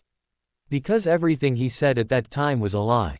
He never actually disguised himself as the White Knight and staged a theft, nor did he receive any help from Ruro. At that time, he had only mentioned the jade he obtained from the Hongyun Tower auction to Ruro in the guise of Su Mingyuan. He didn't know who had actually stolen it during the night. And now, Xiao Ran was saying these things in front of Ruro. He was about to get exposed. Before this, Ruro had never had any contact with him as the White Knight. Today was the first time they met in this guise. Oh no. Su Mingyuan looked at Ruro and noticed that she smiled slightly. She didn't expose him, but her gaze seemed playful. This usually obedient and cute little white rabbit in front of her now had a mischievous smile on her face. She even winked playfully at him as if saying, "Do you think I would expose your lies in front of Xiao Ran?" Su Mingyuan's heart started to race. He was afraid that Ruro would expose him with her next words. If that happened, all the effort he had put into maintaining his image in front of Xiao Ran, and the trust he had gained from his junior brother's identity, would be ruined. But what he feared the most was the possibility of Xiao Ran becoming furious and turning against him once his lies were exposed. With only 2.5 years of cultivation, even if he used all the remaining enhancement points to buy temporary power-up cards, he wouldn't stand a chance against Xiao Ran.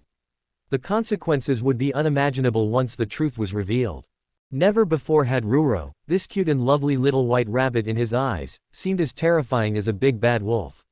Like an obedient baby, she extended her hand towards him after Xiao Ran finished introducing them and shook his hand. Brother just introduced you so much, but I still don't know how to address you, brother, she said. Xiao Ran was also curious. Previously, his junior brother said he had no name or surname, but when walking outside, he must have a title, right? Chapter 179.2, Your secret has been exposed. 2. Xiao Ran could call him junior brother affectionately, but how should others address him? Su Mingyuan shook Rurio's little hand. Although he felt anxious inside, he maintained a calm demeanor and said, "You can call me the Knight." Knight. So, that's the title junior brother uses when traveling outside. Because of Su Mingyuan's supposed identity as a person of the mysterious realm, Xiao Ran automatically imagined the name as Knight and found it quite mystical. Ruro smiled innocently like a harmless little sister and said, "Hello, Knight brother." Su Mingyuan nodded lightly and forced a gentle smile. He had originally planned to inquire about Rurio's opinion of him, Su Mingyuan, using Xiaoran's junior brother identity. But now, it seemed like he was the one being tested. As Su Mingyuan looked into Rurio's gaze, he couldn't help but feel that her eyes were filled with scrutiny, as if she could strip him bare in the next second. It was a terrifying look. Is this really the same innocent and obedient Ruro I remember? Little did he know that Ruro was just trying to startle him for a moment. Seeing the slightly frightened and evasive reaction in his eyes, there seemed to be a mischievous little demon fluttering its wings in her heart, emitting a low, sneaky laughter. She always acted like a good and obedient child in front of Mingyuan, but occasionally, she wanted to tease him a little and make him taste the fear and anxiety she experienced. Xiaoran didn't notice the subtle battle between the two and was simply warmed by the harmonious scene between them. Both individuals in front of him were important to him, and they were the only two people he could wholeheartedly trust and rely on. Naturally, he hoped that the two of them would get along well. Junior brother, I hope you can also take care of and pay attention to Ruro in the future. She is my only family, Xiaoran said. He genuinely cared about Ruro, although it could also be said that his concern was superficial and he just wanted to wash his hands of the responsibility. After all, once he entrusted Ruro to his junior brother's care, he wouldn't have to be constantly worried about her. It all depends on how one chose to view this matter. Of course, Ruro is not only your family, senior brother, but I also consider her as my sister, Su Mingyuan smiled. Xiaoran had planned to stay and continue building a closer relationship with his sister and junior brother, but suddenly, he received a phone call. There was an urgent matter at the company that required his attention. Ruro immediately expressed her understanding, telling him to go and take care of the important business. Su Mingyuan also said, "Senior brother, go ahead and handle your business first." So, Xiaoran hastily left the cafe, leaving behind the white knight Su Mingyuan and Ruro alone. Of course, Xiaoran was reassured because he trusted his junior brother to ensure that Ruro wouldn't encounter any further danger. However, he had no idea about the true identity hidden behind his junior brother's mask. What was even more pitiful was that he didn't realize that today he didn't even get to hold his sister's hand. The sister who used to be gentle, caring, and always thinking of him had already put on a false facade in front of him. Everything he saw was just her performance. After Xiaoran left, in the cafe, Ruro set down her coffee cup and smiled lightly at Su Mingyuan, saying, "Well, now that brother has left, Knight brother, I think there are some things that we could talk about. For example, how I helped you the night you stole the jade." Su Mingyuan's heart hung in the air once again. However, since Ruro didn't expose him in front of Xiaoran, it meant that there was still room to discuss this matter. He felt nervous, but at the same time, he sensed a slight sense of novelty and excitement. This was the mischievous side of Ruro that she had never shown in front of him, or rather, the side she had shown before, such as when she forcefully kissed him when they first met. It was just that all this time, Ruro had been so cute and obedient that he almost forgot about this side of her. "Alright, but there are too many people here, and it's noisy. Let's go outside and find a secluded place to talk." Su Mingyuan stood up. Ruro nodded, agreeing to his request, and got up to follow him out of the cafe. And shortly after the two of them left, a familiar and unbelievable figure suddenly stormed into the coffee shop. Why was it unbelievable? Because the person who returned unexpectedly was none other than Xiaorangs, who had been scared away by Su Mingyuan earlier. Yes, he was terrified of that white-clad reaper, afraid that he would seek revenge and take his life. Even just seeing him would make his legs tremble, his body stiffen, and his limbs uncontrollable. But, that didn't mean he had completely surrendered. Since he had consecutive incidents and had both of his hands broken, he not only had a burly bodyguard following him wherever he went but also had undercover security personnel secretly accompanying him. At that time, he was indeed scared off by Su Mingyuan, but he left one security personnel as an informant to secretly monitor from a distance. And then, he discovered a shocking clue. Fortunately, I kept a card up my sleeve, and unexpectedly, I discovered that you, the white-clad reaper, seemed to have a connection with Xiaoran. The security personnel at that time only saw Su Mingyuan sitting down and Xiaoran happily talking with Xiaoruo from afar, not knowing what they were discussing. But it didn't matter, Xiaorangs could mobilize manpower to access the surveillance footage of this cafe. Before long, the surveillance footage was obtained. With the surveillance footage, they still didn't know what Su Mingyuan and the others were talking about. However, Xiaorong's brought in someone who could read lips to help him translate. Soon, he learned the true earth-shattering secret from this footage. Oh, you, the white-clad Reaper, are actually Xiaoran's junior brother. And, this woman named Xiaoruo is actually Xiaoran's sister, a spy he specially sent to steal the dragon marrow jade from my brother-in-law. Well, if it weren't for his two broken hands, Xiaorongs would have wanted to clap his hands madly and laugh at the sky. He finally knew the identity of this white-clad Reaper and how to exact revenge for the humiliation he had once brought upon himself. And this woman who infiltrated his brother-in-law's side, how cunning and malicious. This matter must be told to his brother-in-law to prevent him from being deceived.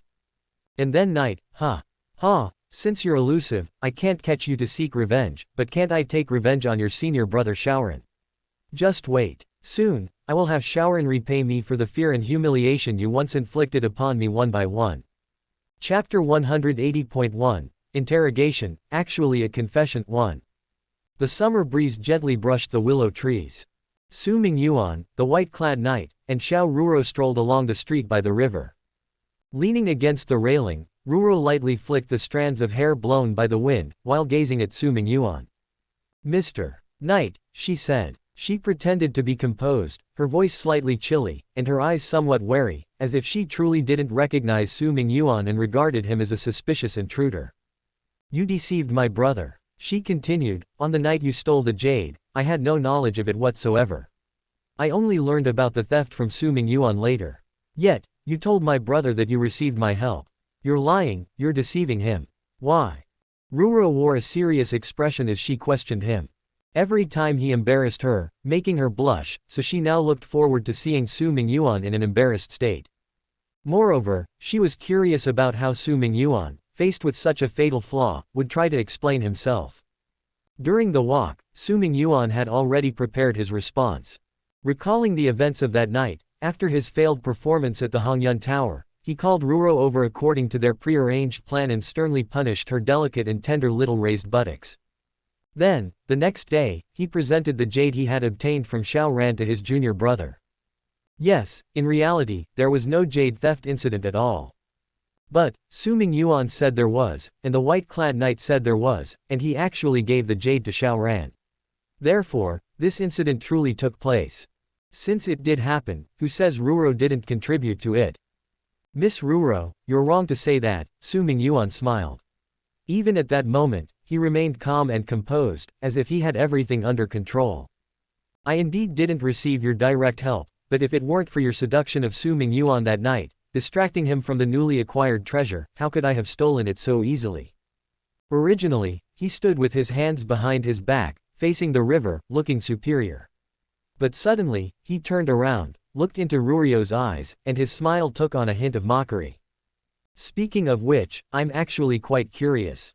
I know, Miss Ruoro, that you willingly acted as a spy for the sake of your senior brother, Su Mingyuan. But this undercover mission of yours, why do I feel that you found some enjoyment in it, even to the extent of allowing Su Mingyuan to do such excessive things to you? If you were sacrificing yourself, I believe your senior brother would rather you not act as a spy than let Su Mingyuan take advantage of you.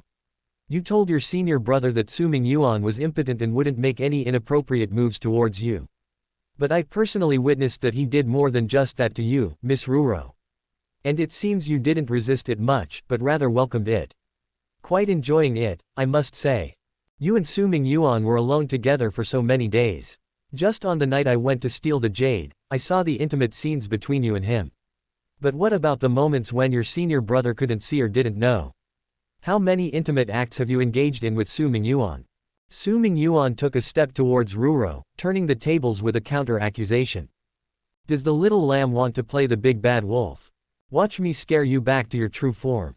Miss Ruoro, you say I'm deceiving your senior brother, but I'm not. If it weren't for your invisible assistance that night, I wouldn't have been able to steal the jade so easily. On the contrary, the person who lied to your senior brother, who deceived him, is you. Shouldn't you explain yourself to me? Su Mingyuan approached Ruoro step by step, his presence exuding a majestic and vast aura, like a towering mountain. Meanwhile, Ruoro had lost the assertiveness she had when she questioned him earlier. Under his pressing interrogation and approach, she resembled a frightened little white rabbit. One hand held onto the railing, while the other anxiously covered her chest as she retreated step by step. She truly hadn't expected that such a fatal loophole would be found out by brother Mingyuan. Not only did he turn it around, but he also managed to corner her instead. I didn't. Everything I did was for my brother. Her explanation was feeble and pale, her pupils trembling with panic. No, you're lying. Don't try to deceive me. If you truly did it for your senior brother, why did you lie to him? Why did you engage in such intimate acts with his enemy, Su Mingyuan? Su Mingyuan interrupted loudly, continuing to press her without showing any mercy. It had been a long time since he had seen Ruro trembling like this. Suddenly, there was a reason to bully this cute and lovely Ruro, and certain mischievous thoughts within him were triggered. He wanted to see Rurio's frightened, scared, and tearful expression. And this happened to be the perfect opportunity. He wanted to use this overwhelming pressure, this unmatched presence, to forcefully extract the truest feelings from Rurio's heart towards Su Mingyuan. He wanted to know if Ruro had even the slightest bit of liking for him. Ruro shook her head in panic, avoiding his gaze and not daring to look into his eyes. I only wanted to put my brother's mind at ease. I truly wanted to help him. I didn't plan to lie to him or engage in those kinds of things with Su Mingyuan, those kinds of things because. She stammered, unable to continue, her poor little mind unable to come up with any more excuses. Because she had no intention of making excuses in the first place. Yes, considering their current identities. She was Xiao Ran's sister, and brother Mingyuan was playing the role of Xiao Ran's junior. And it seemed that he had discovered signs of her betraying Xiao Ran. Faced with his questioning, she should have immediately come up with reasons to vehemently refute and express her deep love for Xiao Ran. That was the performance she should have given. But why did she have to act that way? This was a once-in-a-lifetime opportunity to confess her feelings to brother Mingyuan. Brother Mingyuan believed he disguised himself well and questioned me sternly in the role of Xiao Ran's junior. And if, under his high pressure and severe questioning, I revealed a vulnerable, pitiful, and forced-to-the-limit appearance, where I could only speak the truth and abandon myself, then in this situation, perhaps he wouldn't think I am joking anymore. Now, he would finally know that I genuinely like him, love him, right? Chapter 180.2, Interrogation, actually a confession, 2. Because this was Ruro being pressed and coerced step by Xiao Ran's junior, forcing her to reveal her most genuine emotions by stripping her heart bare. In the scene, Su Mingyuan continued to approach Ruro step by step, giving her the deepest sense of pressure. Ruro was still stammering, seemingly racking her brain for excuses and reasons, but she couldn't come up with anything, and murmured, the reason for engaging in those things with Su Mingyuan is because. Because of what? Su Mingyuan's gaze became even sharper, his voice filled with increasing pressure. He felt that his questioning was working, and looking at Rurio's alarmed and trembling pupils, he felt that he was about to extract the real answer. Ruro also felt that she was performing convincingly, or rather, this was her true nature on display. Miss Ruro, stop fabricating reasons in your mind. Speak the real reason. Otherwise, I'm afraid I'll have to go to senior brother and have him ask you directly about the underlying cause. Su Mingyuan increased the weight, bringing forth the imposing presence of Xiao Ran. Ruro finally had nowhere else to retreat, her trembling gaze showing signs of collapse. It seemed she had given up on making excuses, and was thoroughly frightened and disheartened, so she spoke the truth. Sob, please stop asking. I'll tell you, alright. It's because I realized that I've unknowingly fallen in love with Su Mingyuan. Like a rebound under high pressure, Ruro let go, and cried out loudly with self-abandonment. Just as she finished speaking, all her courage instantly vanished. Her small hands hurriedly covered her face, and through the gaps between her fingers, the crimson clouds peeked through. Her trembling and beautiful eyes became watery, as if they were about to shed a few drops of pearls. You said what? You have fallen in love with Su Mingyuan. Su Mingyuan's tone abruptly paused, and he felt a tremendous surge of joy. It wasn't acting. It wasn't her sacrificing herself for Xiao Ran. So Ruro really had developed feelings for me. This adorable little white rabbit truly had feelings for me. Indeed, if it weren't for having feelings for me, why would she be willing to use her hands, her legs, to help me and fulfill my desires? Before this, Su Mingyuan wasn't quite certain, afraid that he was deluding himself, afraid that he was being deceived by Rurio's exceptional acting skills. After all, she was Xiao Ran's undercover agent, Xiao Ran's most trusted and beloved sister. In the original novel, she was the least likely to betray Xiao Ran. Her heart was filled with nothing but Xiao Ran's presence. How could she make room for him? How could she fall in love with him? And at this very moment, through the guise of the White Knight, through the role of Xiao Ran's junior, he finally elicited Rurio's heartfelt confession. Ha! Who said that Su Mingyuan couldn't take advantage of the situation and steal Xiao Ran's thunder? Who said that he could only be like in the original novel, watching as Xiao Ran conquered everything and took his fiancée Xia Xueqi, his admirer Lu Mengning, and his sister Su Shuilin into his harem? That's nonsense. Now, the one being overshadowed is you, Xiao Ran. Do you even know that even your devoted sister, who stands by your side through life and death, has developed an inappropriate affection for me? Su Mingyuan's heart was currently filled with extreme delight, satisfaction, and joy. Looking at Ruro pretending not to see, covering her reddened face, he felt that she became even more delicate and lovely, and wanted to lower his head and give her a kiss. But he couldn't. He couldn't forget his current identity. At a time like this, when he learned that Ruro had developed inappropriate feelings for Su Mingyuan, Xiao Ran's enemy, as Xiao Ran's junior, he should be angry. Damn it, he was too happy. What should he do if he couldn't act angry and furious? Su Mingyuan took a deep breath, restrained his emotions, and continued to question. You have fallen in love with Su Mingyuan. Why? How did you fall in love with him? Oh no. Mingyuan Gerger, can you please stop asking further questions? I've exhausted all my courage to confess to you, and now I'm so embarrassed. You still want me to explain why I fell in love with you and how it happened? Every word, every sentence, how can I bring myself to say it? Ruro covered her burning cheeks, her watery eyes fixated on her own toes. She didn't dare to look directly into his eyes, her small toes nervously shifting on the ground in embarrassment. How could she summon the courage to describe these girlish thoughts in detail in front of Mingyuan Gerger? The wind blew gently, and the strands of hair gently danced in the breeze. Su Mingyuan truly wished to capture this moment of Rurio's shy and beautiful appearance with a paintbrush, preserving it as an eternal instant. Leaves gently fell on the water's surface, creating ripples, and Su Mingyuan's heart also rippled with waves. He couldn't bear to disrupt such a beautiful scene. He even had the impulse to remove his mask and embrace Ruro in his arms. But he couldn't. His current identity was of great importance. He couldn't expose himself in front of Ruro. And besides, alright, I won't ask you how you fell in love with Su Mingyuan. Right now, I only want to know one thing, Miss Ruro. When Xiao Ran and Su Mingyuan have a conflict, who would you ultimately help? He really wanted to know the answer to this question. Ruro lowered her head, unsure of how to respond. She hesitated. In her heart, she already had an answer. But even if she said it, would Mingyuan Gerger believe her? Just because of their interaction over the past few dozen days, could it completely overshadow the feelings she had for Xiao Ran over the years? Had her liking and deep love for Mingyuan Gerger reached a point where she could disregard Xiao Ran? Mingyuan Gerger wouldn't believe it, right? Just like the last time she confessed to him, he treated it as a joke. I don't know, Ruro felt that this was the best answer she could come up with at the moment. And indeed, Su Mingyuan didn't seem too disappointed with this answer. Of course, he didn't think that Rurio's liking for him could outweigh her feelings for Xiao Ran just based on a few dozen days of interaction. But if she said she didn't know, honestly, he felt a little happy. Didn't this mean that he still had room to further pursue her? To completely snatch Ruro away from Xiao Ran's hands. Of course, as Xiao Ran's junior, he still needed to give a warning to save face. Miss Ruro, honestly, I'm not satisfied with your answer. I won't tell senior brother about your situation, but I hope you will think carefully about who deserves your genuine care and love when you go back.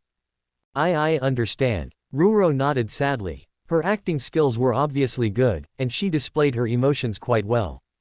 Well then, farewell. After saying that, Su Mingyuan transformed into a gust of wind and disappeared gracefully. He said for Ruro to think carefully about who she should truly care for and love when she goes back. He didn't actually want her to think it over carefully. What if, because of his words, she ended up leaning towards Xiao Ran instead?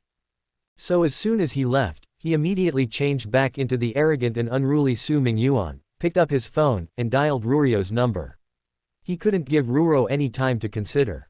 He had to strike while the iron was hot and make sure that in her gaze and in her mind, there was only his figure. Hello, Ruro. Su Mingyuan connected the call. Want to find out what happens next?